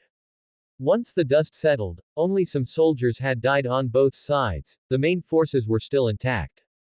Seeing how quickly Lu Chen had recovered, Lu Qingqiu said coldly to Mu Yunxi atop the carriage, Is that all you've got? She had initially thought that Mu Yunxi had completely controlled Lu Chen, and had already used her most powerful cultivation technique. Seeing Lu Chen recover so quickly, she even doubted whether Mu Yunxi had really controlled him. Hearing Lu Qingqiu's question, Mu Yunxi didn't get angry, but instead responded with a smile, Why don't you try to restrain him, and let me attack? Lu Qingqiu replied indifferently, No need. As she spoke, Lu Qingqiu once again clasped her hands together and, without waiting for Mu Yunxi to make a move, used renewed rainbow moon gaze again. Although the Earth-grade spiritual artifact was tremendously powerful, the fact that it consumed a lot of energy was evident in the fact that a celestial had to transmit spiritual power to Lu Chen, confirming Lu Qingqiu's guess. Since the opponent's consumption was substantial, as long as she could deplete all the spiritual power inside Lu Chen and that celestial, she could eliminate Lu Chen. Even though she was just an avatar, and her strength was suppressed, if it came to the amount of spiritual power, she was definitely more than a pseudo-celestial and a celestial combined.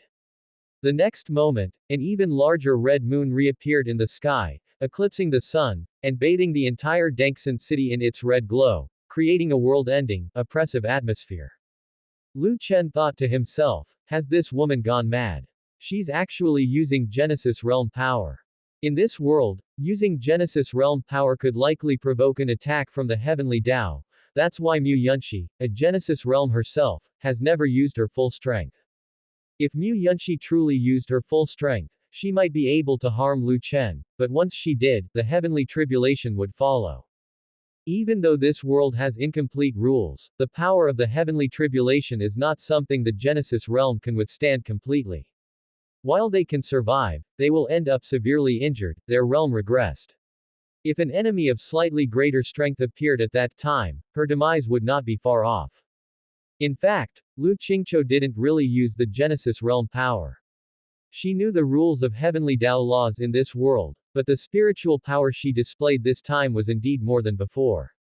Without hesitation, Lu Chen raised the Slayer spear and aimed it at the red moon in the sky. At that moment, the full moon emitted a red beam of light, and Lu Chen didn't wait this time, he directly pulled the trigger. The moment the beam from the Slayer spear shot out, it magnified, turning into a huge column of light just like before, and then the two beams collided, causing another violent explosion. The sky above Dangxin City was once again covered with dust, but at that moment, Lu Chen immediately sensed something was amiss. He felt his life being threatened, and every cell in his body started trembling as if a great disaster was imminent. Lu Chen immediately looked up into the dust, and sure enough, he saw a red full moon appear again, although it was obscured by the dust and not very visible. Lu Chen chuckled inwardly, this woman actually wanted to ambush him. Lu Chen didn't indulge her, he pulled the trigger again, and another beam shot out. This time, the full moon hadn't fully formed before it was directly shattered. However, soon another full moon formed in the sky, and just as Lu Chen was about to pull the trigger again, his mind paused, and he instantly understood Lu Qingqiu's intention. This woman wanted to drain him to death using this method. In this lower world, what was most important to them, the cultivators? It was certainly spiritual energy. If they excessively consumed the spiritual power in their bodies, and the spiritual energy of this world was so scarce, they definitely wouldn't be able to absorb the surrounding spiritual energy and convert it into their body's spiritual power in a short time. Once their body's spiritual power was exhausted and they couldn't replenish their spiritual energy promptly, their outcome would be imaginable. At this moment, Mu Hongguang spoke, Your Majesty, I have very little spiritual power left. Hearing this, the corners of Lu Chen's mouth slightly upturned. It seemed he was right, Lu Qingqiu indeed planned to exhaust all the spiritual power in their bodies. Lu Chen glanced in the distance, thinking to himself, he didn't want to harm Lu Qingqiu initially, but Lu Qingqiu was up to no good. A fight would have been enough, yet she actually wanted to kill him. Since that was the case, he could only be ruthless.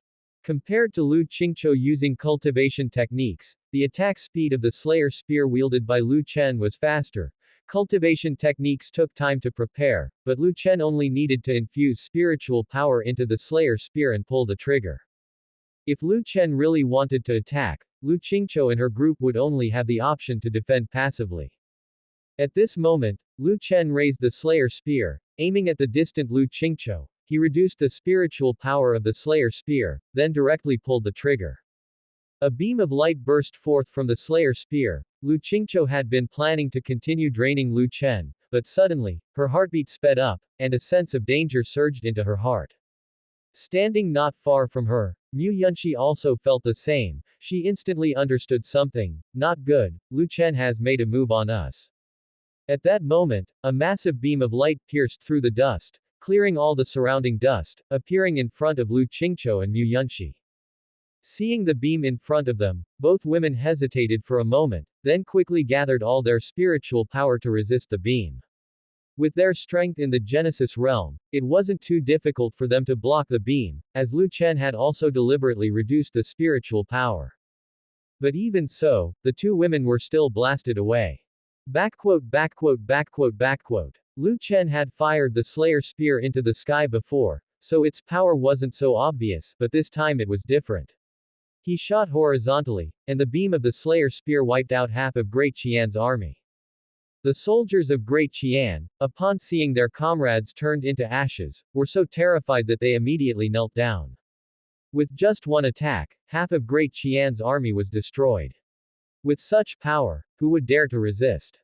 At this moment, Lu Qingqiu and Mu Yunxi had flown into the air, both in a very bad state. To block that previous shot, they had nearly depleted all the spiritual power within their bodies. Even so, they had also suffered internal injuries, and their clothes were riddled with holes, revealing large patches of white skin. Mu Yunshi, somewhat angrily, said, Lu, look at the fine mess you've created. That guy at least knew how to appreciate and spare women, and he didn't lay hands on us directly. But you just had to push him, nearly getting me killed in the process. Upon hearing Mu Yunshi's complaining, Lu Qingqiu snorted coldly, then said, do you have another way to kill him without draining his spiritual power? This. Mu Yunshi frowned, unable to respond. Indeed, if they couldn't drain Lu Chen's spiritual power, it would be very difficult to kill him with that Earth-grade spiritual artifact. At that time, Mu Yunshi suddenly had an idea and then said, we can't kill Lu Chen because we can't get close. Since Lu Chen is taken by your beauty, how about you just surrender? Then, you would have a chance to get close to Lu Chen. Once you get close to Lu Chen, you can directly attempt to kill him. Hearing this, Lu Qingqiu coldly said, why don't you do it? You're also quite attractive. I believe that lustful scoundrel would be interested in your body as well. They were not fools. Now that the spiritual power inside them were nearly exhausted, and with the spiritual energy of this world so scarce, they had no idea how long it would take to recover their strength. Getting close to Lu Chen now, with the little spiritual power left in their bodies, they might not truly be able to kill him in one strike. If they failed to take down Lu Chen in one move, and he had a chance to react, they would be the ones to die. While the two women were arguing, suddenly two figures appeared not far behind them. Sensing the presence of two people, they immediately turned their heads. When they turned around, they saw that Lu Chen and Mu Hongguang were standing on a rock, watching the two of them. At that time, Lu Chen, smiling, said, ladies, would you like to come down and talk? While speaking, Lu Chen had already raised the muzzle of his gun. Seeing the dark barrel, the two women were stunned. They had just expended a large amount of spiritual power. If they tried to run now, their speed might not exceed the speed of the light beam emitted from that spiritual artifact. If their escape speed didn't surpass the speed of the light beam from the Earth-grade spiritual artifact, then they might end up being seriously injured. With Lu Chen pointing the muzzle at them, the two women ultimately had no choice but to compromise, and they descended to the ground. Lu Qingqiu asked coldly, what do you want to do? Without a doubt, this war had been lost by Great Qian, lost by them. Now it was up to Lu Chen to decide their fate. If that lecherous scoundrel really wanted to do something to them, Lu Qingqiu didn't mind perishing together with Lu Chen. Lu Chen said with a smile, the entire army of Great Qian has surrendered. You've lost. Backquote. Hearing this, Mu Yunshi said with a smile, then how does your majesty plan to deal with the two of us? Will you deal with us like you did with the Yu Emperor? Mu Yunshi seemed totally unafraid, her voice ethereal and very soothing to hear, making Lu Chen wish he could dispose of her right then and there. Lu Chen answered with a smile, if you wish to be treated that way by me, it's not impossible. At this moment, Lu Qingqiu said, I am a powerful being's avatar from the high-level cultivation realm. Should you dare to do such things to me, once my main body learns of my dire situation in the cold palace, you will surely face endless assassination attempts. I advise you to think thrice before you act. Lu Chen, unconcerned, said, even if you hadn't mentioned it, I would still know you are an avatar of some great entity. But so what if you are an avatar?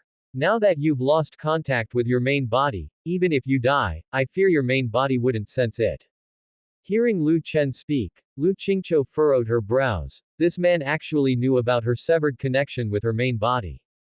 Could it be that? Suddenly turning her head towards Mu Yunshi, Lu Qingqiu asked coldly, did you tell him about my situation? With a smile, Mu Yunshi said, I do not have the habit of betraying allies. I have told you before, he is not a common man, he knows a lot. Lu Chen continued, you need not know how I found out. Now, I give you two choices, one is to surrender to me, and the other is to be captured alive and become my female slave, to pleasure me every day. This. Mu Yunshi and Lu Qingqiu were both momentarily stunned. They had thought the second choice offered by Lu Chen meant death, but it turned out he was resolute in possessing them, and Emperor so lascivious was indeed unprecedented. At this time, Mu Yunxi asked, I am quite curious, what is the difference between the two? Lu Chen answered with a smile, of course, there's a difference. If you surrender voluntarily, I will not restrict your freedom, at the very least, you will be able to go wherever you wish in the future. But if you are captured by me, then you will have to spend your lifetime imprisoned in my imperial palace, becoming my playthings. Hearing this from Lu Chen, Lu Qingqiu coldly sneered, about to spit venom, when suddenly she heard Mu Yunxi's voice in her head. Empress Lu, don't act rashly, this is our best opportunity. We can use some excuses to delay him and not let him touch our bodies until we have regained some of our strength, at which point we can assassinate him. After hearing Mu Yunxi's words, Lu Qingqiu thought it over and felt it was not a bad idea. After all, both she and Mu Yunxi were from the Genesis realm. As long as they recovered some strength, escaping wouldn't be a problem. The only reason they couldn't escape now was that they had been caught off guard by Lu Chen and had expended a great deal of spiritual power. Lu Qingqiu then spoke up. Fine, I can lead Great Qian to surrender to Great Sum. But I have some demands. Smiling, Lu Chen said, Empress Lu, you need to recognize your position. You are the one surrendering. Lu Qingqiu's brows furrowed, about to say something, when she was interrupted by Mu Yunxi, who certainly didn't want Lu Qingqiu's interference to ruin even their chance to surrender. We surrender unconditionally. But your majesty must keep his word and not restrict our freedom. Lu Chen said with a smile, of course, the sovereign's word is unbreakable. However, before you surrender, you need to ingest something. Hearing Lu Chen's words, a surge of tension gripped both women as Liamei's brows furrowed slightly. Take something. Could it be that this fellow intended to have them swallow some kind of poison?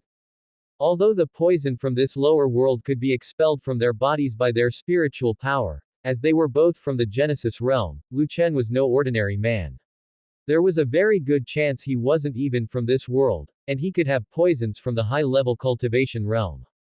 Furthermore, there was another possibility. This man might plan to administer a certain drug, after which they could only let him toy with them.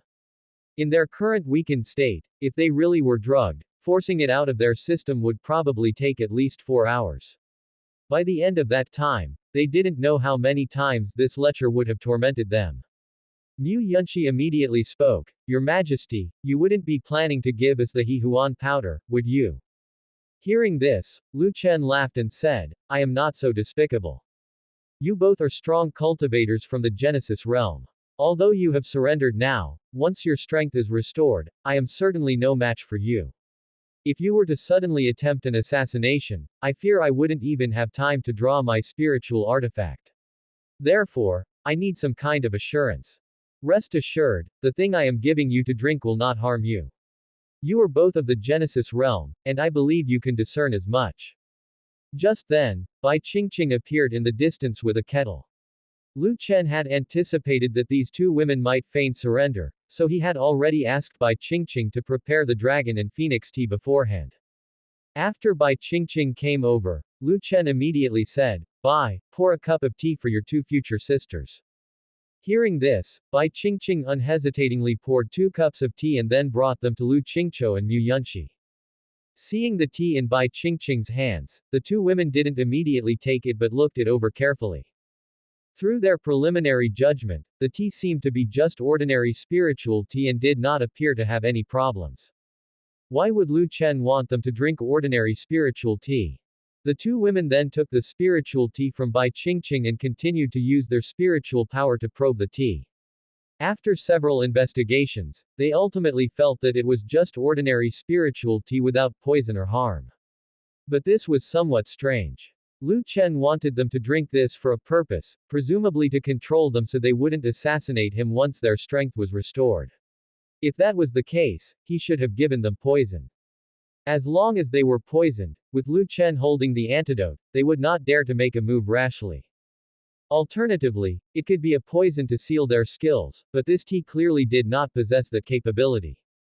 Seeing the two women holding the tea but seemingly afraid to drink it, Lu Chen said, What's the matter, you two don't dare to drink? Could it be a feigned surrender, with the goal of getting close to I and then seizing an opportunity to assassinate me? Seeing Lu Chen voice their inner thoughts, the women seemed to understand something. The tea indeed had no issues. Lu Chen probably wanted to use this tea to test whether their surrender was genuine. If the two of them didn't dare to drink, it indicated they surely had intentions of assassination, hence the fear of being controlled. If they drank it, it would prove their surrender was sincere. Since it was ordinary spiritual tea, there was nothing to fear. Promptly, both women raised their teacups and drank the tea in one gulp. After drinking the tea, Mu Yunshi spoke with a smiling voice, "Your Majesty, now you should believe that we have truly surrendered, right?" Lu Chen said with a smile, "Okay, I believe you." Seeing Lu Chen's smile, the two women were puzzled. That's it, he just believed them. Could there be some kind of trick? They quickly checked their own bodies and found nothing wrong. In fact, not only was there no issue, but the spiritual tea seemed to have helped them recover some spiritual power, as well as refreshed and revitalized them, eliminating fatigue. Could it be that this guy really used a cup of ordinary spiritual tea to test them, and now that they had passed his test, he believed them? That can't be right. Would Lu Chen be such a naive person? After all, he's an emperor, how could he not have any schemes? Everything seemed very suspicious. At this moment, Lu Chen's gaze fell upon Lu Qingqiu's cold and frosty face. He said to her, "Since you have surrendered, then prepare the surrender document. I will return to the Daqian capital city with you." Lu Qingqiu replied coldly, "Okay." Then Lu Chen said, "All right, the two of you will follow me to Dangxin City to stay for a day. We will set off for the Daqian capital city first thing tomorrow morning." As he finished speaking, Lu Chen turned and walked towards Dangxin City. He quickly brushed past Lu Qingqiu and Mu Yunshi. After Lu Chen passed by Lu Qingqiu, she suddenly raised her hand. She felt that now was the best opportunity to eliminate Lu Chen. He had let his guard down, thinking they had surrendered and was even turned away from them. Add to that the close proximity between them, and their chance of success if they acted now was very high. Only by getting rid of Lu Chen would they not have to deal with so many issues afterwards. However, as she raised her hand, it was immediately seized by Mu Yunshi. Seeing her wrist tightly gripped by Mu Yunshi, Lu Qingqiu turned her head and glared at her, sending a message with her mind, "What are you doing?" Mu Yunshi sent back a telepathic message, "I certainly do not want to be killed by you. You don't really think Lu Chen believed us that easily, do you? If you act now, I can assure you, he would definitely react instantly and take both of us down. Why are you in such a hurry? Right now, we both are almost out of spiritual power. Wouldn't it be better if we waited until we've fully regained our power and are absolutely certain before making a move?" Lu Qingqiu thought it over and felt there was some truth in Mu Yunshi's words. It was unlikely that Lu Chen would trust them so quickly. As he walked by them, he was probably still testing them. If they acted now, they might indeed be instantly killed by the spiritual artifact Lu Chen possessed. With that in mind, Lu Qingqiu lowered her hand again. In fact, Lu Chen had no such thoughts. Having drunk the dragon and phoenix tea, Lu Qingqiu and Mu Yunshi were no longer a significant threat to him. At this time, Lu Qingqiu and Mu Yunshi turned around and followed Lu Chen back to Dangxin City. Seeing that Lu Chen had captured Lu Qingqiu, the demon queen, the people of Dangxin City from Great Qian cheered and were overjoyed, believing that the demon queen was finally apprehended and that the plague would soon vanish, restoring normalcy to Great Qian. After returning to Dangxin City, Lu Chen brought Lu Qingqiu and Mu Yunshi to the study. He didn't do anything excessive, his main reason for bringing them to the study was to discuss a serious matter. Seeing that Lu Chen had led them to the study, Mu Yunshi and Lu Qingqiu were both somewhat confused. What did this guy want to do? After entering the study, Lu Chen sat down on the chair behind the desk, then sized up the two peerless beauties. At this moment, Lu Qingqiu, somewhat impatient, asked, "Didn't you say you would give us our freedom? Why have you brought us here?" Lu Chen replied, "Of course, it is to discuss an important matter with you." Mu Yunshi, curious, inquired, "What important matter?" Lu Chen countered, "Have the two fairies heard of the heavenly demons before?" Upon hearing this question, the women's hearts skipped a beat. Heavenly demon. That was the most terrifying presence within the cultivation world, feeding on cultivators and spreading fear everywhere, bringing all sorts of disasters to the cultivation world. Regaining her composure, Lu Qingqiu said, "Heavenly demons are the natural enemies of all cultivators, of course, we know about them." Lu Chen responded at once, "Good to know. According to my intelligence, the plague in Great Qian is not a normal one, but caused by a heavenly demon." Hearing this, the women were once again startled. How could that be?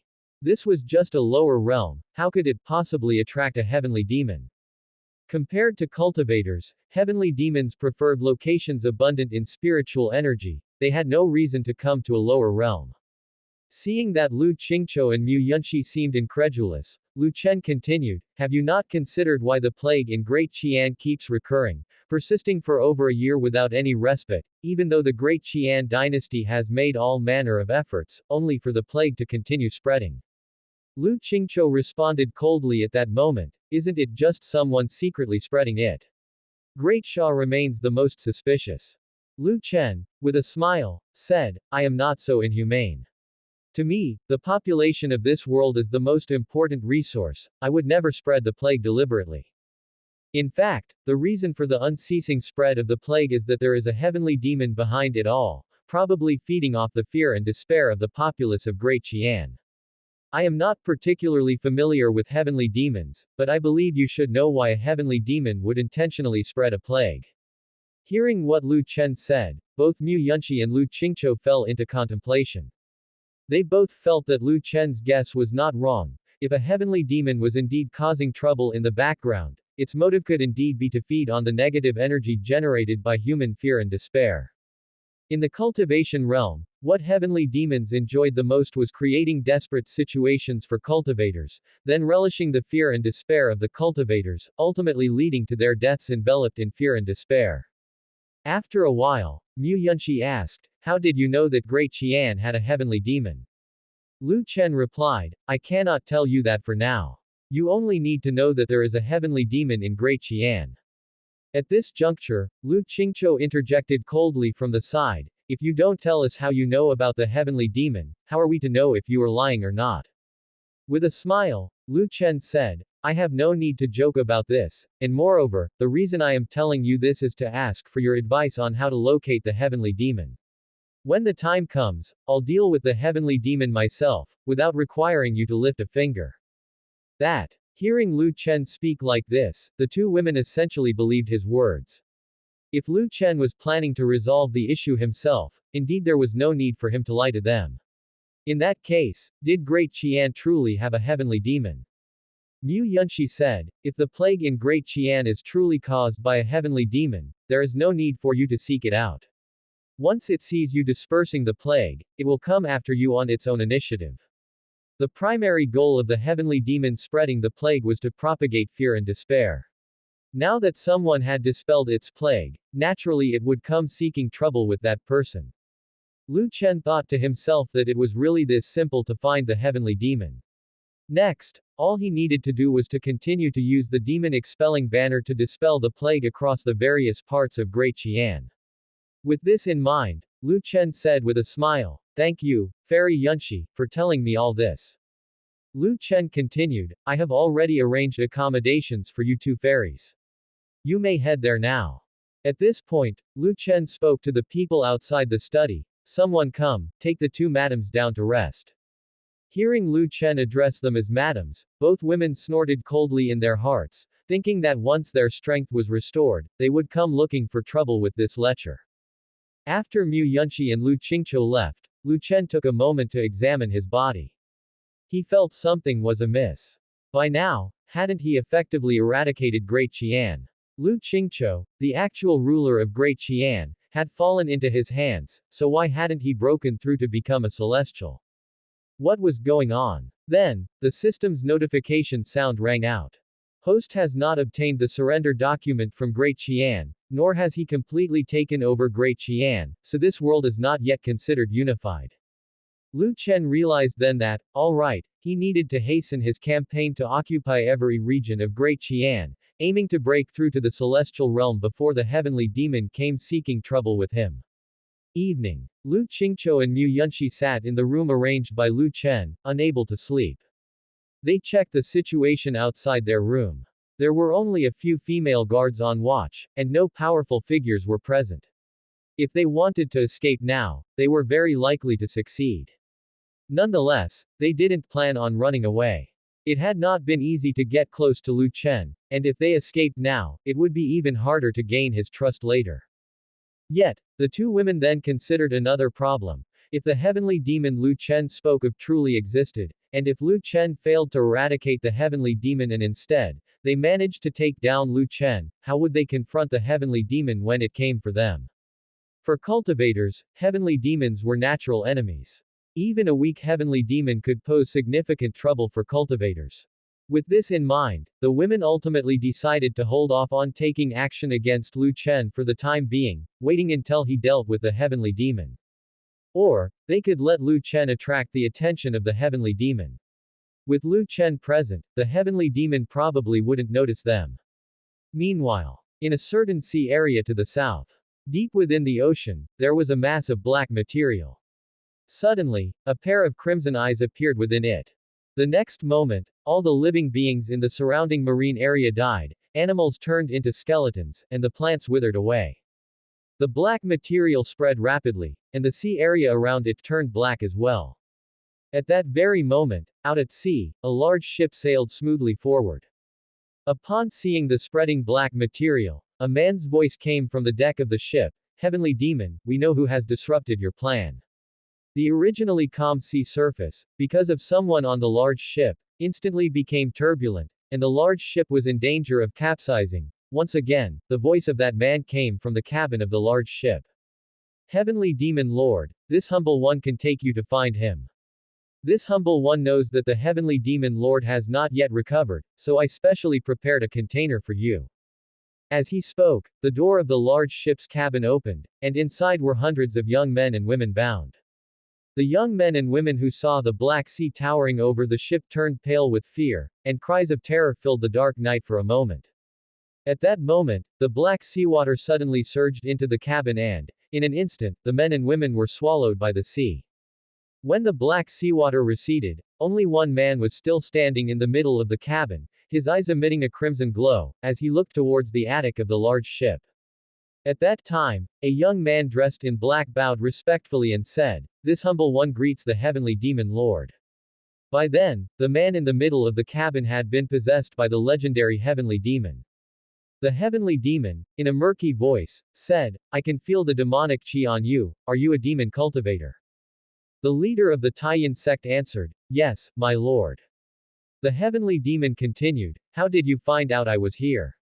The leader of the Taiyan sect said, "When the great Qian dynasty was hit by a plague, this humble one sensed your presence, but at that time your qi was very weak, and I could not determine your location." The heavenly demon did not continue on this subject, but instead said, "Recently, my feeding ground has been disrupted, do you know who is messing with it?" Upon hearing this, the leader of the Taiyan sect instantly smiled and quickly said, "Heavenly demon lord, this humble one knows who has disrupted your feeding ground. Not long ago, the Daxia Emperor led his troops to attack the Great Qian, and wherever he went, he dispersed the plague. He must be a cultivator from the high-level cultivation realm." At the words, "cultivator," the heavenly demon's eyes instantly emitted a dazzling red light. What he lacked most now was power. If he could devour that cultivator, his power should recover significantly. Eventually, he could leave this place devoid of spiritual energy. In such a low-level world, not to mention cultivators, even a heavenly demon could not bear to remain. Ever since he fell into this world, he had been sleeping at the bottom of the ocean, and it wasn't easy to awaken. It took countless years to encounter humans and begin spreading the plague in the Great Qian. But restoring power in this way was always too slow, it was quicker to directly devour a cultivator.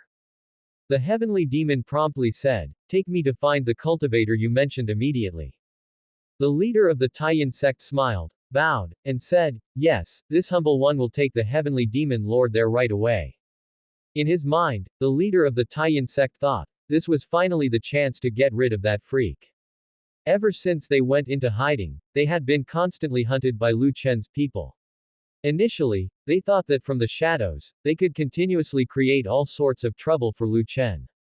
What they hadn't expected was that Lu Chen's people, having learned some kind of cultivation technique, were actually able to sense the demonic qi on them in advance. Many strongholds of the Taiyan sect had been uprooted by the Daxia dynasty, and the members of the Taiyan sect, upon encountering the disciples from the Sunset Sword sect in Tai Chu Divine Hall, mostly had no option but to flee. The cultivation techniques practiced by these two sects were particularly effective against demon cultivators, forcing the Taiyan sect to take refuge in Great Qian. However, it wasn't long before Daxia launched another military assault on Great Qian. Fortunately, at this time, the leader of the Taiyan sect detected an area over the sea that was filled with dense demonic qi. As a demonic cultivator, he immediately guessed what had caused this concentration of demonic qi. Coupled with the ongoing plague in Great Qian, the leader of the Taiyan sect concluded that a heavenly demon had also appeared in this world. Since heavenly demons are the natural enemies of cultivators, by simply telling the heavenly demon that there were cultivators in this world to consume, the heavenly demon would certainly follow him. Efforts paid off for those who persevered. They finally located the heavenly demon and even succeeded in gaining its allegiance. Next, they only needed to bring the heavenly demon to where Lu Chen was. With the heavenly demon on their side, even if Lu Chen had the support of many celestials behind him, they wouldn't stand a chance against them. Thinking of this, the smile on the leader of the Taiyan sect's face grew more and more fervent. After the battle at Dengxin City, Lu Chen, along with Lu Qingqiu and Mu Yunxi, headed towards the capital of Great Qian. During their journey, he had not done anything to the two fairies, as he had just conquered Great Qian and had many tasks to attend to. Even on the road to the capital of Great Qian, Lu Chen was busy with various state affairs inside the carriage, which made Lu Qingqiu and Mu Yunxi realize that Lu Chen was not just lecherous, he was an ambitious emperor. After more than 10 days of arduous travel, they finally arrived at the capital of Great Qian. When the common folk of the capital heard of the arrival of the Daxia emperor, they spontaneously came out of the city or waited on the streets. During his journey to Great Qian, Lu Chen had introduced many policies beneficial to the common folk and used the demon-expelling banner at each stop to dispel the plague there. This deed had already spread to the capital, and Lu Chen's popularity in Great Qian had far surpassed that of the former Qian emperor. Mu Yunxi, sitting in the carriage, saw the sea of people outside the city welcoming Lu Chen. She turned to Lu Qingqiu with a smile and said, "Seeing this scene, what do you feel? You've been struggling in Great Qian for so many years, yet you never gained the approval of the people of Great Qian. They even called you Demon Queen, while Lu Chen gained the hearts of the people of Great Qian in just a few months." Lu Qingqiu did not respond, her expression cold. Naturally, she felt uncomfortable, but she didn't care anymore, since all of this was only temporary. Once she dealt with Lu Chen, she would ascend the throne and declare emperorship. By then, she would enact policies beneficial to the people, and the hearts of the people of Great Qian would return to her once again. Lu Chen did not stay in the carriage the entire time. When he arrived outside the capital of Great Qian, he stepped out from the carriage and mounted a horse, allowing the common folk to see what their emperor looked like. Usually, the emperors of Great Qian rode inside a carriage, and most commoners never knew what their emperor looked like in their lifetimes. When the people of Great Qian saw Lu Chen, they were very excited. They had not expected the Daxia emperor to appear so approachable. When Lu Chen arrived at the gates of the capital, the ministers of Great Qian had already prepared the documents of surrender and brought the jade seal. At this moment, Lu Qingqiu stepped out of the carriage and walked up to the assembled officials. Upon seeing Lu Qingqiu, the Demon Queen, some who had seen her before immediately started cursing. "Demon Queen, it's all because of this Demon Queen that Great Qian has suffered so much. This Demon Queen is still not dead. Execute her. Execute her." Facing the irate common folk, Lu Qingqiu's expression remained cold and impassive. She simply regarded these fools as trying to show off in front of the new emperor to curry favor with him by displaying such anger.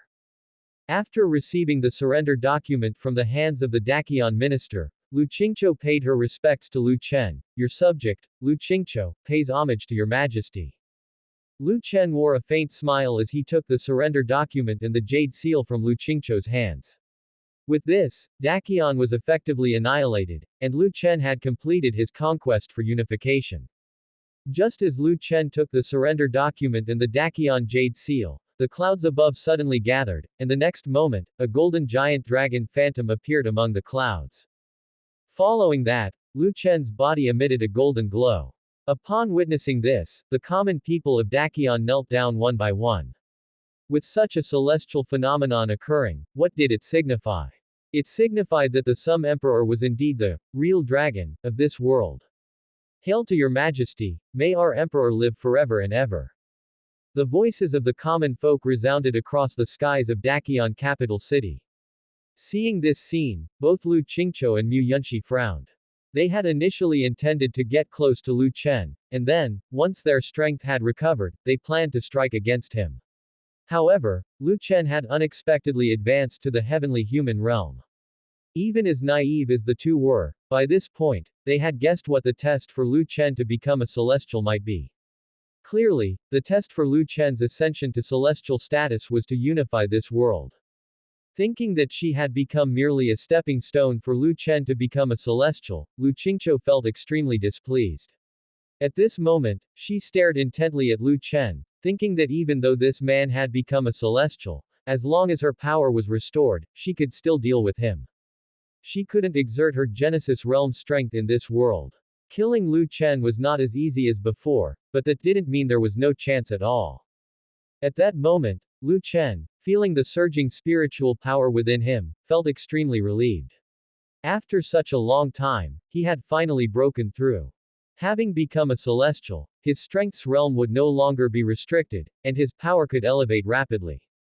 Thinking of this, Lu Chen felt immensely happy inside. However, as his gaze swept over Lu Qingqiu and Mu Yunxi, he suddenly thought of something and quickly asked the system. System, if my strength surpasses the heavenly human realm, can I exert strength beyond the heavenly human realm in this world, or like Lu Qingqiu and the others, will I be suppressed by the heavenly Tao of this world? This world has incomplete rules. If powers beyond the heavenly human realm are used, it might destroy this world. Therefore, the heavenly Tao of this world will necessarily suppress the host's strength. Hearing the system's response, Lu Chen frowned. It turned out that his strength would also be limited by this world's constraints. So, if he continues to live in this world, even if he becomes incredibly strong, even an immortal, he won't be able to fully exert his strength. While Lu Chen was thinking this, the system suddenly continued to prompt. The host has a chance to complete the laws of this world using the reincarnation stone. Once the laws of this world are completed, the host will be able to directly control the entire world, and henceforth this world will become one of the host's own small worlds. Is that even possible? So that's what the reincarnation stone is used for. Every time he accessed the system bag and saw the reincarnation stone, he would think what use this broken stone could have.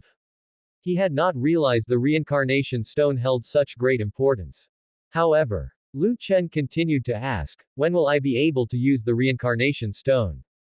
Once the host's realm is elevated to the All-Law realm, you can unlock the first layer of the reincarnation stone seal and use the power of the reincarnation stone.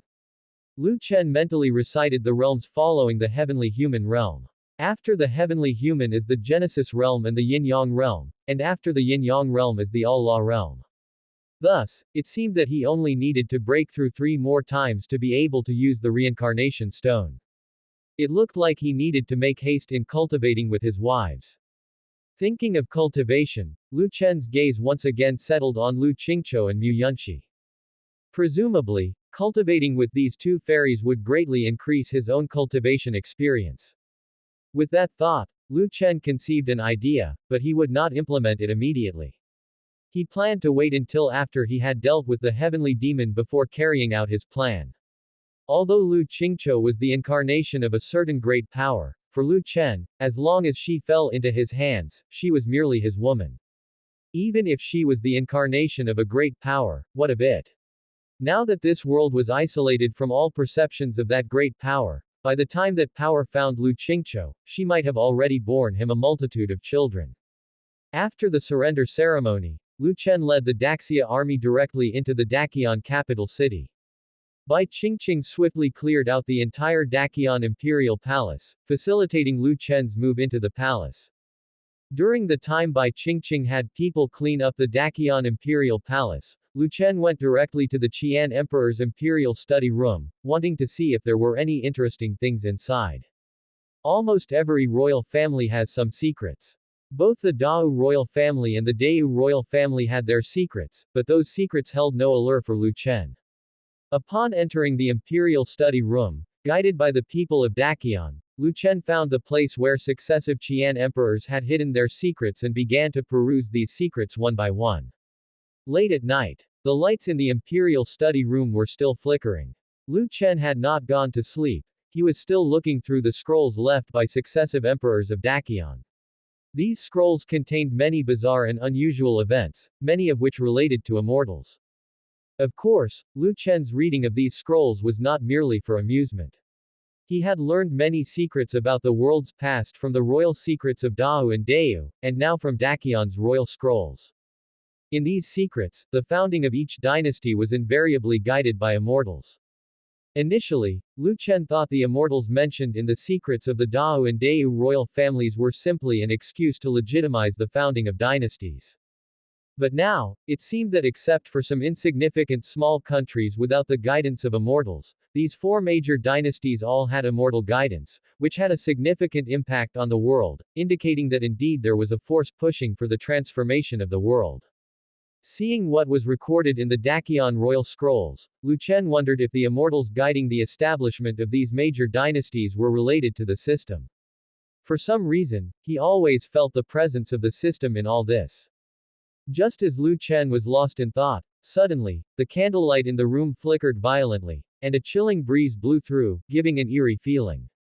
At that moment, Lu Qingqiu and Mu Yunxi, who were meditating in the room, also felt the cold wind.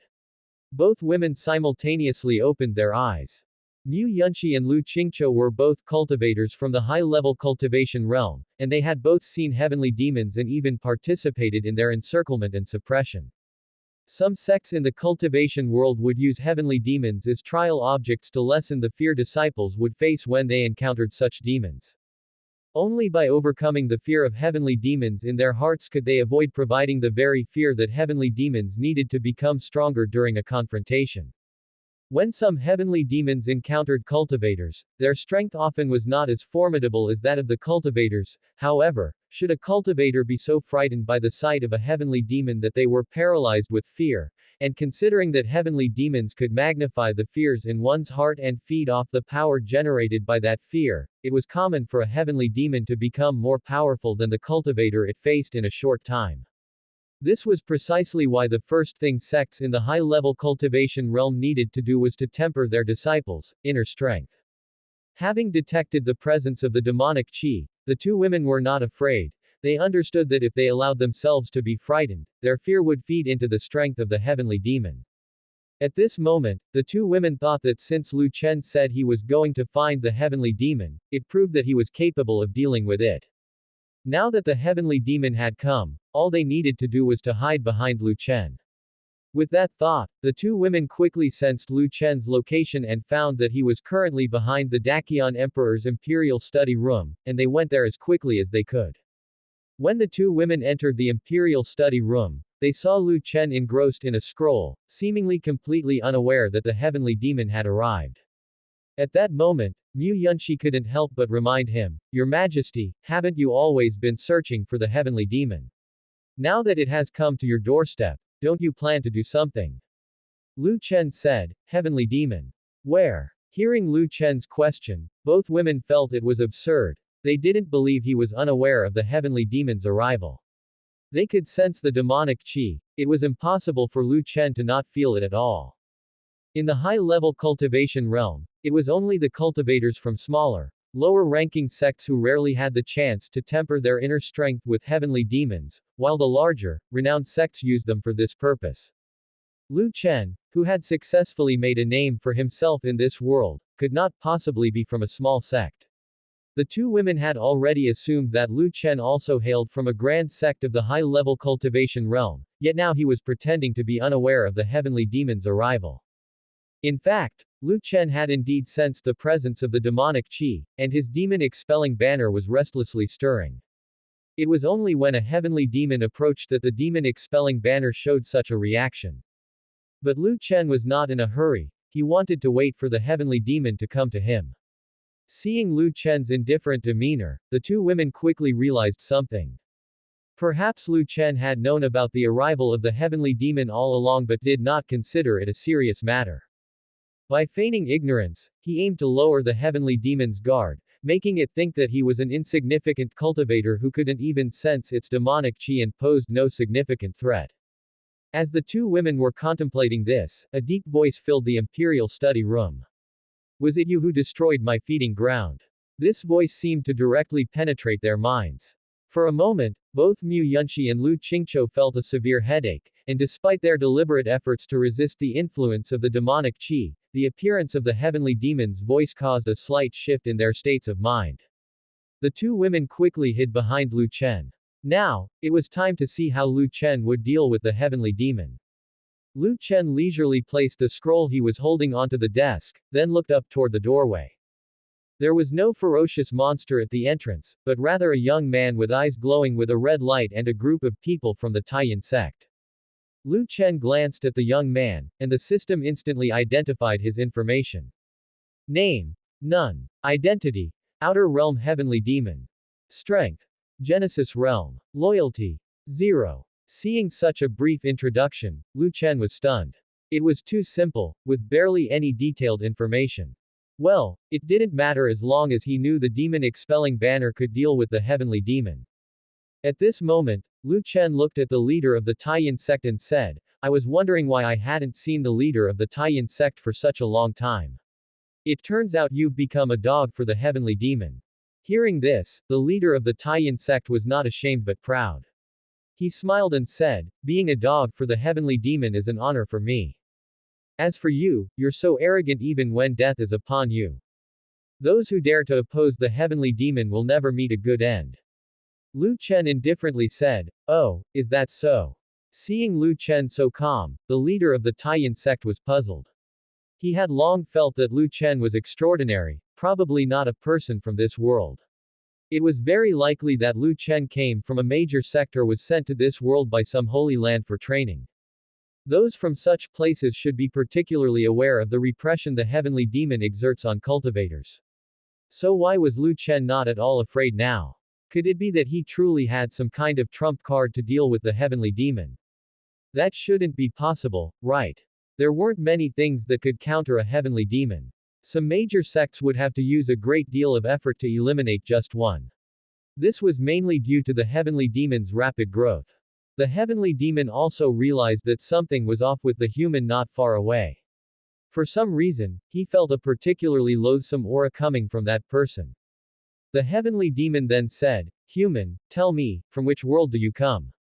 Seeing that the heavenly demon did not attack directly but instead asked Lu Chen this question, everyone present was stunned. Wasn't the heavenly demon always known for disliking idle talk and acting directly? Why did it start by asking Lu Chen where he was from? Lu Chen smiled and replied, I, too, do not know from which world I come. The leader of the Taiyan sect frowned and said, when the heavenly demon asks you a question, you must answer truthfully. To dare saying you do not know, I think you are courting death. Lu Chen ignored the leader of the Taiyan sect. That lap dog would be dealt with soon enough. Then, Lu Chen asked in return, I am quite curious, what are you outer realm heavenly demons doing in this universe? What in this universe do you desire so much? Upon hearing Lu Chen's question, the demonic qi on the heavenly demon surged. He seemed not to have expected Lu Chen to ask such a question. The heavenly demon then looked at Lu Chen viciously, displaying a wary expression, who exactly are you? Seeing the heavenly demon's expression, everyone present was shocked once more. They too were eager to know exactly who Lu Chen was, to make a heavenly demon so nervous. In truth, Lu Chen didn't understand the heavenly demon at all. His earlier remarks were merely a bluff.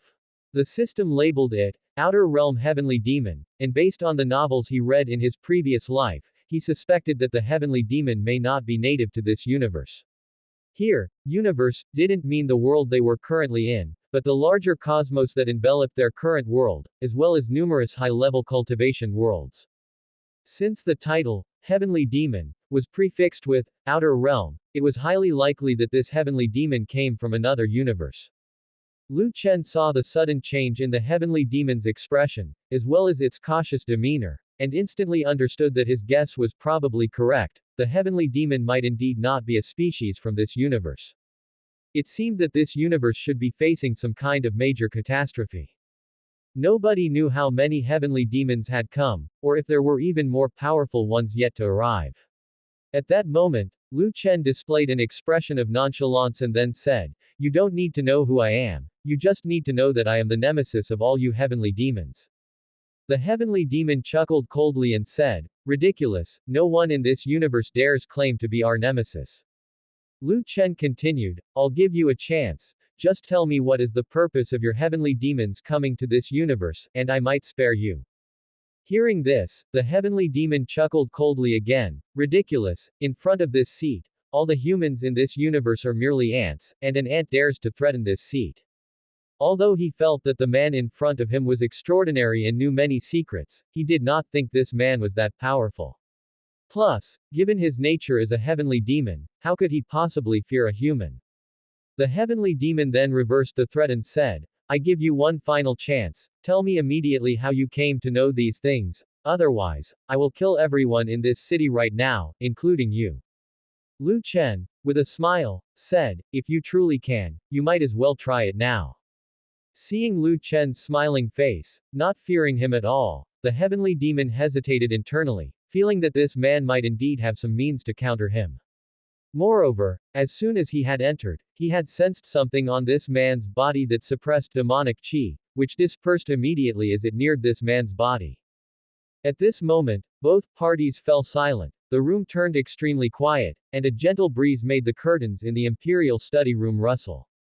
After who knows how long, the heavenly demon said, "I know you have quite a few wives and concubines in this world, you might not consider yourself, but don't you think about them. As I know, you humans highly value affection." The leader of the Taiyan sect had already briefed the heavenly demon on Lu Chen's profile on the way to the Dakion capital city. Initially, the heavenly demon had not taken it seriously, but now, he had resorted to using Lu Chen's wives and concubines to threaten him. Lu Chen still wore a smile. "I can protect my wives and concubines well enough, so there's no need for you to worry. And I, too, will give you one final chance. If you do not reveal the purpose of your coming to this universe, I will strike immediately and destroy your demonic form." Seeing Lu Chen's firm attitude, the heavenly demon knew that he most likely wouldn't get anything out of him.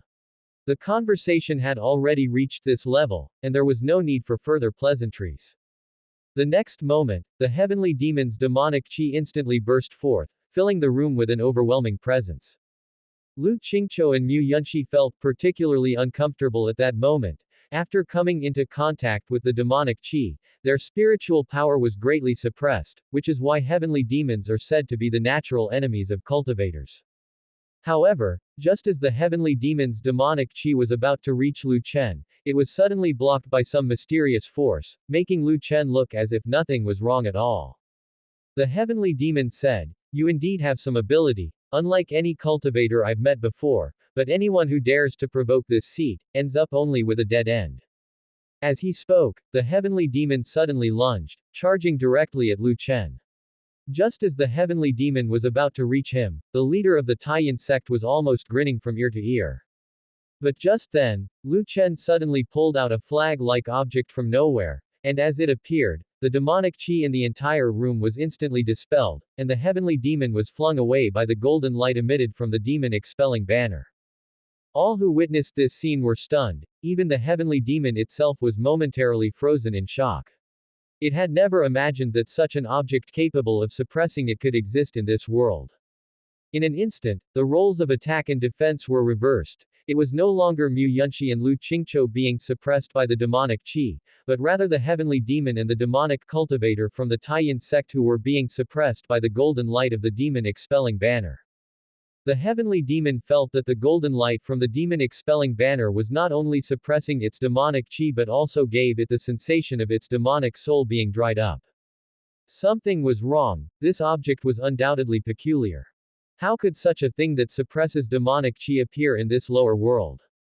They should know that when they from the outer domain had attacked this universe, the immortal kings and immortal emperors of this universe had paid a huge price, and even then, they hadn't possessed such an artifact to suppress demonic chi. Now, situated only in a lower world, how could such a terrifying object originate here? If this artifact had appeared in the previous era, it's likely that their heavenly demon would have already been completely eradicated, not just eradicated swiftly, but possibly even the immortal kings and immortal emperors of this universe might have been able to counterattack the outer domain. The heavenly demon, which had never known fear, at this moment felt a strange, unknown fear originating from the depths of its demonic soul. What is this thing? How could such a terrifying artifact appear in a lower world? Seeing that the heavenly demon clearly felt fear, Lu Qingqiu and Mu Yunxi exchanged glances, and both saw shock in each other's eyes. In the high-level cultivation realm, they had never heard of any artifact that suppressed demonic chi so fiercely.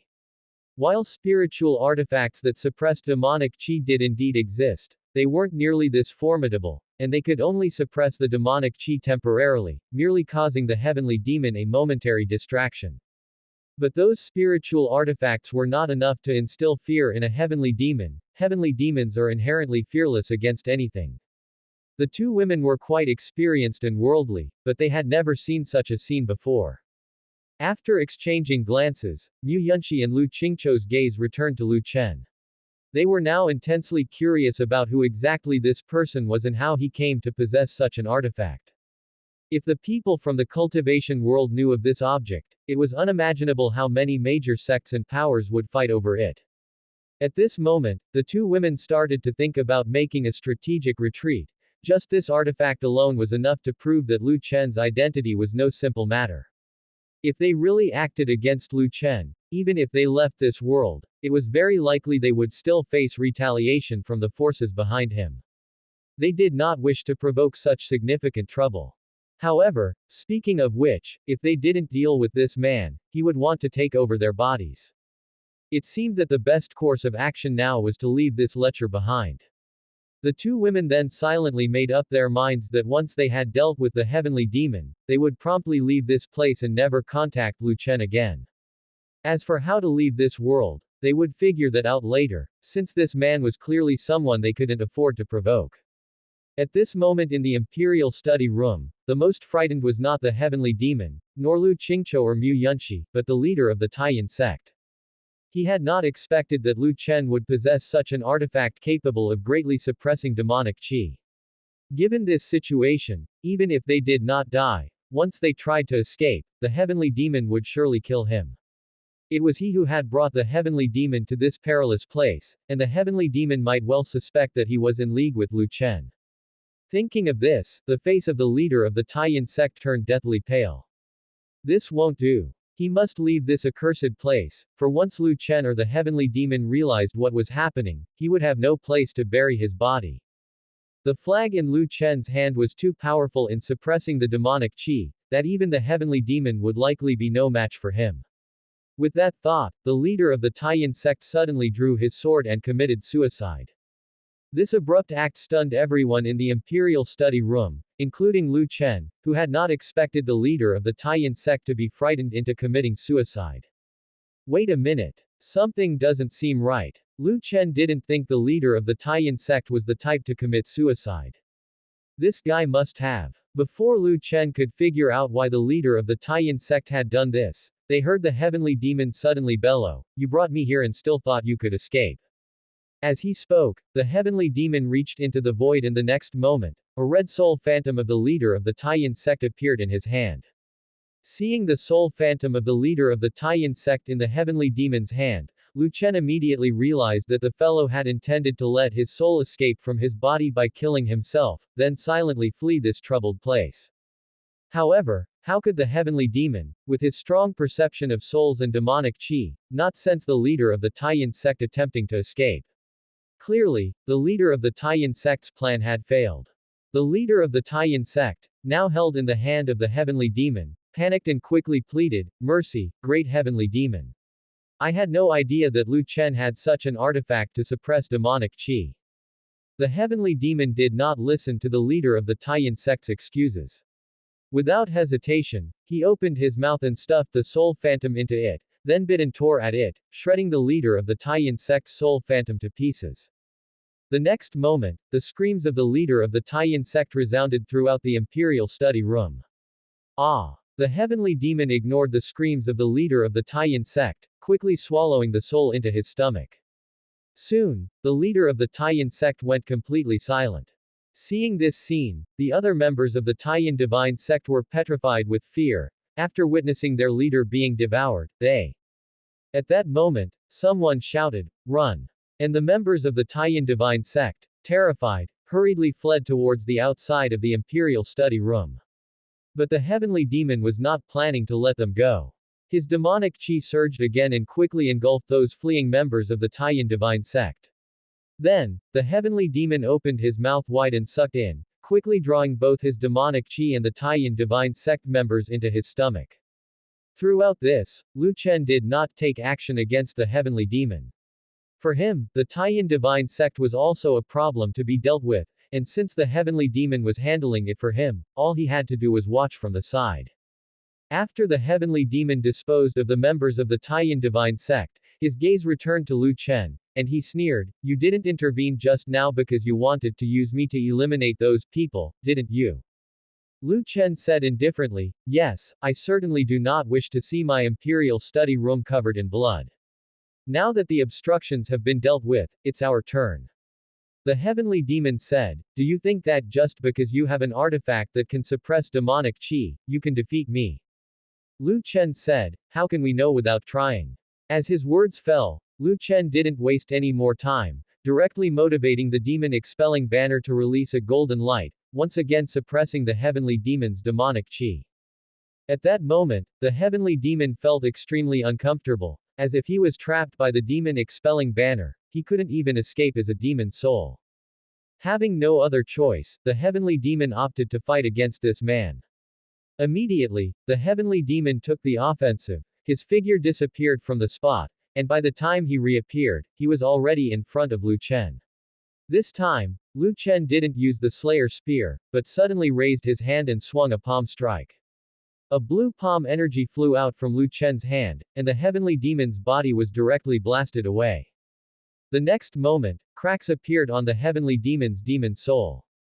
The heavenly demon couldn't believe it. A simple palm strike had severely injured him. How was that possible? Seeing this scene, Mu Yunqi and Lu Qingqiu were once again shocked. That was the heavenly demon, and yet Lu Chen had severely wounded him with just a single palm strike. Even though Lu Chen used that banner-like artifact to suppress the heavenly demon's demonic qi, it shouldn't have completely suppressed his strength. How could Lu Chen have inflicted such a severe injury on the heavenly demon with just one palm? At that moment, the heavenly demon realized another problem. Lu Chen's palm energy not only severely wounded his demon soul but the residual palm energy was even continuously eroding his demon soul. If this continued, he was doomed to die. Bearing the pain in his demon soul, the heavenly demon unwillingly asked, "What cultivation technique is this?" Lu Chen smiled and replied, "Demon burying spell." Upon hearing this name, it was clear what this cultivation technique was for. It was evidently designed specifically to counter the heavenly demon. At that time, the heavenly demon burst out laughing, and then his demonic qi surged dramatically. "Haha, you think killing me is that easy? There's no one in this world that can kill me. Dare to injure me, I want you dead." As he spoke, the heavenly demon disconnected from his human body and instantly transformed into a demon soul, charging towards Lu Chen. Lu Chen immediately used the demon expelling banner to suppress the heavenly demon's demonic qi, then once again circulated the demon burying spell of Dangxin City, preparing to deliver the final strike to the heavenly demon. However, when he struck out his palm, he realized something was off. He easily dispersed the heavenly demon's demon soul, without the heavenly demon even letting out a scream of agony. That was too fake, and at that moment, a small wisp of black qi secretly slipped out through the entrance. Now that Lu Chen had mastered the demon burying spell, he was very sensitive to demonic qi and instantly noticed that wisp of black qi. Lu Chen's lips curved slightly upwards, followed by a shadow shift, directly intercepting the path of the escaping Black Chi. Sorry. No way through here. As he spoke, Lu Chen released another palm strike, and a blue palm energy immediately hit the Black Chi. The next moment, the scream of the heavenly demon was heard. Ah! How could I possibly die? Seeing that the heavenly demon hadn't yet completely perished, Lu Chen gathered all his spiritual power and delivered another palm strike, this one directly dispersing the heavenly demon's demon soul. Seeing how easily Lu Chen had killed the heavenly demon, Lu Qingqiu and Mu Yunxi both remained stunned in their places. Mu Yunxi and Lu Qingqiu had just felt the demonic qi of the heavenly demon, and judging by the concentration of its demonic qi, it must have possessed strength worthy of the Genesis realm. With the strength of the Genesis realm, the heavenly demon could be considered an invincible existence when facing cultivators of the same realm. Yet, surprisingly, it was defeated by Lu Chen, a mere celestial. Moreover, it was a one-sided beating, without any ability to fight back, and the key point was that Lu Chen finished the fight with just a few palm strikes. From the appearance of the heavenly demon to its execution, not even 2 hours, no, to be precise, not even an hour had passed. Had Lu Chen's strength become this formidable? Driven to dismay once again, the two women had originally thought that they would have a chance to assassinate Lu Chen once they recovered their strength, but now it seemed that Lu Chen's strength had likely already surpassed the heavenly human realm. In fact, this was a misunderstanding on the part of Lu Qingqiu and Mu Yunxi. Lu Chen's strength was not particularly strong, he was just an ordinary celestial. His ease in annihilating the heavenly demon was due to the demon expelling banner and the demon burying spell. Without these, he would not have been able to easily defeat the heavenly demon, let alone kill it. In fact, he might have been the one to be devoured by it instead. Armed with cultivation techniques and treasures aimed at the heavenly demon, Lu Chen would stand a chance to fight against heavenly demons several realms higher than himself in the future.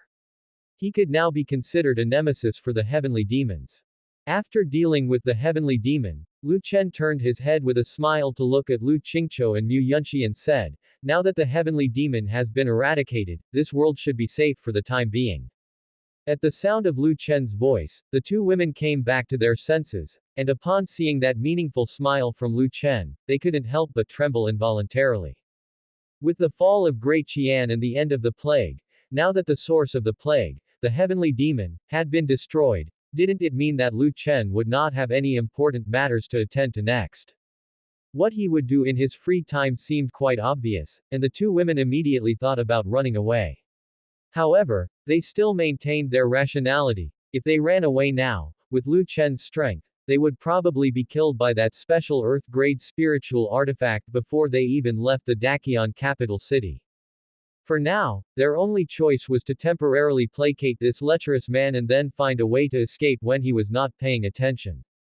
At this moment, Mu Yunxi pretended to be very calm and said with a smile, "I had not expected your majesty to be so powerful, merely lifting a finger to annihilate a heavenly demon."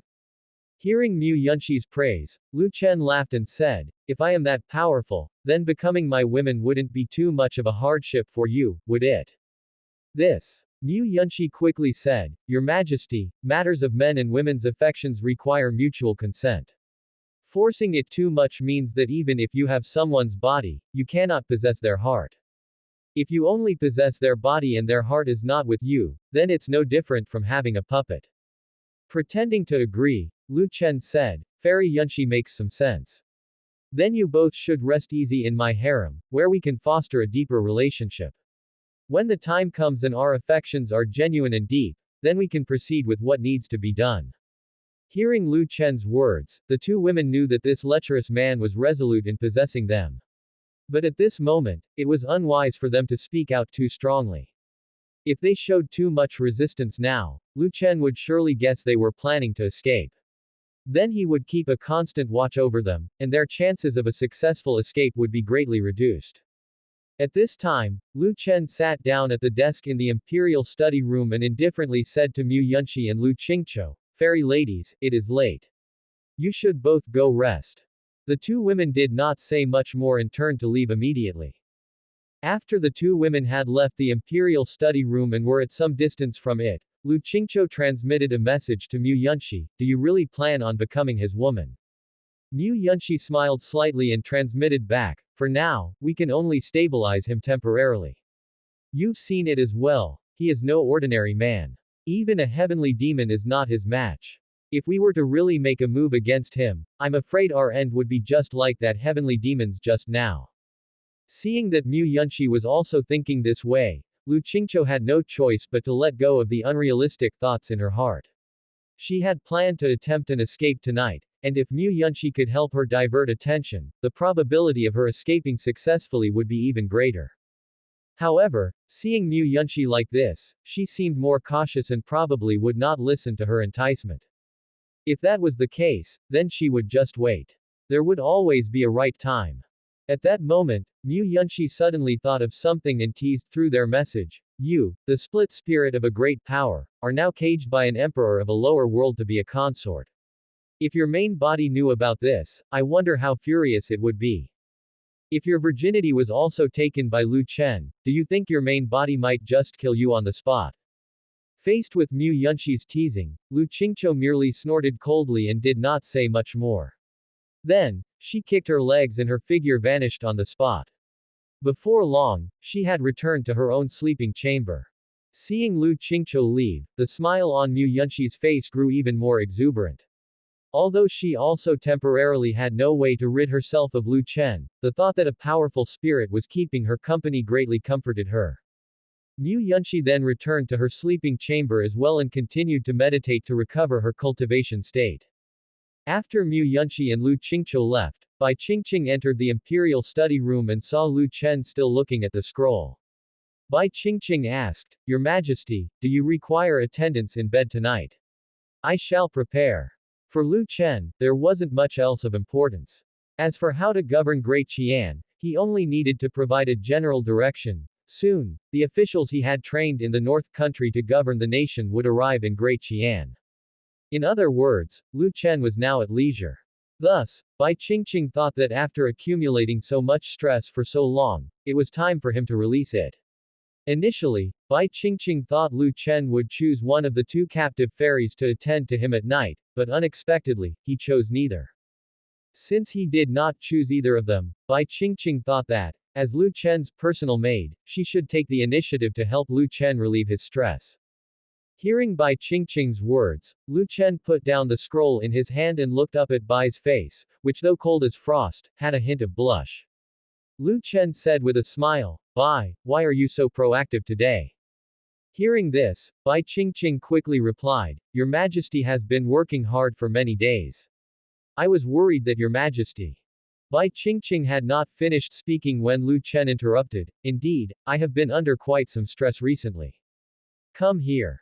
Hearing Lu Chen's command, Bai Qingqing showed no hesitation and directly approached Lu Chen. Bai Qingqing's face turned visibly red at a rapid pace. After she arrived in front of Lu Chen, she remained silent, directly kneeling on one knee, and then leaning closer to Lu Chen. After Bai Qingqing became Lu Chen's woman, she spent most of her time with him. Despite being bestowed the title of noble concubine, her duties essentially remained serving Lu Chen. Having spent much time with Lu Chen, Bai Qingqing also learned quite a bit about how to take care of people. At this moment, Lu Chen still held the Great Qian scroll in his hands, occasionally casting glances with the corner of his eye at the aloof beauty in front of him. Bai Qingqing had indeed studied earnestly, and Lu Chen was particularly satisfied with her subtle skills at this time. It was then that Lu Chen thought to himself that, now being a celestial, he wondered if it would be even more difficult than before to sire children in the future. While lost in thought, Bai Qingqing suddenly coughed, looking very uncomfortable, prompting Lu Chen to quickly pat her on the back. After recovering, Bai Qingqing, with a flushed face, thanked him, Thank you, Your Majesty. Lu Chen smiled faintly and then said, All right, that will be all. Hearing this, Bai Qingqing thought Lu Chen meant to conclude the matter, and she promptly said, Yes, Your Majesty. As her words fell, Bai Qingqing was about to rise and leave, but as soon as she got up, Lu Chen grabbed her wrist and pulled her entire being into his embrace. Bai Qingqing's mind went blank for a moment, and she did not struggle, allowing Lu Chen to dote on her. In a soft whisper into Bai Qingqing's ear, Lu Chen said, Bai, you see that all your sisters have had children. When will you also bear one for me? Upon hearing this, Bai Qingqing's body grew even hotter, and she melted into Lu Chen's arms. If it weren't for him holding her, she would have probably collapsed on the floor. Then Bai Qingqing softly said, As long as your servant can conceive, your servant will bear a child for your majesty. Bai Qingqing was actually not particularly keen on bearing Lu Chen's children. Of course, it wasn't because she disliked Lu Chen, but because she felt that if she bore him children, she wouldn't be able to serve by Lu Chen's side as she had before. If she had a child, she would certainly need to look after it. Compared to a child, she preferred staying by Lu Chen's side. Once her emotions were restored, she developed a strong dependency on Lu Chen. But she also understood that Lu Chen seemed to have an obsession with children, especially liking them. Since Lu Chen liked them so much, she thought bearing one for him wouldn't be a problem. Only she didn't know whether she could conceive.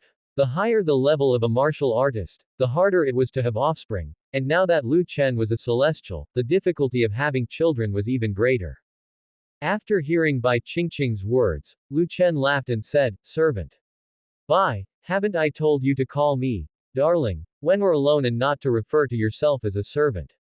Bai Qingqing immediately corrected herself, this servant knows her mistake. Lu Chen again questioned, this servant. Bai Qingqing quickly corrected herself once more, this concubine is at fault, please punish me, your majesty.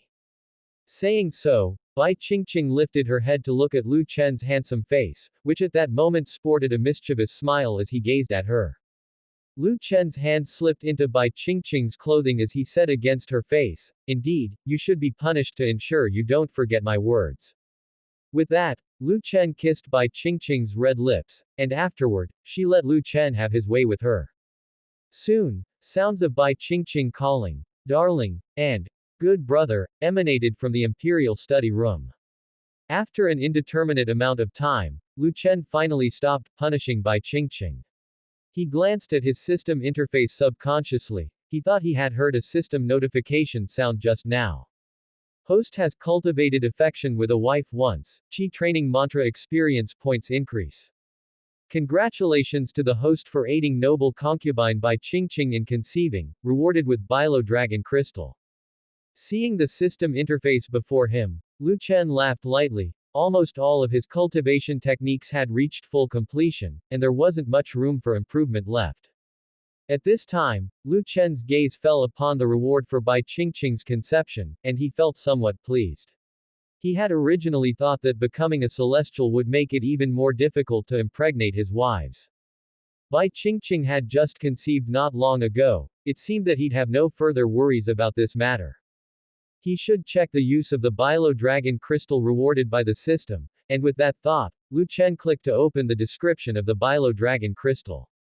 Bilo Dragon Crystal, a reverse scale from an ancient divine dragon, a material needed to repair the heavenly Tao of this world.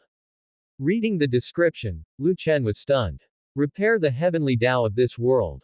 He remembered that after the reincarnation stone was unsealed, it could also be used to repair the heavenly Tao. Could it be that to fix the heavenly Tao of this world and improve its natural laws, a considerable number of materials were needed? Not just the reincarnation stone. Forget it, he should wait until his 3 children were born, to see what the system might reward him with then. In a few decades, the barriers of the misty world would disappear, hopefully, he wouldn't be awarded something useless then. At that thought, Lu Chen came back to his senses and gently stroked the cool beauty lying in his arms. Bai Qingqing's jade arms were wrapped around Lu Chen's sturdy waist, her face resting on his chest. The scent of this man brought her immense reassurance. Lu Chen said with a smile, Bai, you should head back to Yan County tomorrow. Upon hearing this, Bai Qingqing instantly snapped out of her dazed state. Back to Yan County. Why was Lu Chen sending her back to Yan County? Had she done something to displease him? Bai Qingqing felt a surge of anxiety. She hurriedly looked up, peering into Lu Chen's eyes as she asked, Your Majesty, has your concubine not pleased you enough? I can still. Hearing Bai Qingqing's words, Lu Chen smiled slightly, then lifted his hand to caress her cheek, saying, That's not it. You're already carrying my child, and I won't be returning to Yan County for a while. I don't want any accidents to befall our child, so I'm planning to have you head back first to nurture the pregnancy. Lu Chen needed to stay in Great Qian for a while and stabilize things.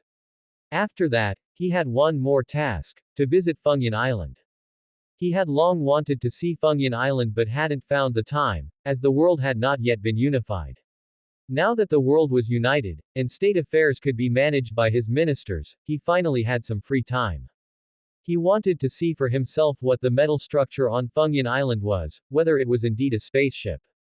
After hearing Lu Chen's words, Bai Qingqing was momentarily lost in thought.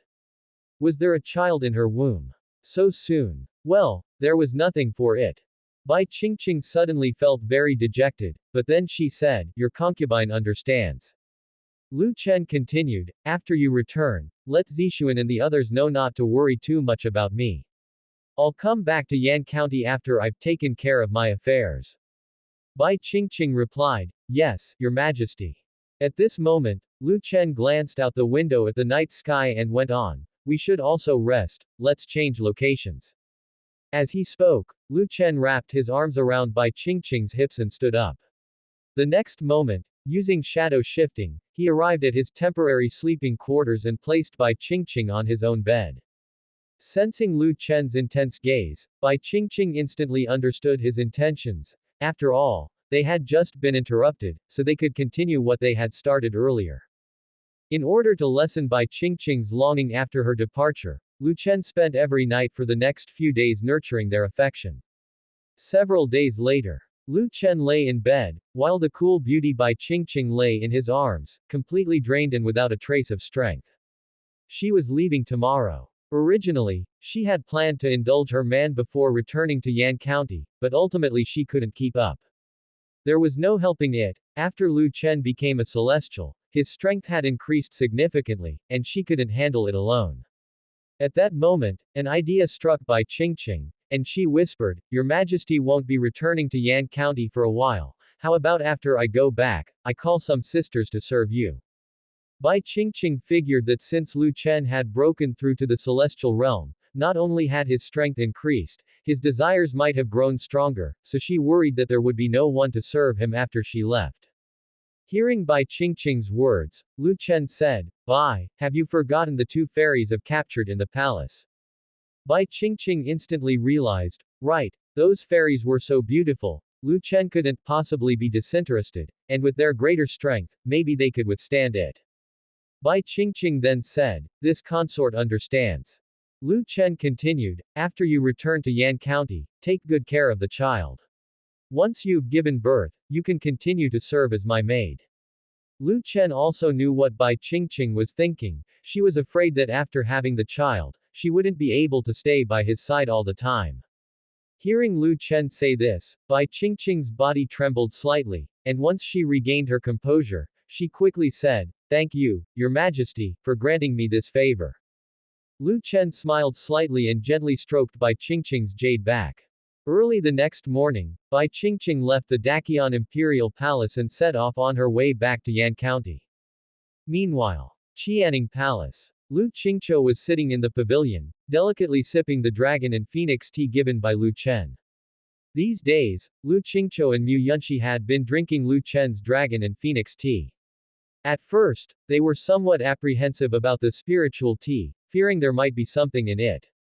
But as they drank more of it, they found not only did the tea cause them no harm, but it actually accelerated the recovery of their bodies, which completely disarmed them against the tea. They thought that Lu Chen was trying to please them by giving them such precious spiritual tea to drink. After savoring the tea for a while, Lu Qingqiu was about to continue cultivating when a maid entered the courtyard and quickly approached the pavilion where Lu Qingqiu sat. Seeing that it was a maid from her side, Lu Qingqiu immediately asked, "Xiao Qing, what's the matter?" Ever since Lu Chen moved into the Daqian Imperial Palace, most people there had been dismissed. However, Lu Chen had kept some maids, including those who had served Lu Qingqiu before. Lu Qingqiu still saw Lu Chen's actions as gestures of goodwill, and she made use of these maids to gather information about the outside world and the happenings within the palace. The maid named Xiao Qing immediately entered the pavilion and cautiously reported, Empress, the maid surnamed Bai who was with His Majesty left the palace today. She seems to have returned to Yan County. Since Lu Chen's arrival at the palace, Bai Qingqing had been in charge of arranging various matters around him, including food, clothing, and housing, which made her well known among the palace maids. Early this morning, Bai Qingqing left and was replaced by another maidservant. The other maids also came to know of this at the earliest time. Upon hearing this, Lu Qingqiu said indifferently, let her leave then, she's just a maidservant. Lu Qingqiu had hardly finished her sentence when something crossed her mind, and she immediately asked, wait, who did you say left? The maid continued with her answer, it's the maidservant who has been following His Majesty around, the one His Majesty always calls Bai. Hearing this, Lu Qingqiu's brows knitted slightly. She had also heard about the events of the past few days, and with her strong perception, nothing that happened within the imperial palace could escape her senses. In the last few nights, Lu Chen, that guy, had been engaging in that kind of activity with that maidservant every night, a clear indication that Lu Chen was indeed a man of strong desires. Although Lu Chen had never extended his clutches to her or Mu Yunxi, this might well be because that maidservant of Lu Chen's had been serving him well. Now that Lu Chen's personal maidservant had left him, and without any sufficiently beautiful women by his side, wouldn't it be very likely that Lu Chen would turn his attention toward her and Mu Yunxi? With this thought, Lu Qingqiu's brows furrowed slightly, and she asked the maid again, who took over her position. Is she beautiful? How does she compare to the former maidservant? After pondering for a moment, the maid replied, Empress, the one taking over the maidservant surnamed Bai is just an ordinary female guard, and in terms of appearance, she falls far short of the previous maidservant. Lu Qingqiu lapsed into silence. Her intuition told her that she might very well be facing trouble soon. No, she had to make up her mind to escape from this place quickly. If she continued to wait, she might end up becoming that man's female slave. These days she had constantly been emanating spiritual power to sense everything happening inside the imperial palace. Though she hadn't seen them with her own eyes, she had sensed how Lu Chen dealt with his personal maidservant, which fostered a sense of fear toward Lu Chen in her. At that moment, Lu Qingqiu was already plotting in her mind how to escape from the imperial palace tonight without anyone noticing. As evening approached, the setting sun cast its glow, and Lu Chen sat in the chair of the imperial study room, stretching languidly. At this time, the maidservant who had taken over Bai Qingqing's work asked, Your Majesty, do you require arrangements for that lady to attend your bed tonight? Hearing this, Lu Chen said, There's no need for a deliberate arrangement. As he said this, a mischievous idea suddenly struck him, and he continued, This is what you'll do. Send someone to inform Lady Lu and Lady Mu, telling them I will be dining in their bedchambers tonight. The maidservant wasn't surprised by this, as it was clear to all the female guards around Lu Chen about his capabilities. Although they had never been favored by Lu Chen, after all, they were responsible for his protection. When Lu Chen was busy in his room, they would stand guard outside. The maidservant in front of him knew very well that after visiting Lu Qingqiu's bedchamber, Lu Chen would definitely have the energy to proceed to Mu Yunxi's chamber. She quickly responded, I will send someone to notify both ladies immediately. As the maidservant finished speaking and turned to leave the imperial study room to arrange the notifications for Lu Qingqiu and Mu Yunxi, Lu Chen pondered to himself. Once Lu Qingqiu and Mu Yunxi heard that he intended to visit their bedchambers, they would certainly think that he was planning to engage in that kind of activity with them, and surely one of them would consider running away. The moment they dared to run, he would immediately give chase. Whomever he caught, he could use their attempt to escape as an excuse to punish them. Seeing that the sun had already set, leaving only the crimson afterglow hanging in the sky, Lu Qingqiu, who was sitting inside the pavilion, could no longer suppress the urge to flee within her heart. But she didn't dare act at this moment. Fleeing now would likely alert Lu Chen right away, who would then come after her. Lu Chen had the habit of sleeping every night. As long as she waited for Lu Chen to fall asleep, her chance would come. Even if Lu Chen sensed her escape afterward, he would not be able to react immediately. However, just as Lu Qingqiu had prepared to escape, a female guard entered Qianing Palace. Seeing this female guard, Lu Qingqiu's brows immediately tightened. This female guard was one of Lu Chen's personal guards who attended to and protected him. Her arrival at Qianing Palace undoubtedly meant something was amiss. Before Lu Qingqiu had a chance to ask, the female guard saluted her and said, "This subordinate pays respects to Lady Lu." Lu Qingqiu and Mu Yunxi hadn't been formally conferred titles, so everyone in the palace called them both lady. Only after the formal conferral ceremony would people start addressing them as noble consort Lu and consort Mu. At that moment, Lu Qingqiu asked indifferently, "What is it?" The female guard looked up and said, "His Majesty has instructed that he will dine with you tonight and asked that you make preparations in advance." Hearing this, Lu Qingqiu's expression instantly became even colder, tinged with a hint of panic. Just as she had suspected, that man had set his sights on her. With his plaything gone, and the long night ahead with no one to accompany him, he naturally sought a new target. Lu Qingqiu absolutely refused to become Lu Chen's plaything. Should her main body learn that she had lost her purity, she would surely dispose of this split-off part of herself. At this point, Lu Qingqiu forced herself to stabilize her emotions then said, "I understand." The female guard then said, "This subordinate will take her leave." As her words fell, she turned and departed. Watching the retreating figure of the female guard, Lu Qingqiu realized she could not wait any longer. If she continued to wait, she feared she might become that man's delicacy tonight. At that thought, Lu Qingqiu immediately began absorbing the spiritual energy around her, intending to take in as much as possible at the last moment in preparation for her imminent escape. Meanwhile, in the chamber where Mu Yunxi resided, Mu Yunxi stood before a full-length mirror, admiring her graceful figure.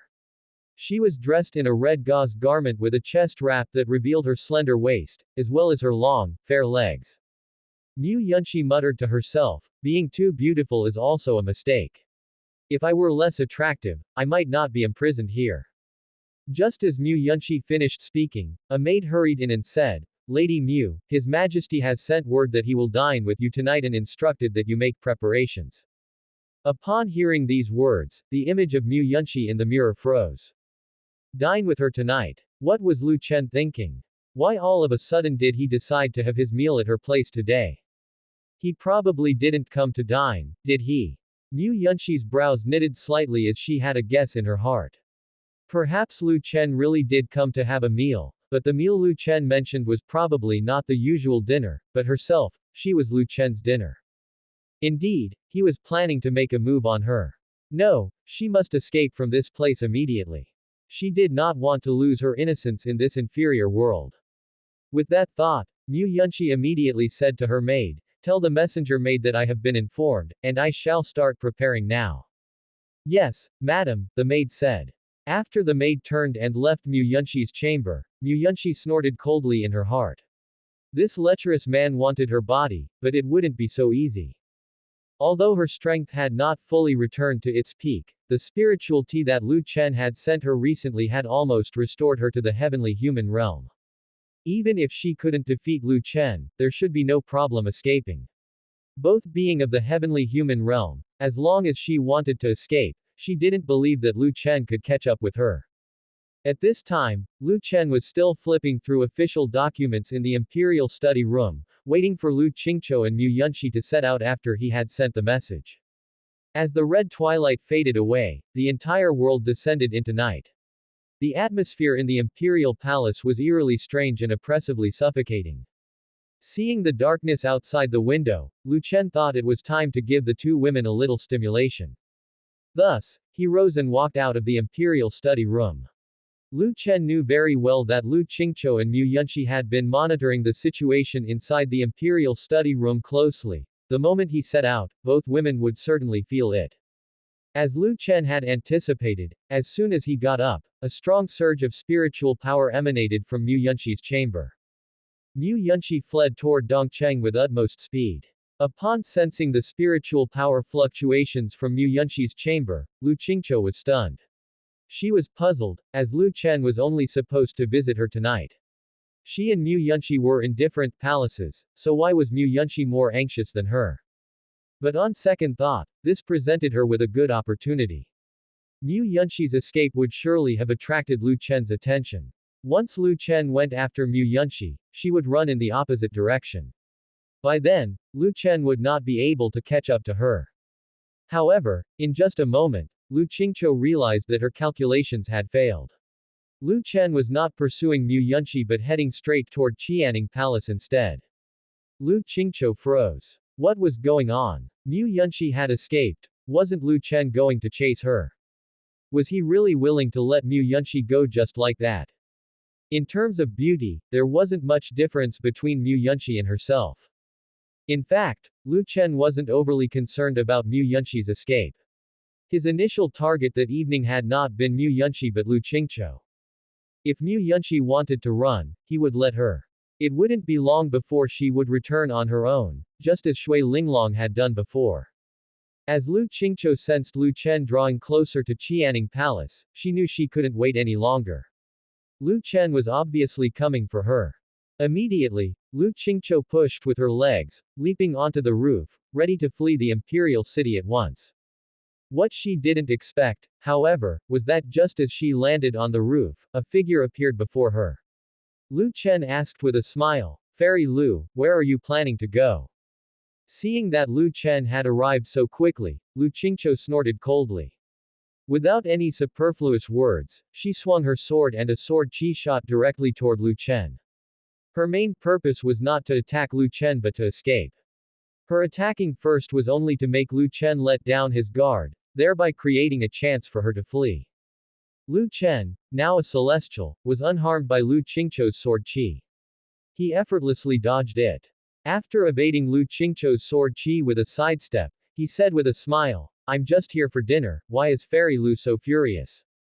Lu Qingqiu replied coldly, "Don't think I don't know what you're up to. This guy wasn't here for any dinner, he obviously came for her. If she didn't take action, she would probably soon become this man's plaything." As a powerful avatar, she absolutely couldn't endure such an insult. As soon as Lu Qingqiu finished speaking, she swung her sword again, and in the next moment, over a dozen streams of sword chi flew towards Lu Chen, who still did not fight back but simply avoided the sword chi from Lu Qingqiu. Seeing that Lu Chen did not counterattack, Lu Qingqiu knew that this lecher had no intention of killing her just yet. His mind was set on her body, so indeed there was no need to kill her. However, even if this guy didn't intend to kill her, she needed to cause a bigger commotion to escape. Only in chaos would she have a chance to run away. With that in mind, Lu Qingqiu immediately gathered all her spiritual power and unleashed her most powerful cultivation technique. Fading rainbow, gazing at the moon. Seeing the blood-red moon in the sky, Lu Chen's brows furrowed slightly. This woman was really going to any lengths to escape, daring to use such a terrifying technique in the capital city of Great Qian. Such a high-level move could potentially bring disaster to the entire Daqian capital city. Lu Chen immediately took out the Slayer spear and aimed at the moon above, firing a shot. When Lu Chen attacked the red moon in the sky, Lu Qingqiu saw an opportunity and immediately started running towards the city gates. Soon, a blue beam shot out from the Slayer spear, shattering the red moon Lu Chen had targeted. Seeing no trace of Lu Qingqiu on the rooftops, Lu Chen's lips curled upwards slightly. For some reason, he suddenly felt an innate hunting instinct surge within him. Meanwhile, Lu Qingqiu had already fled outside the Daqian capital city. Although she hadn't fully regained her strength, she was, after all, a celestial, who could cover vast distances in an instant. Even though she had left the capital city, Lu Qingqiu was still not at ease. Lu Chen had managed to catch up with them before, and now that he himself was a celestial, his speed must have increased significantly. Thinking this, Lu Qingqiu continued to accelerate, but in the next second, she suddenly collided with something, followed by a strong scent of a man, and her body went weak. Lu Qingqiu was stunned. What was happening? Looking up immediately, Lu Qingqiu realized she had run into Lu Chen. Due to inertia, both were flung outwards, but Lu Chen had his arms wide open, cradling Lu Qingqiu's voluptuous body in his embrace. Lu Qingqiu was bewildered. She knew Lu Chen was fast, but she hadn't anticipated that she would still fail to escape. No, she would rather die than lose her purity. Therefore, Lu Qingqiu immediately tried to gather her spiritual power to struggle free, only to find that it seemed to have vanished, unable to be mobilized at all. Realizing her spiritual power had been sealed, Lu Qingqiu guessed right away that this was Lu Chen's doing. Although she no longer had the strength to struggle, Lu Qingqiu still threatened him, "What are you doing? Release me at once. I am an avatar of the saint ancestor of Union sect from the world of fallen sons. If you dare do such a thing to me, my true body will have people hunt you down to the ends of the earth." Lu Chen chuckled, then said, "I never said I wanted to do that sort of thing to you. I merely mentioned coming to your sleeping quarters for dinner, and you got scared and ran away." Lu Qingqiu responded coldly, "Do you take me for a fool?" She and Mu Yunshi had been imprisoned in the imperial palace for so long. Lu Chen never talked about coming to have dinner with the two of them, yet today this fellow suddenly sent someone to say he wanted to have dinner at her place. She definitely wouldn't believe that he had no ulterior motives. He probably wanted to eat not the dinner, but her, or perhaps in Lu Chen's words, she was the dinner. After steadying himself, Lu Chen took control of Lu Qingqiu's arms, pinning her hands upon her buttocks, and then, hugging her waist, he performed a shadow-shifting technique, advancing directly towards the imperial palace. As they got closer to the imperial palace, Lu Qingqiu's panic intensified. She wriggled her body and said, "What have you done to me? Why is the spiritual power inside my body sealed? Even if you don't consider yourself, think about your wives, concubines, and children. Once Union sect sends people to this world and they learn of the deeds you've committed, none of your family will be able to escape." Hearing Lu Qingqiu's threat, Lu Chen said with a smile, "I don't care about these things, but by the time your so-called Union sect actually arrives in this world, you will already be my wife, not to mention we might have several children by then." Upon hearing Lu Chen's intention to have her bear his children, Lu Qingqiu struggled even more fiercely, but as she was closely pressed against Lu Chen, her struggles only served to excite him further. A moment later, Lu Chen had escorted Lu Qingqiu back to Qianning Palace. Upon entering the room, he placed her on the soft couch. However, at this time, Lu Qingqiu stopped struggling. Her beautiful eyes gazed at Lu Chen as if waiting for his next move. Seeing that Lu Qingqiu was no longer resisting, Lu Chen curiously asked, "What's the matter? Why have you stopped struggling?"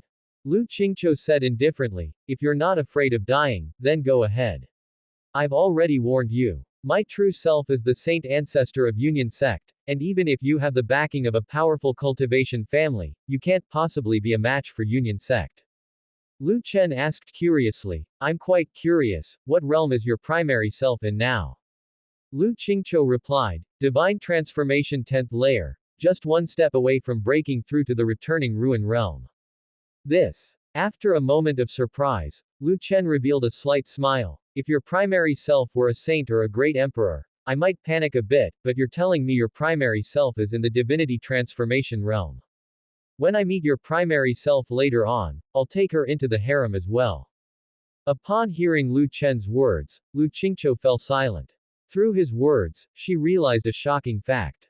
Lu Chen was not afraid of those in the returning ruin realm or divinity transformation realm, which implied that the force behind him had beings even stronger than those in the returning ruin realm, and there might even be saints. If that was truly the case, then even if her primary self found out about her lost purity, wouldn't she be completely powerless against this man? Seeing Lu Qingqiu lying there looking utterly despondent, Lu Chen said with a smile, "Since you escaped without permission, you inevitably cannot escape punishment tonight." Lu Qingqiu said coldly, "Even if you have my body, you will never have my heart." Lu Chen replied, "What use do I have for your heart? Having your body is enough for me." Hearing Lu Chen's words, Lu Qingqiu found herself at a loss for words. Facing Lu Chen, a man both lustful and shameless, who feared neither heaven nor earth, Lu Qingqiu had completely run out of options. She closed her beautiful eyes, lying stiffly on the couch. Although she cared deeply about her purity, for someone who had lived countless years, it was not as important compared to her life. She had previously put on a desperate act for the sake of her purity, but in fact, she wasn't truly desperate. She was just putting on a show, hoping to intimidate Lu Chen. But this man, driven by lust, simply didn't fall for it. Since Lu Chen wasn't fooled by her act, she was totally out of ideas. Furthermore, now that the spiritual power in her body was sealed, she couldn't even self-destruct her dantian. Wanting to commit suicide was also impossible, she could only accept her fate. Seeing Lu Qingqiu resign herself to her fate, Lu Chen was somewhat speechless, then he chuckled and said, Fairy Lu, you could at least struggle a bit. What's the point in just lying there so stiffly? Lu Qingqiu, with her striking beauty, had a cool complexion and skin as white as snow. Her delicate trembling eyelashes, exquisite nose, and enticing red lips resembled a sculpted piece of art. But once Lu Qingqiu closed her eyes, she resembled nothing more than a puppet lying inside a coffin. For Lu Chen, if his wife showed no emotional response, he almost lost interest completely. Take Bai Qingqing, the cold beauty, for example. She was usually expressionless, but during intimate moments, her cheeks would flush, and her heart rate would increase, and she would affectionately call him, dear brother, and, darling. This was the feedback Lu Chen desired. Now, with Lu Qingqiu showing neither blush nor heartbeat and not struggling at all, even her stunning beauty could not entice Lu Chen much. At that moment, Lu Qingqiu opened her beautiful eyes and looked at the man before her, then said sharply, aren't you going to seize my body? Just do what you want, and stop wasting my time. At this, Lu Chen replied quickly, all right, since you put it that way, I'll oblige you. As his words fell, Lu Chen leaned down and kissed Lu Qingqiu's red lips. Lu Qingqiu snorted inwardly, resigning herself as if bitten by a dog. But just as she thought this, she realized Lu Chen's mouth was restlessly moving, Lu Qingqiu struggled a bit, but Lu Chen ultimately succeeded.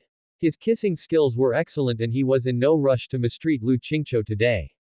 While kissing her, his hands roamed over Lu Qingqiu's light gown, and feeling his large hands, Lu Qingqiu's body broke out in goosebumps. As time ticked by, Lu Chen still hadn't done that to Lu Qingqiu, just kissing and caressing here and there. Lu Qingqiu initially thought she could endure it, and it would soon pass, but she realized that Lu Chen was not taking any action. At this time, Lu Qingqiu's eyes misted, her cheeks turned pink, and she emanated a captivating charm. Lu Chen then looked up at Lu Qingqiu and teasingly said, oh, Fairy Lu, what's the matter now? Embarrassed by Lu Chen witnessing her flustered state, Lu Qingqiu clenched her teeth tightly, trying to control her inner turmoil, and said fiercely, what exactly do you want to do? Lu Chen said, you know very well what I want to do. Lu Qingqiu said, for today's humiliation, I will have my revenge one day. She was now at a loss for words. This man, Lu Chen, didn't even fear her true form behind the scenes, what could she do?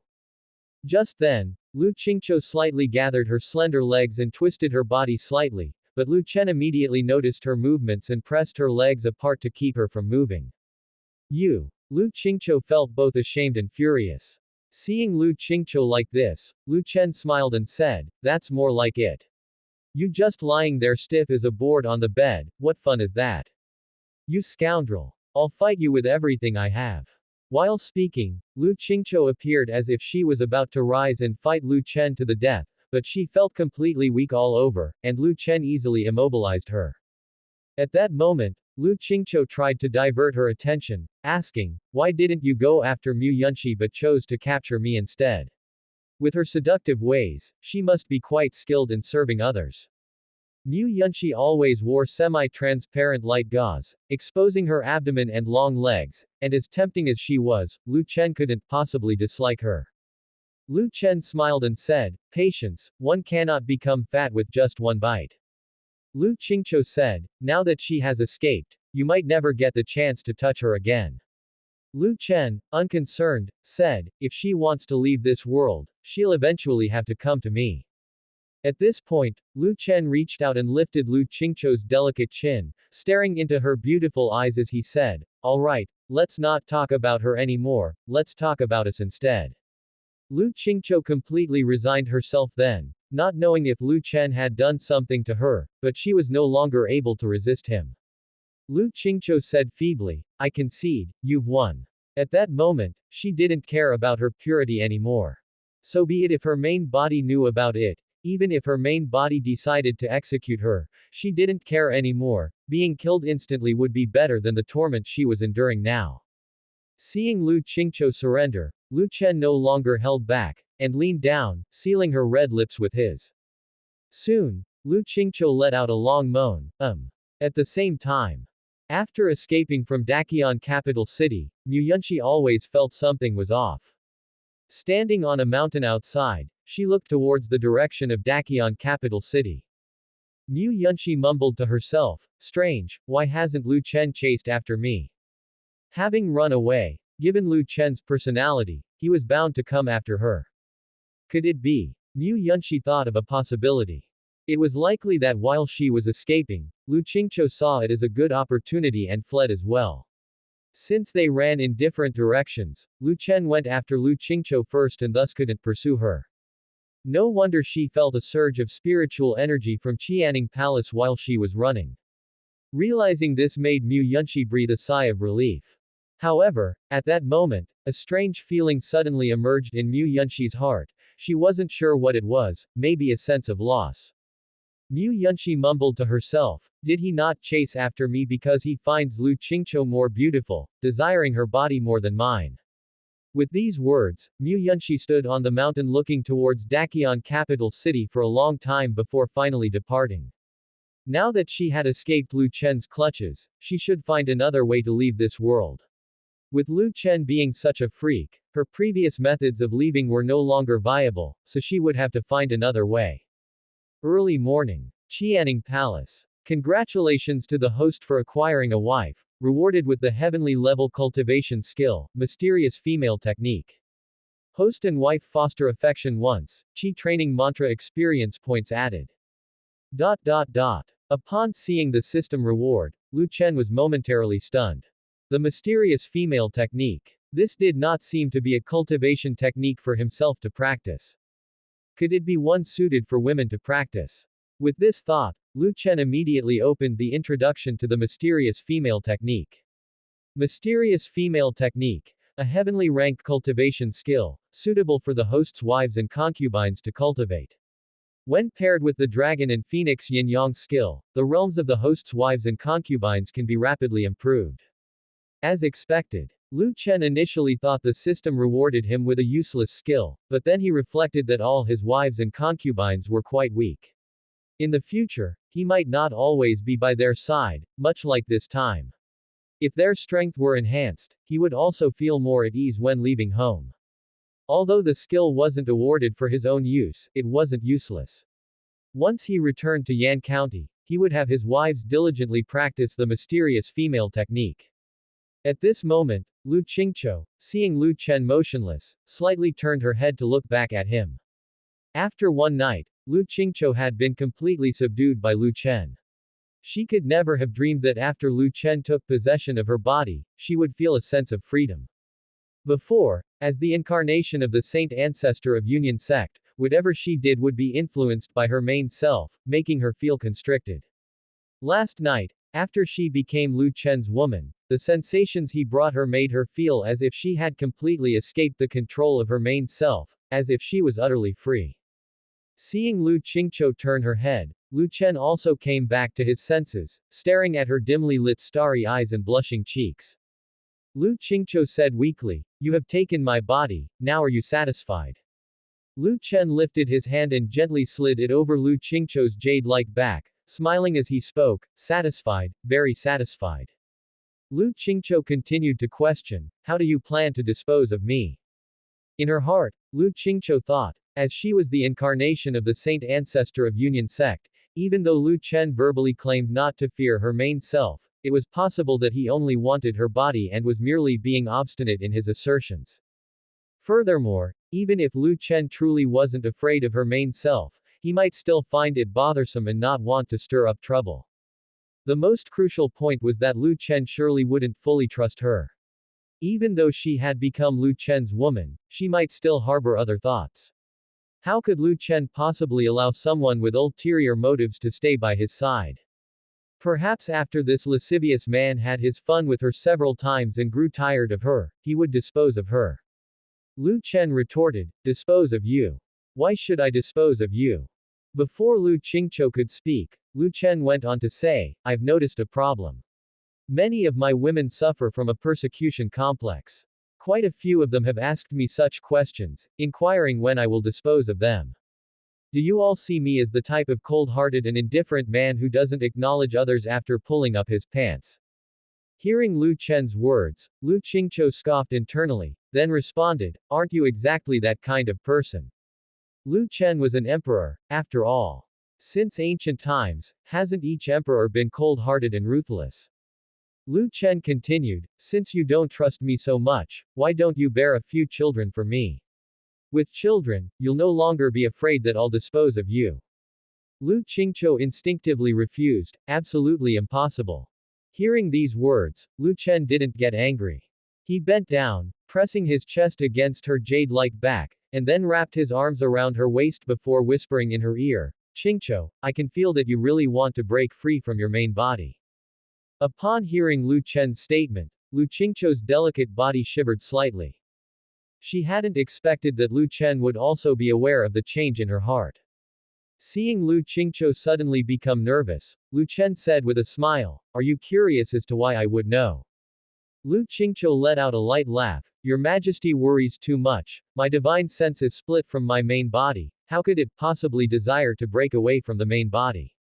Lu Chen said, I have had many women through various means, but even when they are confused, they do not take the initiative, and you are the only one who took the initiative that night. Lu Qingqiu was very proactive, so much so that Lu Chen even doubted whether it was her first time.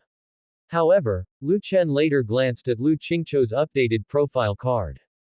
Lu Qingqiu's profile indicated that she had experienced the sensation of breaking free from the restraints of her main body, and she had fallen in love with that feeling, which was why she was so proactive. Now, even if Lu Chen didn't push for it, she was willing in her heart to develop feelings with Lu Chen. Upon hearing Lu Chen's words, Lu Qingqiu fell silent, suddenly regretting being so proactive. However, it wasn't something her main body could control. Once she lost that sense of restraint and fell in love with that feeling, she felt like an independent individual. The sensation of freedom was just like that. Once having enjoyed freedom, it was difficult to go back. Lu Qingqiu said coldly, What exactly are you trying to say, Your Majesty? Lu Chen said with a smile, Stay by my side from now on, become my woman. If your main body dares to come, I'll make sure she can't return. After a moment of silence, Lu Qingqiu said, Do you truly not fear the powerhouses of the returning ruin realm? Lu Chen said, My strength is increasing rapidly. In less than 500 years, I will reach the returning ruin realm. As long as your main body doesn't come now, there is no threat to me. Lu Qingqiu couldn't help but doubt where Lu Chen's confidence was coming from. Breakthrough to the returning ruin realm from the heavenly human realm in less than 500 years. What a joke. Even those with special talents, favored by destiny, need several thousand years to break through to the returning ruin realm. Yet, Lu Chen claimed he only needed 500 years. Truth be told, Lu Chen wasn't sure himself when he would break through to the returning ruin realm, but the previous night, while practicing the dragon and phoenix yin-yang skill, he discovered a spiritual sea forming within him, expanding rapidly, and his strength was increasing at an accelerated pace. He estimated it wouldn't take many days for him to break through to the first level of the celestial realm.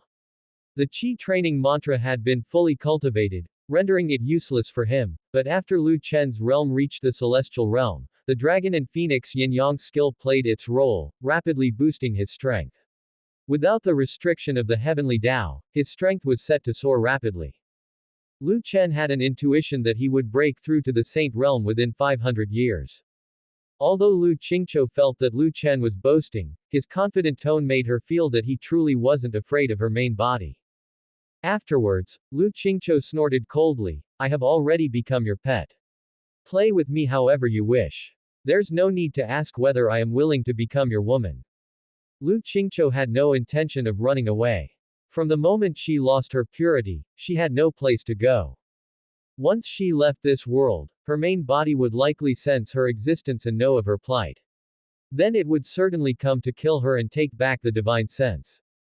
If it had been before, Lu Qingqiu wouldn't have to worry about being killed by her main body and having her divine sense taken back, but after experiencing the pleasure that Lu Chen had brought her the previous night, she had become a runaway horse, no longer wishing to return to her main body.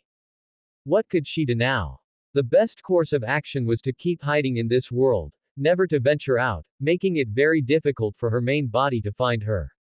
To survive in this world, she could not avoid the man standing behind her, who, by now, could be considered the ruler of this world. Even a contra-natural being like the heavenly demon had been eliminated by Lu Chen. If even heavenly Tao was afraid of such a terrifying existence as Lu Chen, it wouldn't dare to do anything to him, allowing Lu Chen to do whatever he wanted in this world from now on.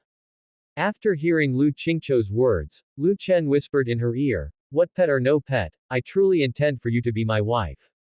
Lu Qingqiu said coldly, "You don't have to pretend. Now that you've taken my body, even if I leave this world, I will be hunted down by the main body. I have nowhere to go now, do to me whatever you want." Lu Qingqiu also figured it out, since she had nowhere else to go now, why not just stay by this man's side? She had also sensed last night that this man must have practiced some kind of dual cultivation technique that could help her swiftly enhance her strength. Apart from her body being toyed with by Lu Chen, there didn't seem to be any other downsides. For someone who had lived through so many years like her, the first priority was to survive, and then came integrity. Now that her integrity was gone, she couldn't afford to lose her life as well. Moreover, this man was special. Although he was fierce, she couldn't find herself hating him at all. Perhaps she didn't like Lu Chen in her heart, but her body had already accepted him. She decided then to live in Lu Chen's harem from now on. Lu Chen asked, "Oh. So, you've agreed to be my woman?" Lu Qingqiu snorted coldly and didn't say anything else. This scoundrel had already taken everything from her, what was there left to ask? Could she run now? And even if she could run, where would she go? When Lu Chen saw that Lu Qingqiu had resigned herself to her fate, he said, "I will issue a royal decree later, bestowing upon you the title of noble concubine." Lu Qingqiu still remained silent. Titles and such meant nothing to her now. All she wanted was to quickly become strong. Only by becoming stronger could she contend with her main body if she left this world, avoiding being killed by it. Seeing that Lu Qingqiu was still silent, Lu Chen shifted slightly, causing Lu Qingqiu to let out a small grunt and immediately said, "You really are a beast." Lu Chen laughed and then said, "A beast? I guess a beast might not compare to me." To this shameless Lu Chen, Lu Qingqiu had no more recourse. This guy was powerful and thick-skinned, she was only left with being suppressed in his presence. Lu Qingqiu then changed the subject, "Did you practice some kind of dual cultivation technique?"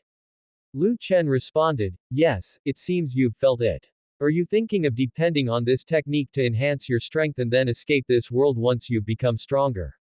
Lu Qingqiu retorted, "If you're afraid of me using you, then don't touch my body in the future." Lu Qingqiu indeed wanted to use Lu Chen's dual cultivation skill to enhance her strength, but hearing him say it like that made her somewhat angry. She had already been completely consumed by him, so what was wrong with using his dual cultivation skill to gain some strength? Lu Chen said with a smile, "You are my wife, and it is my duty to help you enhance your strength. How can that be called using? Here, I have a heavenly level cultivation skill. Practicing this technique will allow your strength to recover faster. Turn around, and I'll impart this technique to you." Hearing this, Lu Qingqiu turned her head slightly, skeptically glancing at Lu Chen with the corner of her eye. The next moment, Lu Chen had imparted the mysterious female technique to Lu Qingqiu. Once the mysterious female technique entered Lu Qingqiu's mind, she instantly understood its usage, which made her even more convinced that Lu Chen was a young master from some cultivation clan. Being able to casually produce a heavenly level cultivation skill, his identity couldn't possibly be simple. Perhaps relying on this man, it was indeed possible to break away from the main body and exist as an independent entity in the future.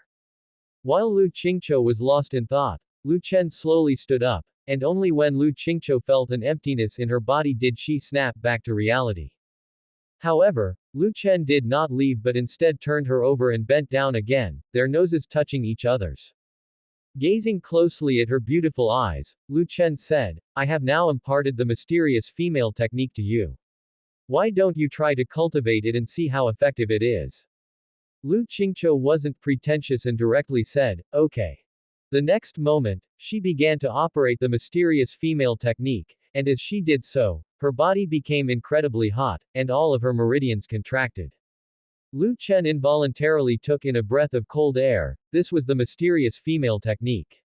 No wonder the system said to cultivate the mysterious female technique in the dragon and phoenix yin-yang skill together. Her operating the mysterious female technique and his wives operating his dragon and phoenix yin-yang skill. Wasn't this going to get him? Lu Qingqiu also felt the changes in her body. Was this the mysterious female technique? In a world where the spiritual energy was so faint, it could instantly expand the sea of energy within her body and even forcibly absorb the spiritual power from Lu Chen's body. Thinking that she could forcibly absorb the spiritual power from Lu Chen's body, Lu Qingqiu developed a strong desire for revenge. This man was so fierce to her last night, now it was finally her turn to strike back. Daring to impart a heavenly level cultivation skill to her, she would make him know what regret meant. Lu Qingqiu continued to operate the mysterious female technique, while Lu Chen hurriedly said, wait a moment. Lu Qingqiu ignored Lu Chen's words. The opportunity to take revenge on Lu Chen was right before her eyes, how could she possibly let it slip away? Seeing that Lu Qingqiu did not stop cultivating, Lu Chen also realized Lu Qingqiu's little scheme, and he snickered in his heart. He always had the upper hand over others, and now Lu Qingqiu thought she could teach him a lesson.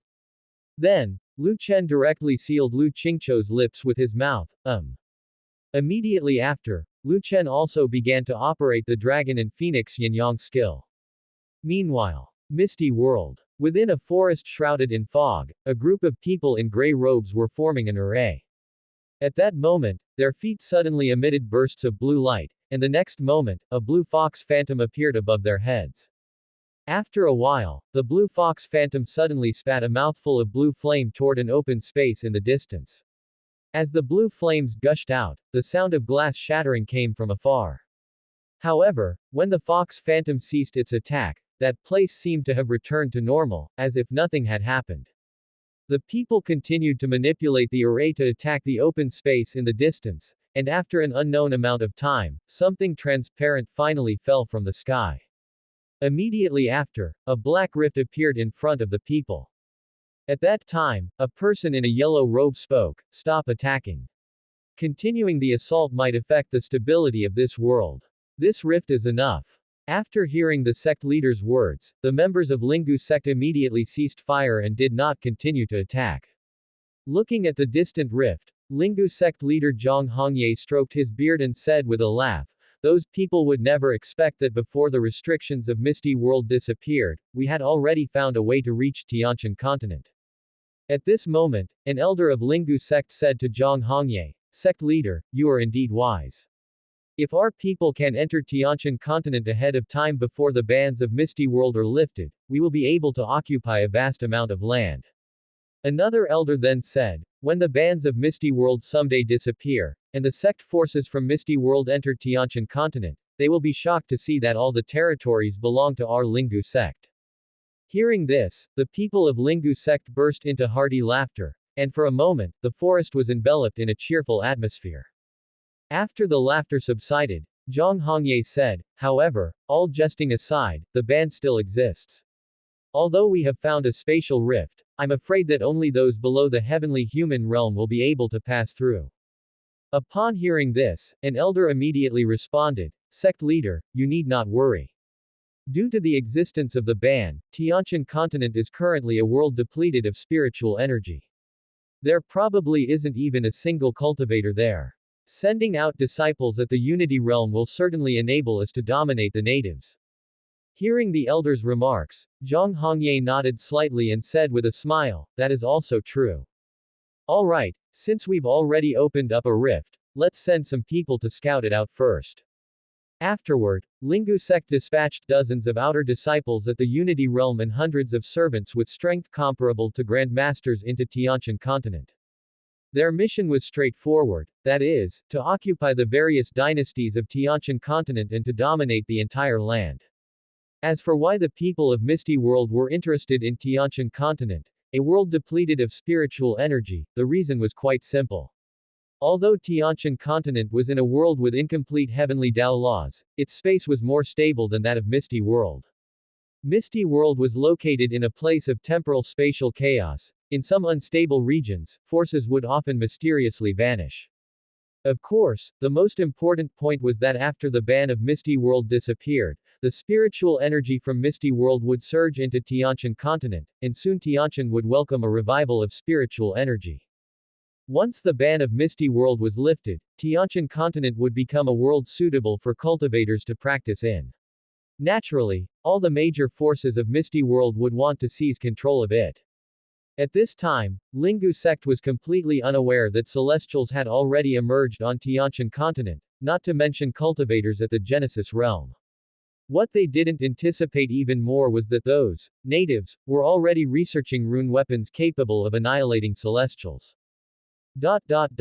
After a day and night of cultivation, both Lu Chen and Lu Qingqiu had reaped substantial benefits. Lu Qingqiu's strength had almost fully recovered to the Genesis realm, and Lu Chen's realm had advanced to the first level of the heavenly human realm.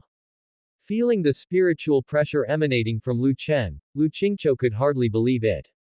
Hadn't this guy just become a celestial not so long ago, and in less than half a year, he had already broken through to the first level of the heavenly human realm.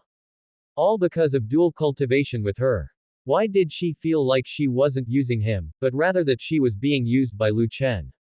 At that moment, Lu Chen, pinning down Lu Qingqiu, gazed down at her stunningly beautiful face, took several deep breaths and said, "Just after I taught you the mysterious female technique, you thought to use it against me. You really underestimate me." By now, Lu Qingqiu was completely weakened, her beautiful eyes clouded, cheeks flushed with red. She had thought that even if Lu Chen was powerful, he had his limits. The mysterious female technique was so powerful that maybe she could. She hadn't expected it, but she eventually lost the battle. As Lu Chen's spiritual power continuously entered her body, her mind gradually succumbed to unconsciousness, and she was left at his mercy. Seeing Lu Qingqiu silent, Lu Chen said with a smile, "However, that being said, the mysterious female technique is indeed quite interesting. From now on, I can practice with you every day." Upon hearing this, Lu Qingqiu, who was still in a daze, was taken aback. Practice every day. Wouldn't that be the death of her? At this time, Lu Qingqiu asked, "Do all your wives and concubines know this cultivation technique?" Lu Qingqiu couldn't help thinking that since the mysterious female technique had such a special purpose, had this Lu Chen taught it to all his wives and concubines for the sole purpose of pleasuring him. Lu Chen replied, "I haven't taught them yet. You are the first woman to learn the mysterious female technique." This. Lu Qingqiu looked at Lu Chen with disbelief. She was the first. For some reason, as she heard his words, an odd ripple emerged in Lu Qingqiu's heart, as if something had been unlocked. However, Lu Qingqiu quickly came to her senses and said blankly, "Your Majesty is really good at sweet talking. You almost had me fooled." Lu Chen said, "Sweet talking? I was just answering honestly. How does that become sweet talking? Could it be that, in your eyes, my teaching you the mysterious female technique for the first time is a matter of great importance?" As he spoke, Lu Chen's gaze was intensely fixed on Lu Qingqiu's beautiful eyes, as if he was trying to see through her. Feeling Lu Chen's unwavering stare, Lu Qingqiu suddenly felt her heart beat violently. She hastily turned her head away, unable to continue looking at him. Seeing the lady's bashful demeanor, Lu Chen immediately felt a surge of warmth in his heart, but he eventually managed to restrain his inner impulses. There was plenty of time ahead to develop a relationship with this fairy. At that moment, Lu Chen asked, "I'm a bit curious, does your main body look the same as you?" Lu Qingqiu instantly became guarded and said, "What are you trying to do?" Lu Chen smiled slightly. Of course, he wanted to include her in his harem. Lu Qingqiu scoffed and said, "How boastful. With your current strength, she could probably crush you with just a fingertip." Lu Chen said, "I will always become stronger. As long as I am stronger than her in the future, that will suffice." At this point, Lu Chen thought of something and continued to ask, I've heard that when an avatar encounters something, the main body can sense it, right? So when we leave this world, and we indulge in carnal pleasures, will your main body feel the same as you?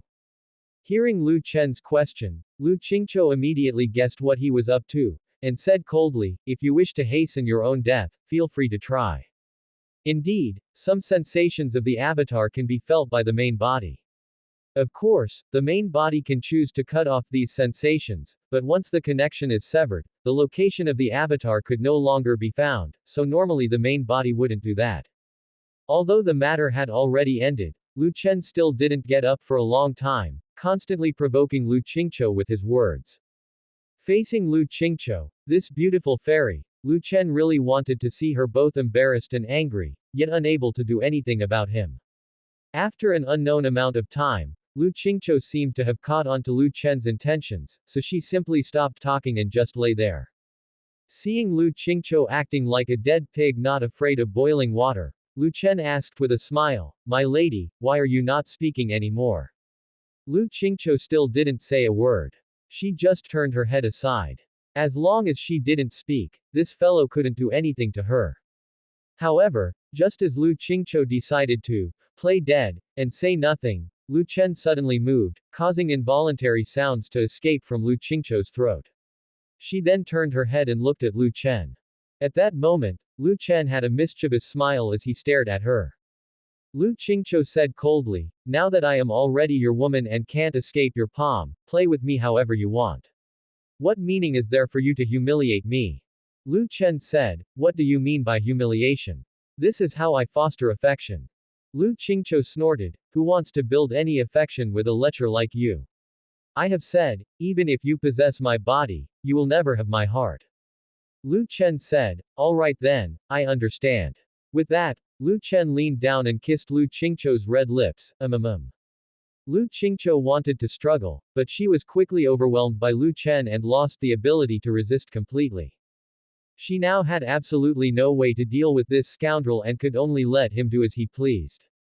After an unknown amount of time, Lu Chen looked up again and fixed his gaze on her beautiful face, asking, how about it?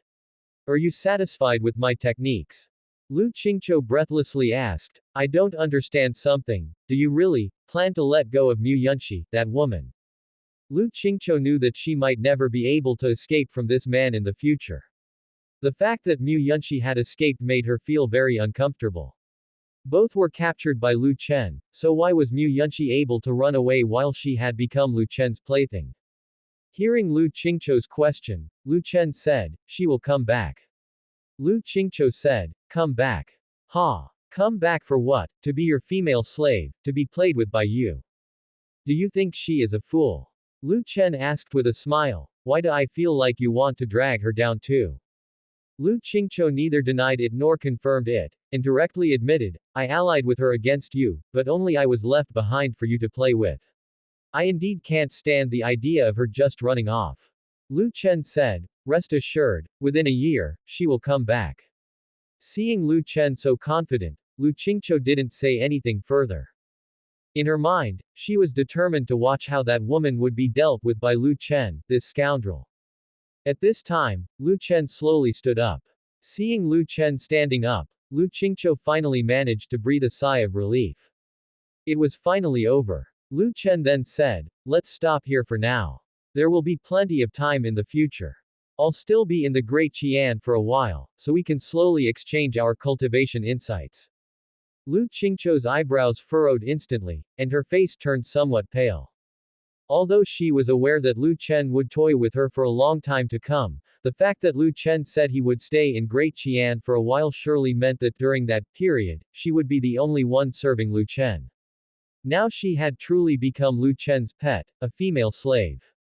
Lu Chen paid no mind to what Lu Qingqiu was thinking. He immediately had someone fetch hot water, and then he and Lu Qingqiu comfortably bathed together. After the bath, Lu Chen then went to the imperial study room to continue handling state affairs. In the following months, Lu Chen stayed in the Great Qian dynasty to handle the governmental affairs, as Great Qian had recently suffered from a plague and there were many issues. Although he delegated most tasks to officials trained in Yan County, many matters still required his authority to manage. During these months in Great Qian, the rune weapons in Yan County also saw development. Lu Chen had initially planned to wait until he returned to develop rune weapons, but he felt that he couldn't delay this for too long. Equipping the army with rune weapons earlier would be more beneficial to them. During these months, Lu Chen was only accompanied by Lu Qingqiu and Xuanyuan Yunqi, two women, with Xuanyuan Yunqi being in the army, rarely visiting the imperial palace. Thus, most of the time, it was Lu Qingqiu who served Lu Chen. As their intimate encounters increased, Lu Qingqiu had essentially accepted Lu Chen. Now, if Lu Chen did not visit her for a long time, she felt uneasy. Yet, there was still a knot in her heart, which was that she hadn't seen Lu Chen capture Mu Yunqi yet. She now longed to see Mu Yunqi being tormented by Lu Chen, crying out in despair. At dusk, within Qianing Palace, candlelight flickered, and two shadows merged together. At that moment, the voice of a female guard came from the doorway. Your Majesty, an urgent message from General Lu. There's an anomaly in the misty world. Upon hearing this, Lu Chen, who was in high spirits, immediately sobered up. The world had now been unified. His greatest concern and point of interest was the situation in the misty world to the west. He hadn't expected troubles in the misty world so soon. If it weren't for particularly urgent intelligence, Lu Zhengchu would not send a message, and the female guard would not disrupt him when he was excited. Lu Chen did not hesitate for a moment and quickly finished what he was doing before rising from bed. A maidservant hurriedly came over to dress him, and Lu Chen glanced at the fairy-like beauty collapsed on the bed and said, I have something urgent to attend to, I'll come to find you after I'm done. Lu Qingqiu's chest heaved, and she breathed heavily, ignoring Lu Chen's words. Lu Chen did not delay further. After getting dressed, he left the Qianing Palace and rushed to his own study. When Lu Chen arrived in Great Qian's imperial study room, Qin Yushan and Liang Zong were already waiting there. The two commanders saw Lu Chen and immediately saluted, Greetings to your Majesty, long live your Majesty, forever and ever. Lu Chen walked straight to the chair by the desk. No need for formalities, let's discuss the serious matter. Originally from Yan County, now Liang Zong, a commander, had personally come to Great Qian. This implied that the matter was significant and required Liang Zong's personal report. Liang Zong handed Lu Zhengchu's letter to Lu Chen and then started speaking. Your Majesty, a breach has appeared in the prohibitions of the Misty World. Many cultivators from the Misty World have entered this world, and they have immediately occupied the territory originally belonging to Black Dragon Country after entering, and they have declared that all rulers of this world must submit to them. Upon hearing this, Lu Chen took the letter from Liang Zong's hand and immediately began to read it. Seeing the content of the letter, Lu Chen frowned deeply. According to Lu Zhengchu's intelligence, the cultivators who had entered this world were all below the Unity Realm, that is, below a pseudo-celestial. But even so, a pseudo-celestial was still considered a formidable enemy to the martial artists of this world. Backquote. Lu Chen looked at the letter in his hand, falling into deep thought. Only cultivators below pseudo-celestials can enter this world. What kind of cultivators are they then? Could it be because of the restrictions that exist, which is why celestials and those above can't enter this world? If that's the case, then these people pose no immediate threat. We could simply let Lu Zhengchu take care of them. After all, Lu Zhengchu is a veteran celestial, handling a few Unity Phase pseudo-celestials should be no problem, right? Just as Lu Chen was thinking this, he noticed that Lu Zhengchu mentioned in the letter that those Unity Phase cultivators came from a power known as the Lingu sect. They are adept at formations, and even for a celestial, it is difficult to gain an advantage against their arrays. Currently, there is only Lu Zhengchu in Great Ju, guarding the direction of Black Dragon Country, which has put immense pressure on him. That's why he wants Lu Chen to send a few celestials to Great Ju to eliminate the invaders together. After some thought, Lu Chen felt that if they were struggling with Mu Yunqi's Supreme Soaring Dragon Array, it would be even harder to deal with an array constructed entirely by Unity Phase cultivators. It seems this trouble is rather significant. He had been planning to visit Fengyan Island, and had even had the ship prepared. But now, with this incident occurring, it looks like Fengyan Island will have to wait. The invaders from the Misty World must be dealt with first. With this in mind, Lu Chen said to Liang Zong, find a way to get the brocade guard to gather detailed information about the Lingu sect. Liang Zong replied, as you command, Your Majesty.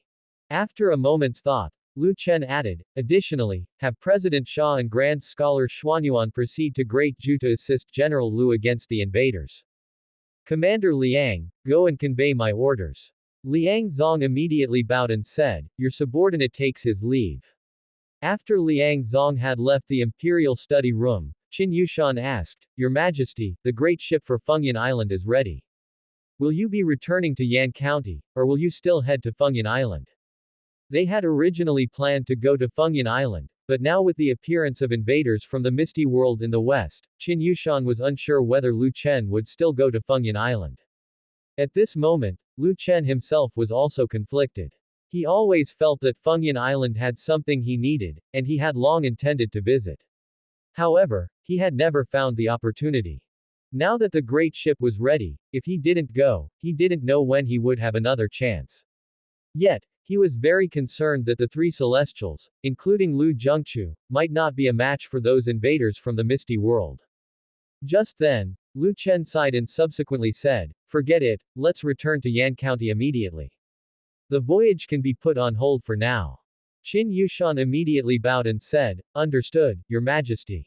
The Emperor's sea voyage is no simple matter. It inevitably involves extensive preparation, such as the great ship, as well as provisions for food, clothing, and lodging, and attendants to serve His Majesty. Now that Lu Chen was not going, those preparations would have to be put on hold, lest resources be wasted. At that moment, Lu Chen said, all right, let's stop here for tonight. Should there be any new intelligence, especially regarding the Misty World, inform me immediately. As soon as Lu Chen finished speaking, he used shadow shifting to vanish, and Qin Yushan said, farewell, Your Majesty. Lu Chen teleported back to Qianing Palace. At that moment, Lu Qingqiu had just dressed in a light blue cloud robe. As soon as Lu Chen returned, he pounced on her on the soft couch, and quickly undressed her once again. Lu Qingqiu lay there looking at Lu Chen, curiously asking, the restrictions of the Misty World are gone. As Lu Chen busied himself with his own matters, he replied, it's still unclear for the time being, but invaders from the Misty World have already come to this world. However, most of them are at the unity phase or below that, he guessed. I suspect the restrictions haven't completely disappeared yet. For now, I guess cultivators above the celestial level probably can't leave the Misty World. By this time, Lu Qingqiu's interest had been piqued once again. She took a few deep breaths. Huff huff, what do you plan to do? Lu Chen said with a smile, first, I'll send people to investigate. In a few days, I'll return to Yan County. If the people I send can't handle it, then I'll personally take care of it. Lu Qingqiu asked, you, aren't going, gently, to Fengyan Island now. Lu Chen said, I'm not going there for the time being. Let's deal with the invaders first. Lu Qingqiu continued, when can you catch that woman, Mu Yunxi? Over the past few months, she had been spending almost all her time with Lu Chen, feeling like she had been thoroughly played by him to the point of truly becoming his female slave.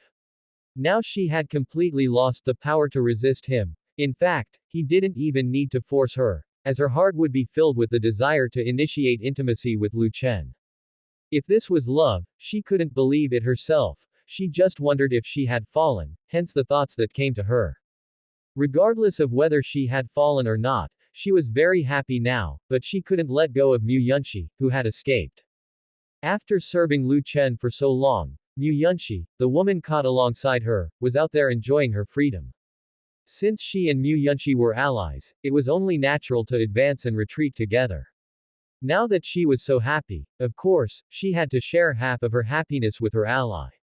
She was a very generous woman. The thought of monopolizing Lu Chen all to herself had never crossed her mind. Hearing Lu Qingqiu's words, Lu Chen said with a smile, why do you always keep thinking about her? Don't worry, when she comes back later, I will certainly help you properly discipline her. Alright, let's not talk about this anymore. Let's continue with the important matters, he continued. Now that the system no longer provided prompts for experience in cultivation techniques, Lu Chen, having entered the heavenly human realm, had gradually learned to cultivate on his own without relying on the system. In just a few months, his strength had reached the fourth level of the celestial rank. At this rate of improvement, it would take less than 2 years for him to potentially break through to the Genesis realm. The only regret was that he had been nurturing his relationship with Lu Qingqiu almost every day for the past few months, yet the belly of this beautiful fairy still showed no reaction. It seemed that the higher the realm, the harder it was to conceive offspring. Now, it was just a matter of seeing what kind of system rewards the children born by his pregnant wives and concubines could bring him. Seeing Lu Chen's eager interest, Lu Qingqiu didn't say much more. She began to circulate the mysterious female technique to absorb the spiritual power from Lu Chen's body. After an unknown amount of time, a prompt suddenly sounded in Lu Chen's mind. Ding! Congratulations to the host for the birth of an offspring, rewarded with the sky-grade spirit sword, Godslayer's sword. Huh! Hearing the system's prompt, Lu Chen was somewhat stunned. He had not expected that with his wives giving birth this time, the reward would be a spiritual artifact, not some force. He had thought the system would award him some kind of force. After recovering his composure, Lu Chen quickly settled his emotions. A spiritual artifact it is, then. A sky-grade spirit sword seems quite impressive too, its power must be enormous. The Earth-rank Slayer spear was already formidable, so the sky-grade Godslayer sword should be even more powerful. Perhaps, in the coming crisis, the Godslayer sword could play a significant role. Meanwhile, originally the capital of Black Dragon Country, Black Dragon City. Now, Black Dragon City had been occupied by the cultivators of the Lingu sect, and everyone in Black Dragon City had no choice but to obey the commands of the Lingu sect. Of course, the common people of the Black Dragon Country were utterly loyal to Lu Chen. Although it appeared that they surrendered to the Lingu sect, they were merely pretending. From high-ranking officials to common folk, all of them tirelessly gathered intelligence on the Lingu sect during their interactions and pooled this information together. It was then passed to Lu Zhengqiu through the Brocade Guard. Currently, the former Black Dragon Empire Palace, now filled with cultivators from the Lingu sect, was essentially empty as Lu Zhengqiu's wives and children had already moved to Yan County. Inside the Hall of Political Affairs, a man dressed in a blue robe sat on the dragon throne. He glanced around at the other disciples from the Lingu sect within the hall and laughed. I never thought I'd get to experience what it's like to be an emperor, ha ha ha. The man sitting on the dragon throne was Lei Wendi, the leading disciple of the Lingu sect who entered this world. Upon entering this world, he immediately had people gather intelligence about this world and swiftly had the disciples of the Lingu sect occupy the original territory of the Black Dragon Country. At that moment, a disciple below said, Brother Lei, why not simply declare yourself emperor? Why bother supporting these mortals to be emperors? I always feel that these mortals aren't truly devoted to the Lingu sect. Hearing this, Lei Wendi responded, we are disciples of a celestial sect. Achieving enlightenment and becoming immortals are our pursuits. What good is there in being an emperor? Besides, even if I don't become the emperor, the future emperors of the Black Dragon Country will still heed my words. If I command them to go east, they wouldn't dare go west. Then, another disciple said, Brother Lei, we've almost completely gathered the intelligence about the Tianshan continent, what should we do next? Lei Wendi smiled and replied, that's simple, we first foster some strength to let this world recognize the presence of our Lingu sect. At that moment, another disciple of the Lingu sect within the hall said, Brother Lei, according to the intelligence we have gathered, this world has celestials, and the Sum Emperor seems quite daunting. Once the Sum Emperor becomes aware of our presence, he will probably send celestials to the Black Dragon Country immediately. Hearing this, Lei Wendi responded with nonchalance, even if this world has celestials, so what? The world is lacking in spiritual energy, it's yet to be seen whether those celestials can exert their full strength. And even if they possess the strength of peak celestials, in the face of our sect's formation, they would only be suppressed. Are you telling me you are scared because of a few celestials? Considering Lei Wendi's words, the disciples of the Lingu sect thought it over and it seemed to make sense. Having just come from the misty world, although spiritual energy was scarce in this world, they were still at full strength.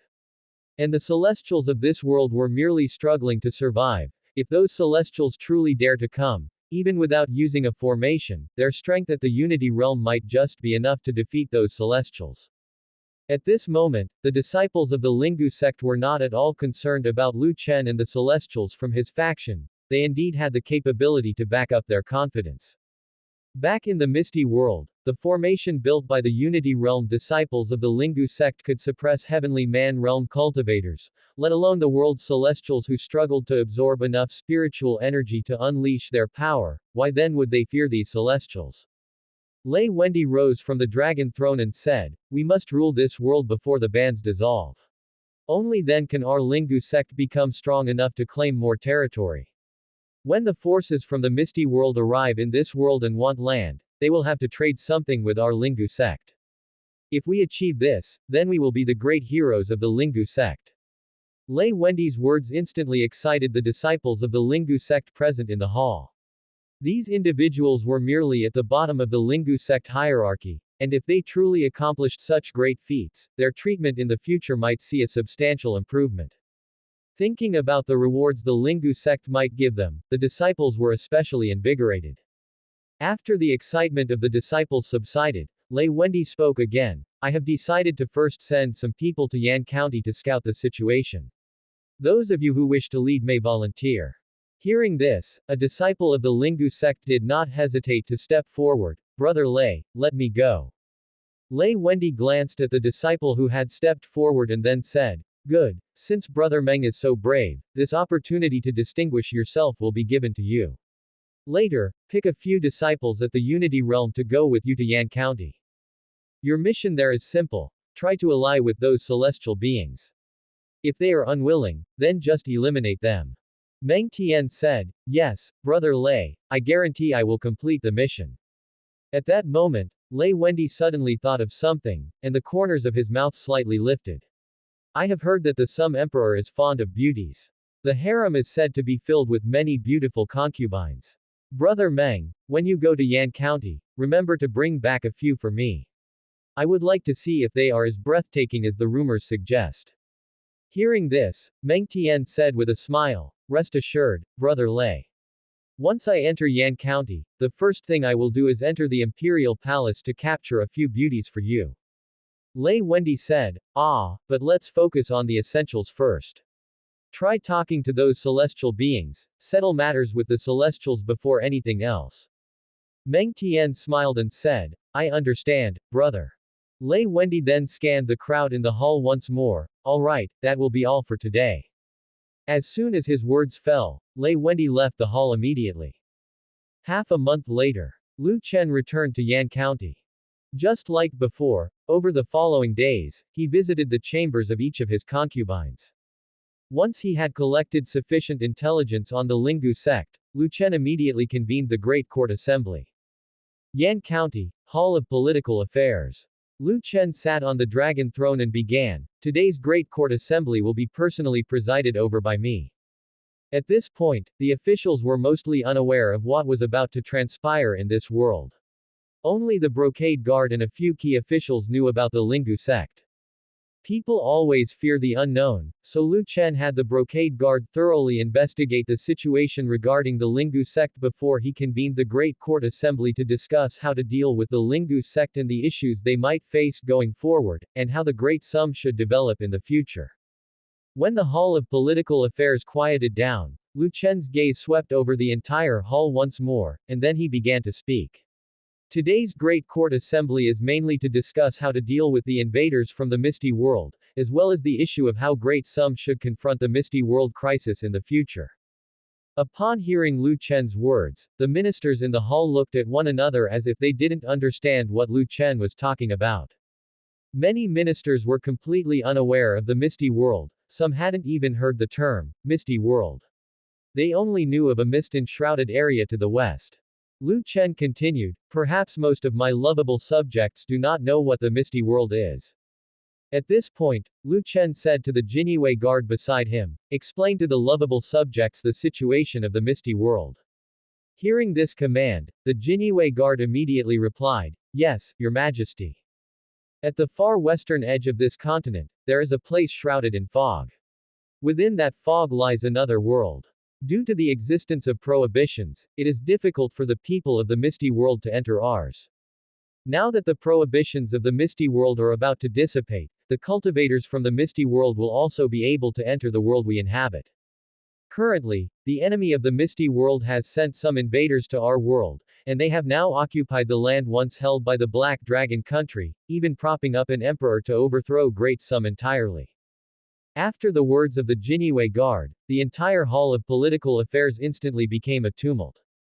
Originally, most officials believed that after exterminating the Great Qian dynasty, Great Sum would welcome 1,000 years of peace because their emperor was a celestial at such a young age and could easily live for 1,000 years.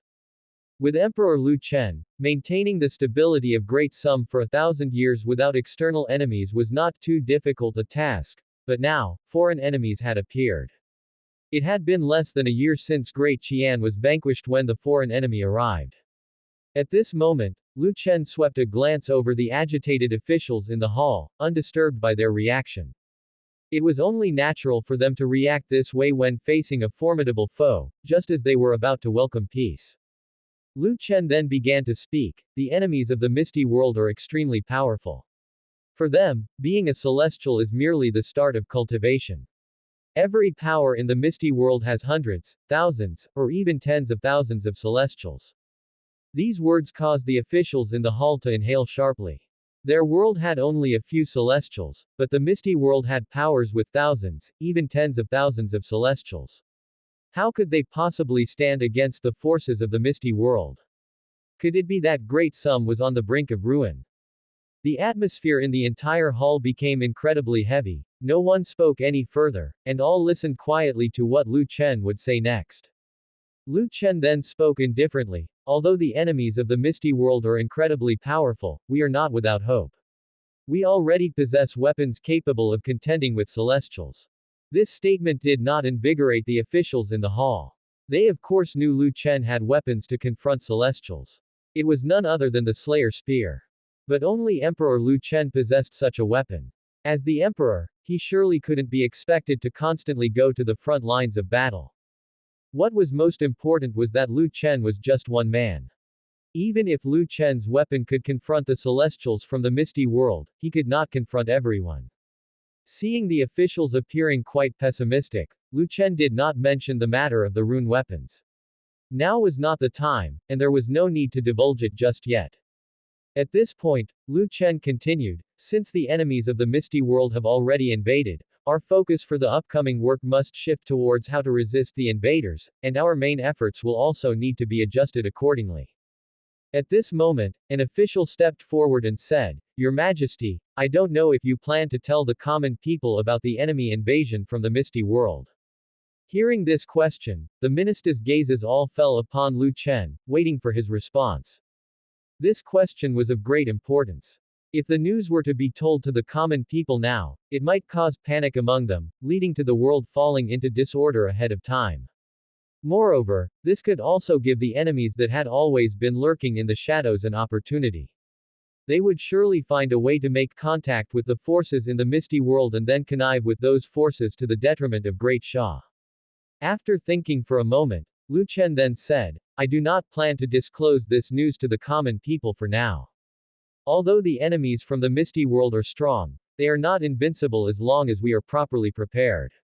I already have a plan to confront them. My beloved ministers need not worry too much. You only need to attend to your own responsibilities. All right, let us move on to discussing changes in work priorities." After the Great Court Assembly ended, Lu Chen felt as if his body had been hollowed out. He always found presiding over the Great Court Assembly to be exhausting. Indeed, it was easier to delegate the work to others. But there was no choice, rights and duties were reciprocal. As the emperor now, he enjoyed the privileges of an emperor and thus must fulfill an emperor's obligations. Right now, Lu Chen only wished that Crown Prince Lu Changfeng would grow up quickly, so he could help share the burden. Once the Great Court Assembly concluded, Lu Chen made his way directly to Wu Junwan's sleeping quarters. Since returning to Yan County, Lu Chen had not once visited Wu Junwan, which seemed like he was neglecting her. It wasn't that he truly neglected Junwan, he just felt somewhat guilty. Wu Ming's rebellion was somewhat related to him. Ever since the incident with the Wu family, he had been informed by the brocade guard that Junwan appeared to be in low spirits. Junwan's belly was now significantly larger, and it looked like she wouldn't be long before giving birth. Perhaps influenced by the pregnancy, her mood had been rather downcast these days. Upon learning of Lu Chen's return, instead of feeling happy, Junwan had become even more dejected. Previously, Li Qingru used to badmouth Lu Chen to Junwan every day, trying to drive a wedge between Lu Chen and Junwan, so she could then take Junwan away.